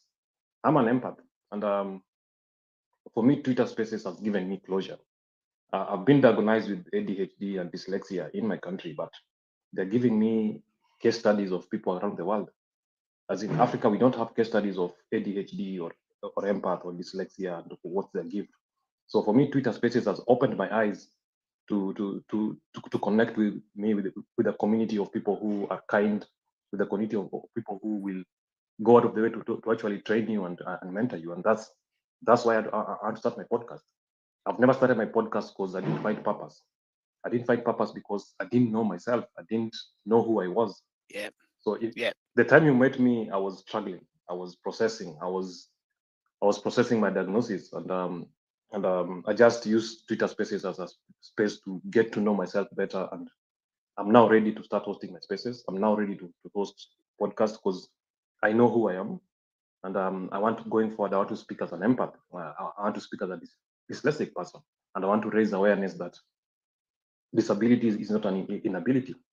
If I was in your spaces and you accommodated me, it means that there's something in me, So I don't want to say much, but you challenge and inspire me. The way you host your spaces and how each and every speaker here. So I'm just letting you know, Kate, that from 1st October I will be hosting my spaces officially. I'll be doing visual podcasts. Wow, we'll put it in the chat. I'll send you a copy of the chat. Yeah. The chat lives beyond the Twitter space itself, and the nest. I've just as a personal side, I tend to keep the nest pretty clean, but the chat is a very open discussion, and so please put your new podcast in the chat, and anyone who comes back to the chat can see that in a linear fashion, even once the Twitter space is finished. So that's great. Absolutely. So I don't have much to say because I'm trying to keep fit here and just exercising, but it shows how technology is. How Twitter Spaces is disruptive, where I can be jogging, but I'm tapping in, and there's a bunch of strangers across the world who are having a meeting. That's the future of work, where I can tap in while cooking, I can tap in while doing house chores, and still get to engage with the world's great minds. So thanks, guys.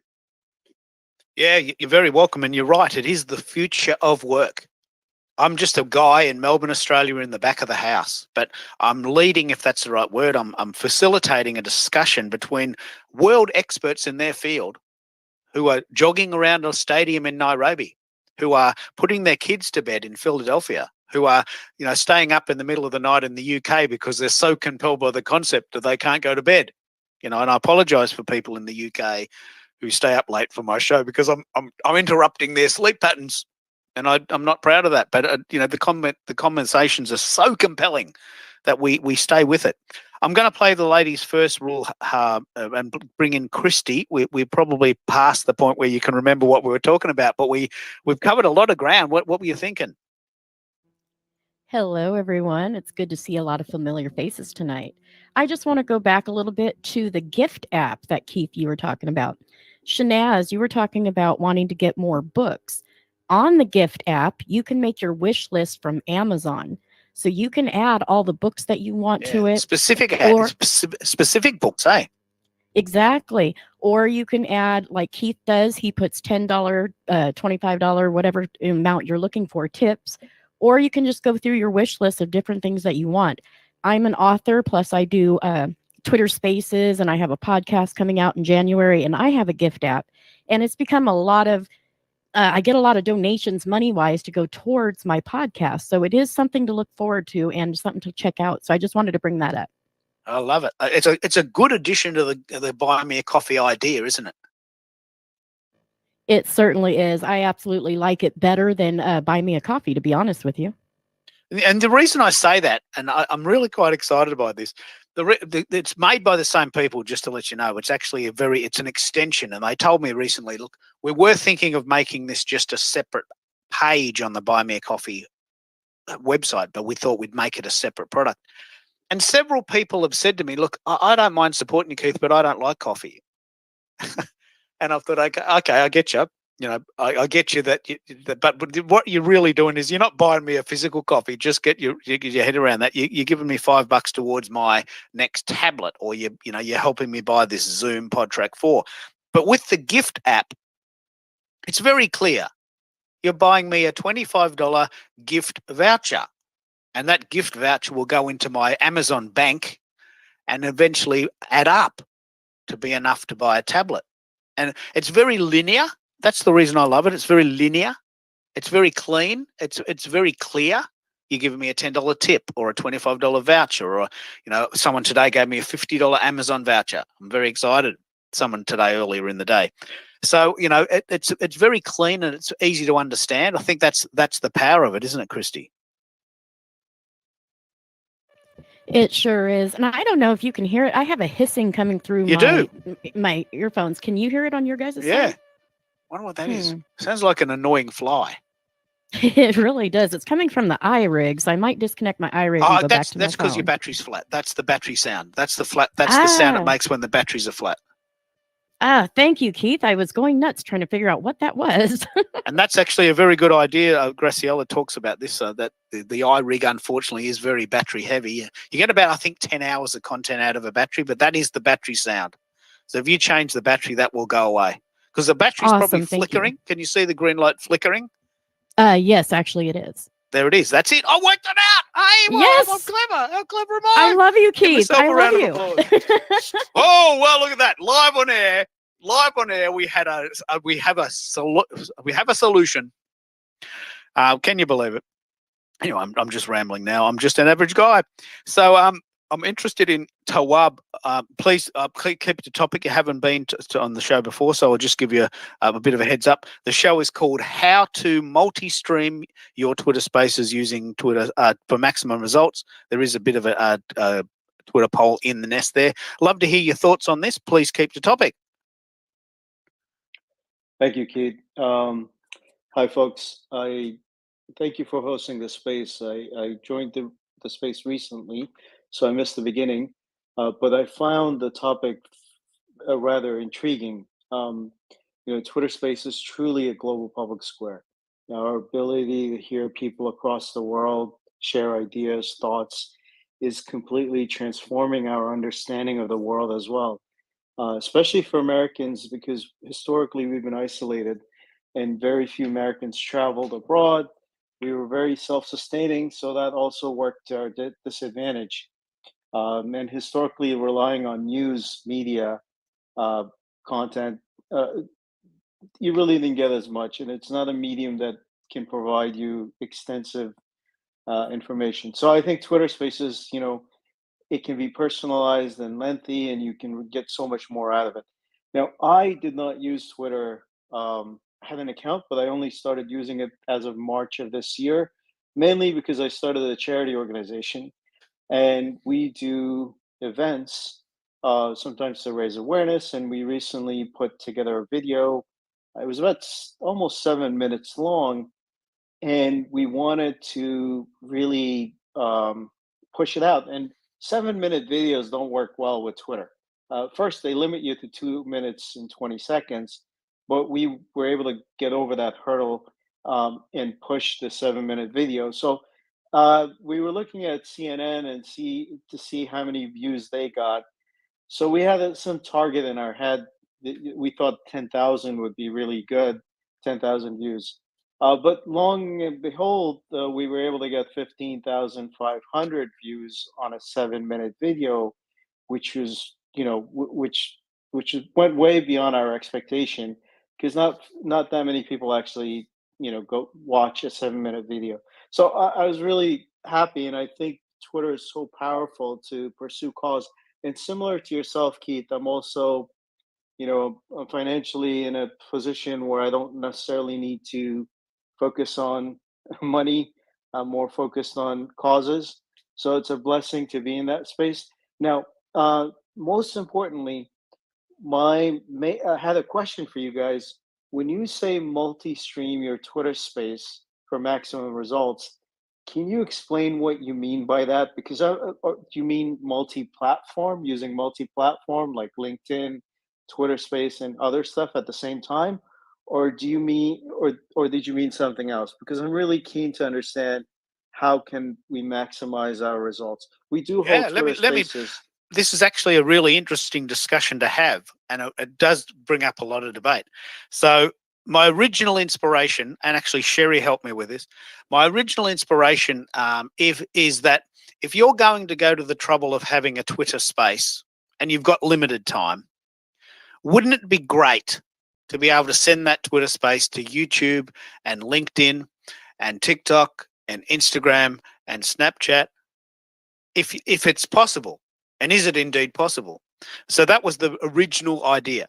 Is it possible? And I did a Twitter space, a Twitter poll about this. And most people have said, of the people that have voted, that they really want to send their Twitter spaces to YouTube because Twitter only has 225 million people. And even though that's a big number, all the people that don't yet use Twitter will never get this content. And isn't that a shame? So that was the original premise of what that means. But it also subsequently means, because we've had big chat about this today, if you download your file by recording it, you can then put it manually on something like Spotify or Anchor or Apple Podcasts or SoundCloud, or you can manually load it to YouTube. So there's two ways to do it. Does that possibly clarify what we mean by that? And would that be useful? Yeah, so we actually do that. We download our files and upload it into YouTube. But doing it live would be far more powerful, right? Sometimes when we hold our Twitter spaces, we've hit like 1,100 people in some of our events. So you guys just gave me an idea when you guys are talking about like ways of funding. I was thinking of potentially getting certain sponsors to in the middle of the Twitter event to just run a quick 15, 20, 30-second sponsor message who can then provide us some funding for our charity organization. So assuming we get enough, of course, audience, that could work well. Yeah, so you gave me ideas.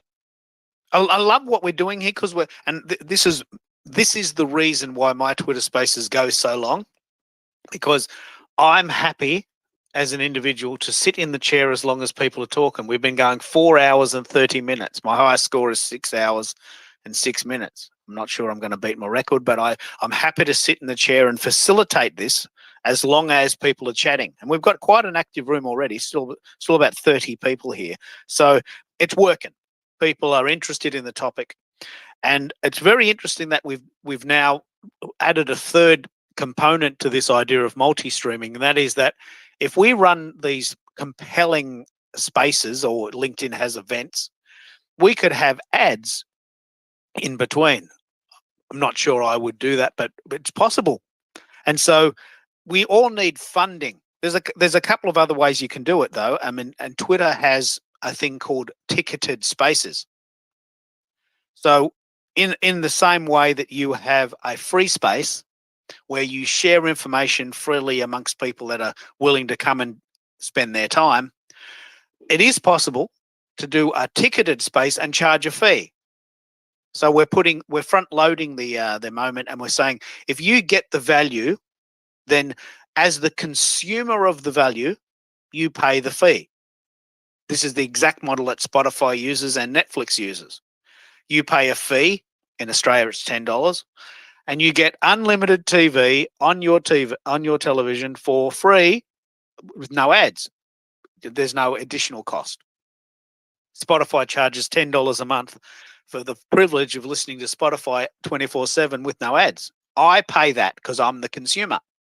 It's flipping the model. So what the advantage for me as the consumer is that I don't have to listen to ads. I would be pissed off if someone had an event and then there was an ad in the middle. That would piss me off. I would probably leave. I might leave, especially if there was a few in a row. This is the reason I haven't listened to the radio in 20 years. I hate ads. But it is a model of revenue. if you had an aligned company that wanted to share an infomercial that was relevant to your cause, it wouldn't be seen as an ad, but it's a delicate dance, isn't it? It's a very delicate dance. What do you think? How would you be able to fit in an ad and get paid for that without it feeling like an ad to the people in the audience? I think you kind of answered that question in a way. You really have to make sure that it's relatable and it does not come off as your typical ad, more along the lines of this company is sponsoring us for this cause, and therefore, along those lines, not necessarily as your typical ad of selling. Well, on another note, Keith, I have friends who are in Instagram, at least his wife is, and she has like over 150,000 followers, and they make a good chunk of money through that. Now, I'm just curious if through Twitter, can people actually generate revenue when you have that kind of followers? I've not seen it, but I'm just curious. Yeah, there's a thing called super followers. Have you heard of this? Only from yourself a few minutes back. Yeah. So the two ways that you can, there's a third way, well, I'll talk about this in a minute, but the two main ways that you can monetize Twitter specifically is, one, you can do ticketed spaces where you actually charge a fee to run an event.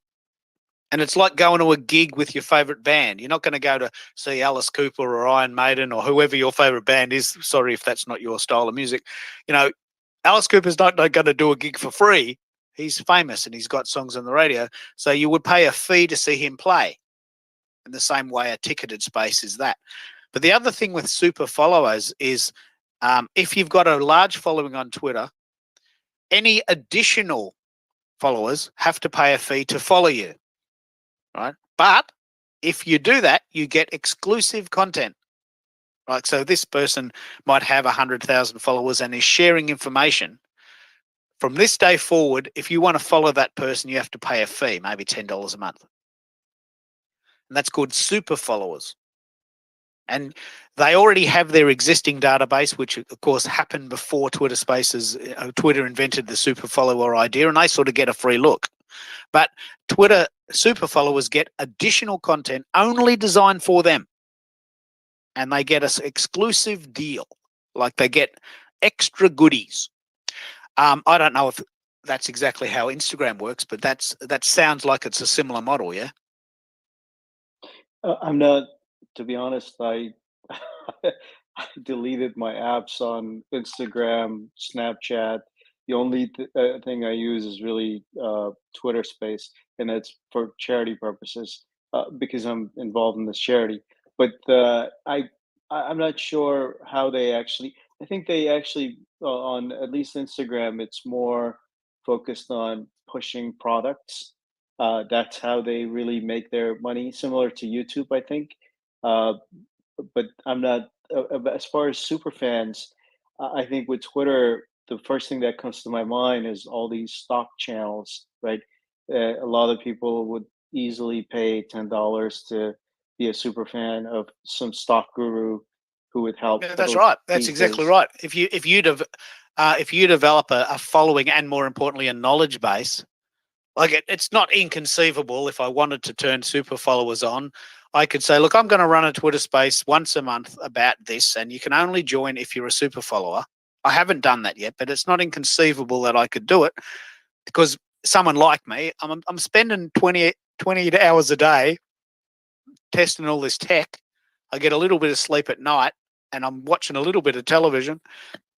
I'm exaggerating to make a point, but the point is I might spend 6 or 8 hours on the computer researching all these different sites because I love doing it. I'm not challenging that, but it's not inconceivable that probably is monetizable. And that's what super followers is. This idea that a certain group of my following would pay a $10 a month to get these exclusive insights into what's coming up. But you have to, I think, have 10,000 followers to get that feature turned on. And it is a little bit hard to apply for it. And you have to be a citizen of the US. But it's definitely possible. And so that's worth doing. What I might do here is I might bring Graciela in because she loves Instagram. She loves it, and she will know how to do that. Do you know how to do that, Graciela? Do you monetize your Instagram account? Can you give us some advice here?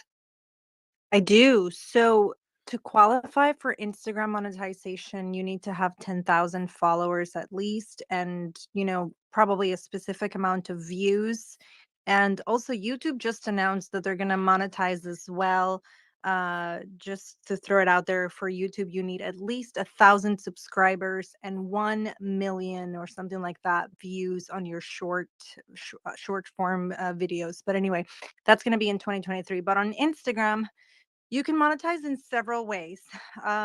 You can monetize by paid partnerships because you're an influencer and brands reach out for you to do partnered posts, and then, they pay you for that. So that's a way of monetizing. You can have subscribers, which I, for some reason, don't qualify for yet. So I don't have that available. But a subscription is kind of like a super follow.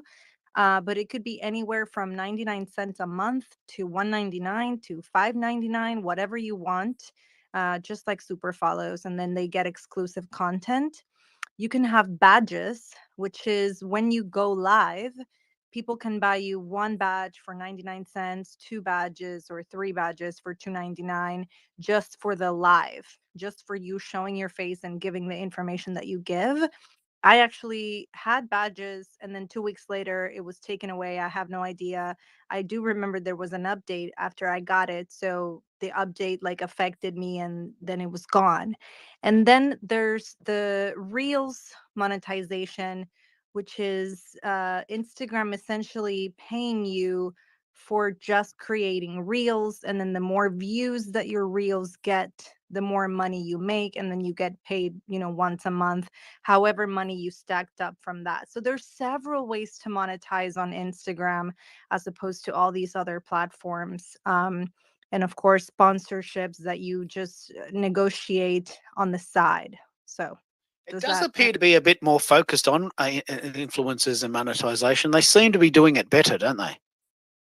Well, they're definitely the pioneers for the type of influencing that we're talking about, and also the pioneers for monetization. I feel like I've been there since 2010, and I don't think super follows was available when Instagram started monetizing. And let's not forget, all of these apps are competing with each other. So now YouTube is introducing monetizing those short form videos because Instagram monetizes reels. And so they want to compete, right? Everybody's competing with each other. And not to mention TikTok with 2 billion users. Right. But I also wanted to say to is it Shanaz? I hope I said that right. I host a book club as well, and it's been very fun because my listeners send me books, not just the authors, but my listeners are sending me books that they want me to read to them because they enjoy the way that I read. So that's been super nice to just get books in my collection that the community is then tuning in because they chose the book, and I'm just there to provide a service. And I monetize my book club through my Buy Me a Coffee because the authors send me Buy Me a Coffee, and the listeners. So there's that. And I am actually considering, Keith, since I don't qualify for super follows, I'm actually considering making a membership through Buy Me a Coffee. Oh, yeah. That's a great feature. Right, so that people can get exclusive content, because I already create exclusive content for my coaching clients. So I'm just willing to extend that kind of content to the community if they pay a little extra, right? So all those private meditations that are specifically made for specific things that my clients are going through, I'm willing to share those, but they're not free, right? So yeah. Thank you. Let me pick up on that. This is actually a really good lead, Nawab. Tawab. Really good lead. So buymeacoffee.com has a number of tiers. The first tier is, if you like the show, just give us $5. Just pretend we're at a coffee shop and you can give me $5 one time. But they also have this membership site where you say, look, if you're enjoying the show and you'd love what we do, why don't you give us $5 every month? And you can have tiers, like you can have 5, 10, 15, 20, say.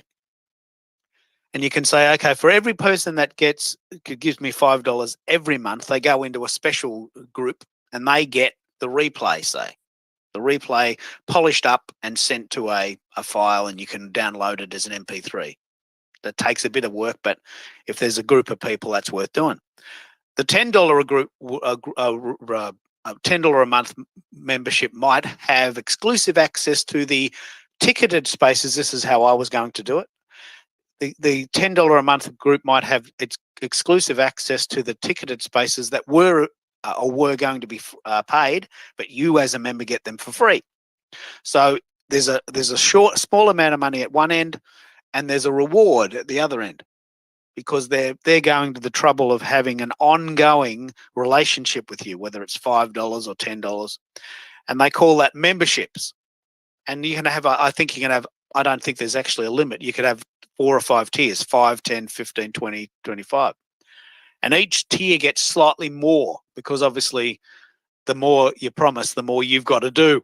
And so you don't want to do that for $2. So is that what you were thinking, Graciela? You want to explain? Is that how do I explain that well? Is that what you think it is? Yep. Okay. I'll come back to you on that. Yeah. Yeah. Is that how you're going to do it? Yeah. So would that work to the idea of having a buy me a coffee page for a once-off coffee, $5, but you could also have a $5 a month membership, and for the membership you get, say, the recording or a transcript or something small, but that's not nothing, but doesn't take you a lot of time. Would that work? Yeah, Keith, I think you're onto something. I mean, my master's was in political psychology, and one of the things that we studied was how do you get people to donate? And the secret is you get them to start off with something very small. And if you can get somebody to even donate $1, that in and of itself, um, essentially, studies have shown that once you do that, then they'll be willing to donate a lot more to you onwards in the future.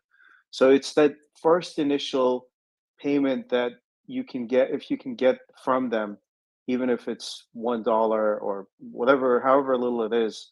I think it might be useful, at least for my charity organization. We may create some sort of a membership which would allow them to just pay $1 and then go from there, or $5 or $10. But that would be we may not want to do it through the Twitter space, but just through our website, and then subsequently keep advertising it during our Twitter space events. Yeah, and it's a matter of building that relationship. And I think most people who love content, and I'm using the Netflix and Spotify example, we know that it costs money to create stuff. We know as consumers that we don't expect everything for nothing. That's what free TV is. Free TV is often rubbish because they make their money from advertising. And I haven't watched real TV except for some sport for years and years and years for that reason. It's all rubbish. That's my opinion. I'm entitled to my opinion. It's not rubbish. It's obviously a matter of opinion. But I personally don't watch free-to-air TV because I don't like the programming. And that's because they're appealing to a different cohort. So people will pay. They will pay for content and materials that they can relate to, because they understand that it costs money to create content and that they shouldn't expect it. For most people have that consciousness. And I think you're onto something. Start small, $5 a month, and then maybe they'll come to your bigger event and put $100 bill in the hat. Or maybe they'll donate and buy a painting at a celebrity auction. You've got them in the loop. They're in the family, yeah? That's what you're thinking, isn't it?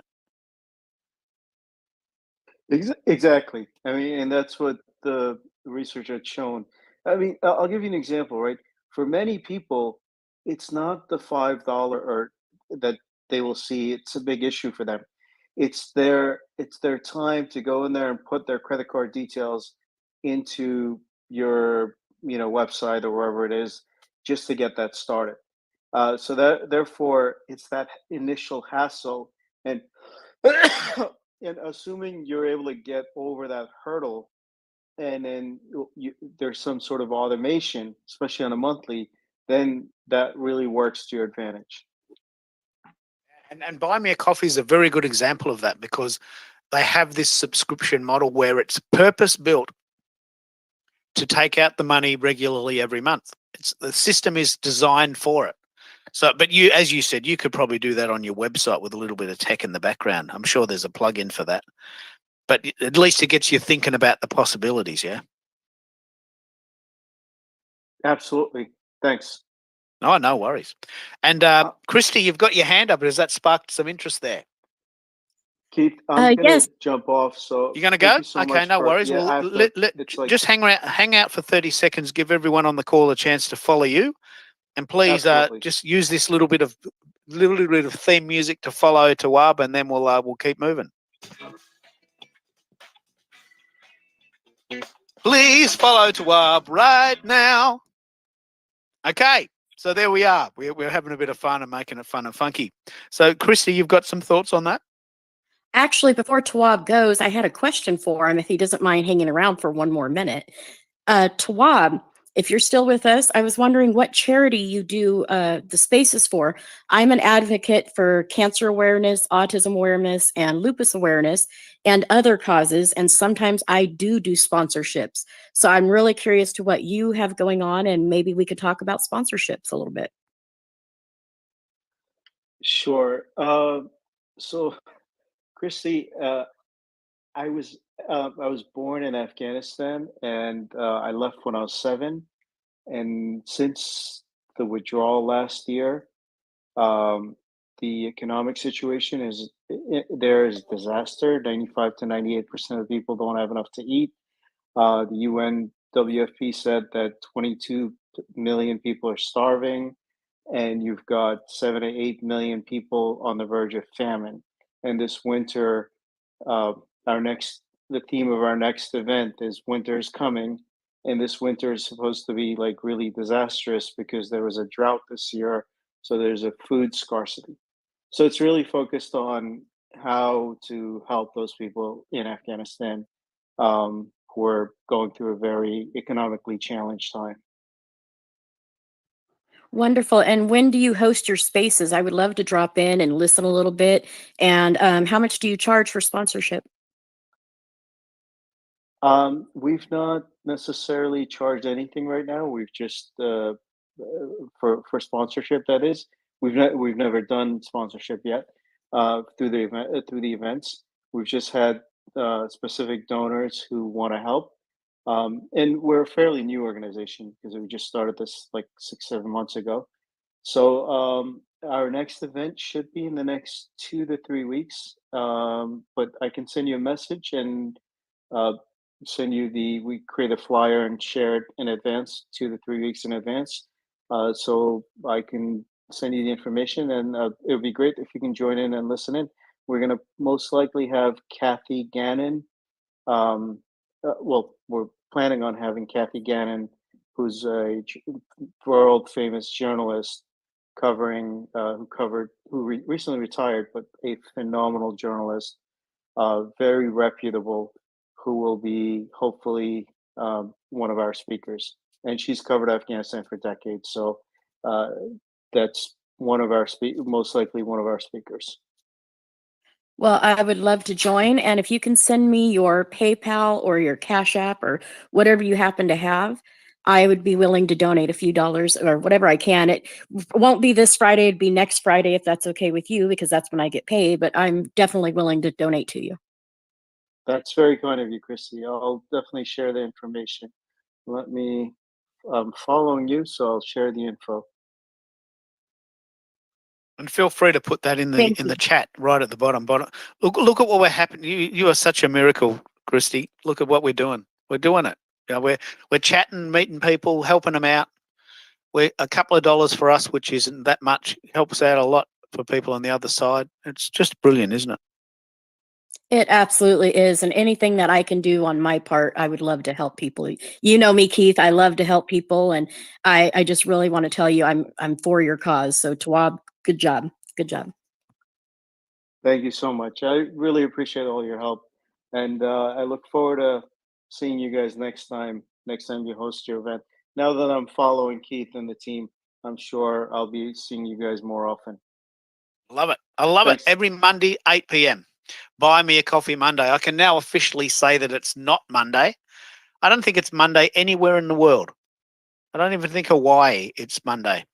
We've been going 5 hours. Let me play a sound just to let you know that you've possibly been on the phone for 5 hours and you probably don't believe it. So I'm going to play a little sound.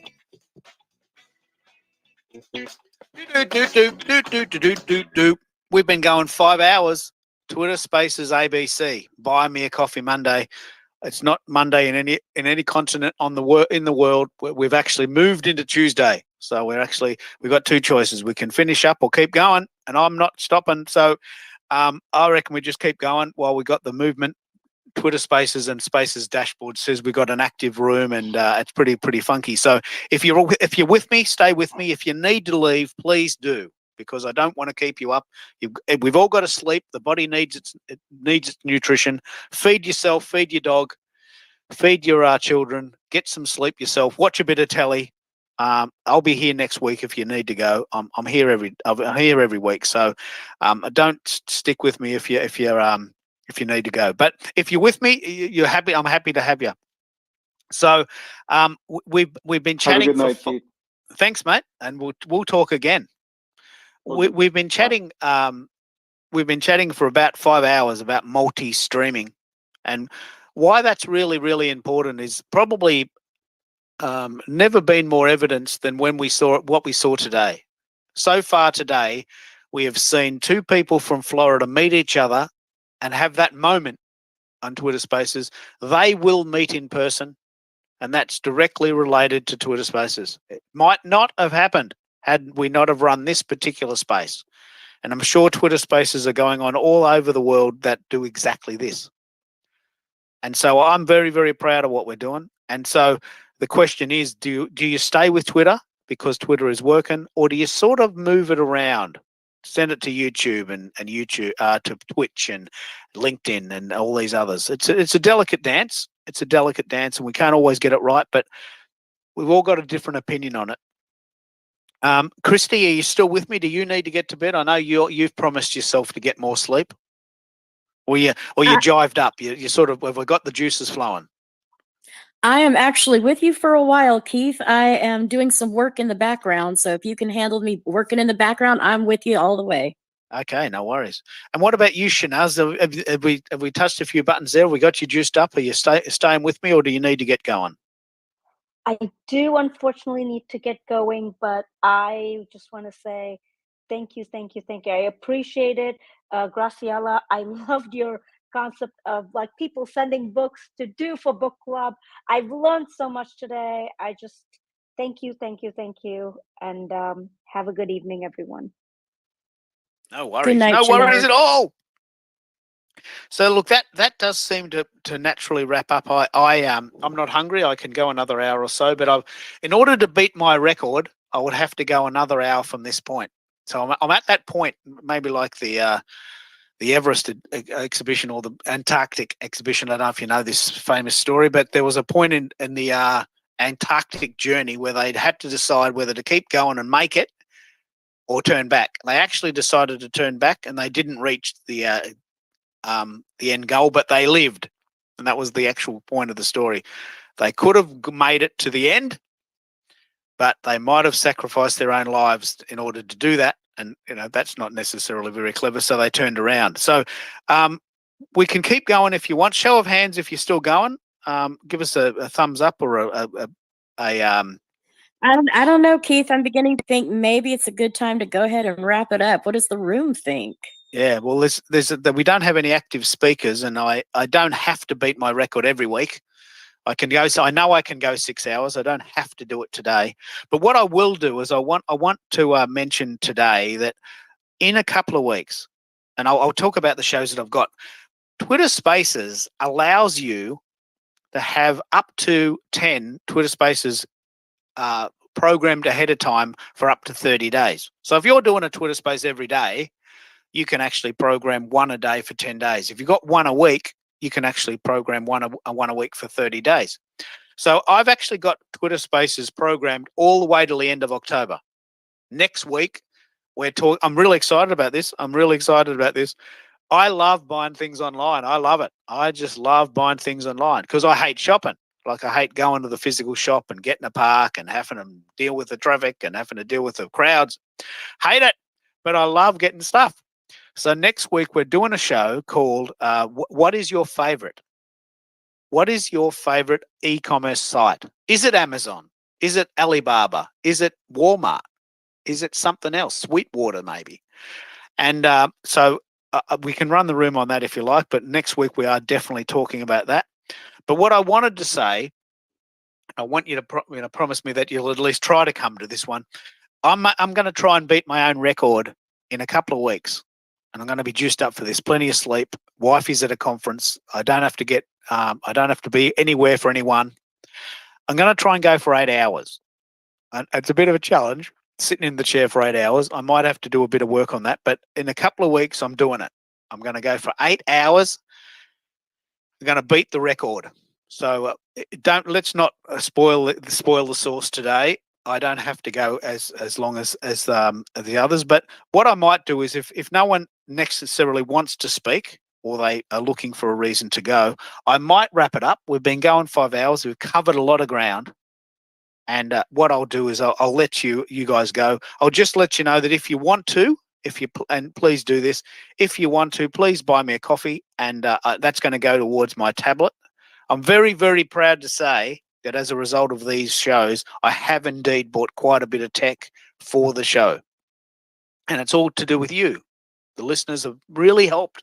The community is really good.